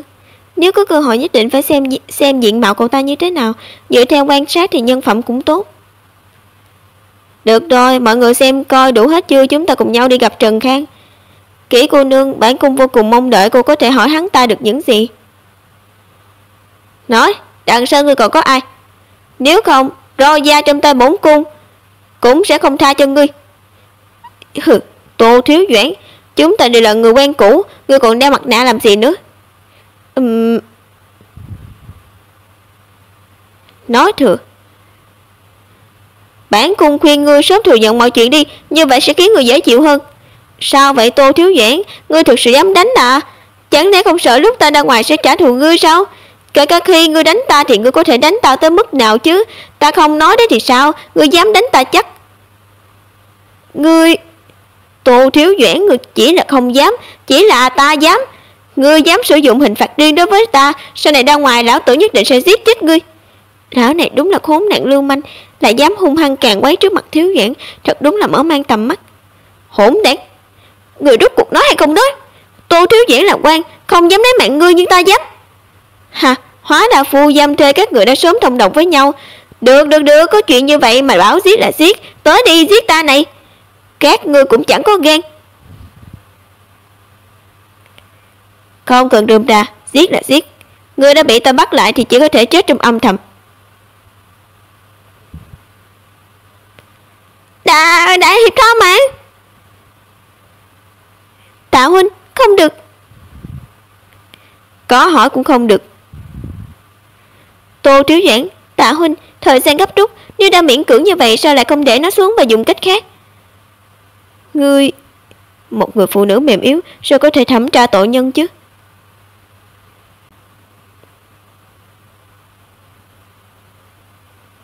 Bỏ đi, chỉ cần xem tiểu nữ tử này ra tay như thế nào. Để cô ấy thử xem. Mời tiểu công tử. Ban đầu mình chỉ đoán anh ấy và Tô Ngự Phong có quan hệ tốt thôi. E là bây giờ anh ta chính là người của Diệp Vương Phủ. Nếu chỉ là người cùng hàng với Tiêu Luân, vậy Tô Ngự Phong cũng không cần nhìn sắc mặt của anh ấy. Người này e là Mộ Dung Diễm. Cho hỏi Hạ công tử, trên mặt tại Hạ có nín hoa sao? Sao ngươi lại nhìn chằm chằm như vậy? Không phải hoa, là mũi. À, ha, hai người này hợp, thật hợp à. Người tính làm gì? Người dám động vào cọng tóc của ta sẽ để cho Tô Ngự Phong sống không nổi. Ta không đánh ngươi cũng không giết ngươi. À, ngươi muốn làm gì? Không ngờ tiểu sinh này dường như là tay không trói gà nhưng lại sử dụng dao bình tĩnh như thế. Giống như kẻ giết người đã được đào tạo qua. Quá khủng bố rồi. Sợ rồi, đừng vội. Con bé tính thẩm vấn như thế nào, chỉ dựa vào con dao găm đó thôi à? Chương trình hay vừa mới bắt đầu thôi. Tẩy phát bạch ở mép được mài mòn. Cô ấy thậm chí còn mang theo có kim bạc châm cứu. Chẳng lẽ cô ấy biết y thuật sao? Cây châm đó, cây châm giống hệt như cây mình tìm thấy trong Ngự Hoa Viên. Lẽ nào tối yến tiệc hôm đó là cô ấy cứu mình? Mong là ngươi chịu đựng được.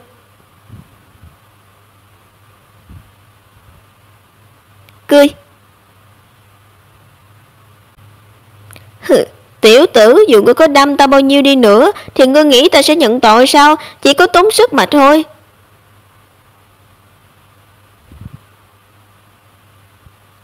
Cách châm này xem ra Thượng đại tiểu thư là người láo luyện nha. Nhìn muội muội có vẻ mềm yếu nhưng không ngờ lại lợi hại đến thế. Nhưng mà vẫn cẩn thận chút, đừng đâm chết hắn ta là được. Hóa ra nhà đầu này đã dùng cách đó để bức cung. Chỉ là ngay cả Tô Ngự Phong còn không cậy miệng được Trần Khang, dựa vào mấy cây châm có thể dùng được sao? Còn vài cây nữa là xong việc rồi. Ta cũng muốn xem ngươi cứng miệng đến đâu, đừng có cố quá đấy. Hả, chỉ là mấy cây châm thôi mà, đừng mong lão tử mở miệng. Tốt đấy, ta hy vọng là ngươi có thể trụ được. Đây, đừng lo, hắn ta trốn không được đâu. Đau quá, đau quá. Chuyện gì xảy ra vậy? Hắn ta sao lại đau đến vậy? Đau à, còn không chịu nói. Ta, Trần Khang chính là chết cũng không. Ồ, lợi hại vậy sao? Hy vọng ngươi trụ được lâu nha. Một lúc sau. À! Ta nói, đau quá đi. Cứu ta, cầu ngươi tha cho ta. Ngươi muốn biết gì ta đều nói. Đây là mùi vị của phụ nữ sanh. Phụ nữ khi sanh, nghe nói không có nam nhân nào có thể chịu đựng được. Đau quá, sinh con đau quá đi. Tiểu nữ tử này thật lợi hại. Nghe nói sinh con là việc đau nhất của phụ nữ, bởi vậy sinh con còn được kêu là một chân đạp quan tài. Nhà đầu này quả nhiên sử dụng mấy cây châm để khiến thân thể nam nhân có thể cảm nhận được cảm giác sinh đẻ. Y thuật của cô ấy chỉ sợ thái y trong cung cũng không theo kịp. Mình đi, mình muốn có một cánh tay phải như vậy. Vậy thì những vụ thẩm án sau này sẽ dễ dàng như trở bàn tay. Mặc dù biết Thanh Ảnh muội muội đa mưu túc trí, chỉ là hôm nay mới trải nghiệm được cách giết người của con bé.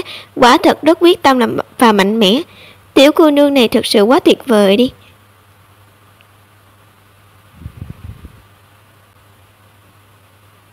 Đã biết cảm giác khi sinh con chưa? Sau này nhớ đối xử tốt với phụ nữ khi sinh con đấy. Biết chưa hả? Phải chăng nàng ấy lại nhớ đến mẫu thân mình đã mất vì khó sinh ư? Biết rồi, sau này tôi sẽ không sinh con đâu. Tốt, ngươi đem hết đầu đuôi gốc ngọn mà ngươi biết, đem ra nói hết nhanh. Dạ, là Kinh Triệu Doãn Bùi Hoài Đạo, là hắn ta sai khiến tôi làm những việc này. Cũng chính là ta đã sai tôi đi giết vị phu quân Thôi Thánh Chi của Kỷ cô nương. Cái gì? Là hắn? Quả nhiên là hắn. Bùi Hoài Đạo và tỷ phu ta nói ra cũng là không thù không hận, sao lại khổ tâm tốn sức hại bọn họ? Tô Thiếu Doãn, ngươi cảm thấy là Trần Khang là thật sao? Không thể không có khả năng. Thật ra ta cũng đã sớm nghi ngờ Bùi Hoài Đạo che giấu cái chết của Thôi Khánh Chi. Ngươi nói người sai khiến ngươi là Bùi Hoài Đạo, vậy có chứng cứ không? Tội vu cáo hãm hại quan trong triều không đơn giản như phóng hỏa giết người đâu đấy. Tiểu Thủ Tổng tôi làm sao mà dám bị đặt chứ? Tôi mà nói dối ngài thêm lần nữa, chẳng lẽ không sợ ngài dùng châm đâm tôi đến chết sao? Không cần ba hoa, xem ra đâu như vậy vẫn chưa đủ. Đủ rồi, thật sự đủ rồi. Ngài muốn bằng chứng đơn giản thôi. Tôi đã chôn 2 thỏi vàng trong chậu hoa bị vỡ đằng sau nhà xí trong Bảo Kim Đỗ Phường. Những chuyện gần đó thì đã rõ rồi. Không biết Hạ công tử có cách nào khiến cho Trần Khang câm miệng mà không cần phải giết người không? Đương nhiên là đâm xuống bài phát cho hắn bất tỉnh nhân sự, thần trí không ổn định, có vấn đề gì không? Hả? Một lúc sau,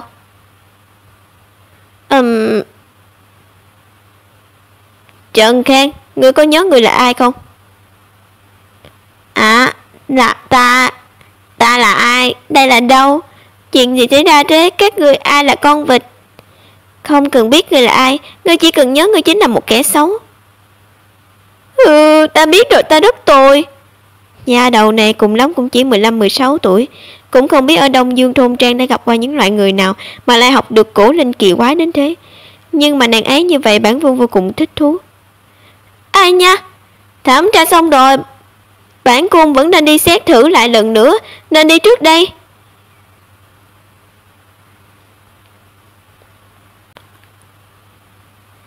Không việc gì, ta cũng vừa hay tiện đường thôi. Hơn nữa đêm nay đệ cũng giúp bọn ta rất nhiều. Mà thành ý của Tô đại nhân chính là không đưa đệ về nhà an toàn. Cậu ta cũng không yên tâm. Đã lượn qua đường này 3 vòng rồi, Thường đại tiểu thư chẳng lẽ vẫn chưa nhớ nhà mình nằm đâu ư? Người này cứ quấn theo như thế sao mà mình về nhà được đây? Sớm biết mình đã kêu mình ở nhà biểu tỷ cho rồi. Mình đã thương Thượng Quốc công phủ, không thể nói cho huynh ấy biết được. Mình làm sao quay về đây? Làm sao quay về mà không bị lộ chuyện mình là con gái đi? Đệ vừa rồi nói gì vậy? Đâu có gì, cảm ơn anh đã tiễn tôi về. Nhưng mà ta cũng là nam nhân, anh cũng là nam nhân, tiễn về như vậy nhìn có chút kỳ quái. Nam nhân thì không thể tiễn nhau về được sao? Có thể.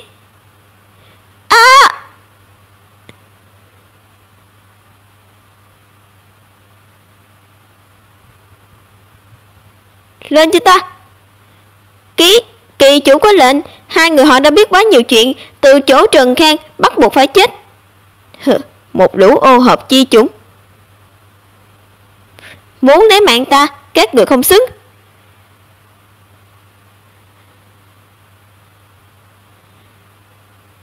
Thật lợi hại. Chuẩn bị tốt chưa? Hả? Hạ công tử, ở đây không an toàn, ta đưa cậu đi trốn. Là anh ấy. Lúc đầu cứu mình trong đám cháy là anh ấy. Dọc đường gặp phải Mộ Dung Tịnh, cứu mình cũng là anh ấy. Mộ Dung Diễm.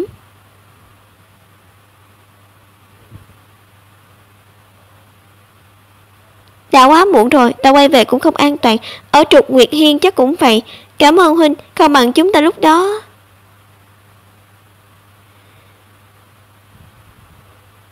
Thật có lỗi, xem ra đệ vẫn chưa về được rồi. Ở đó có người.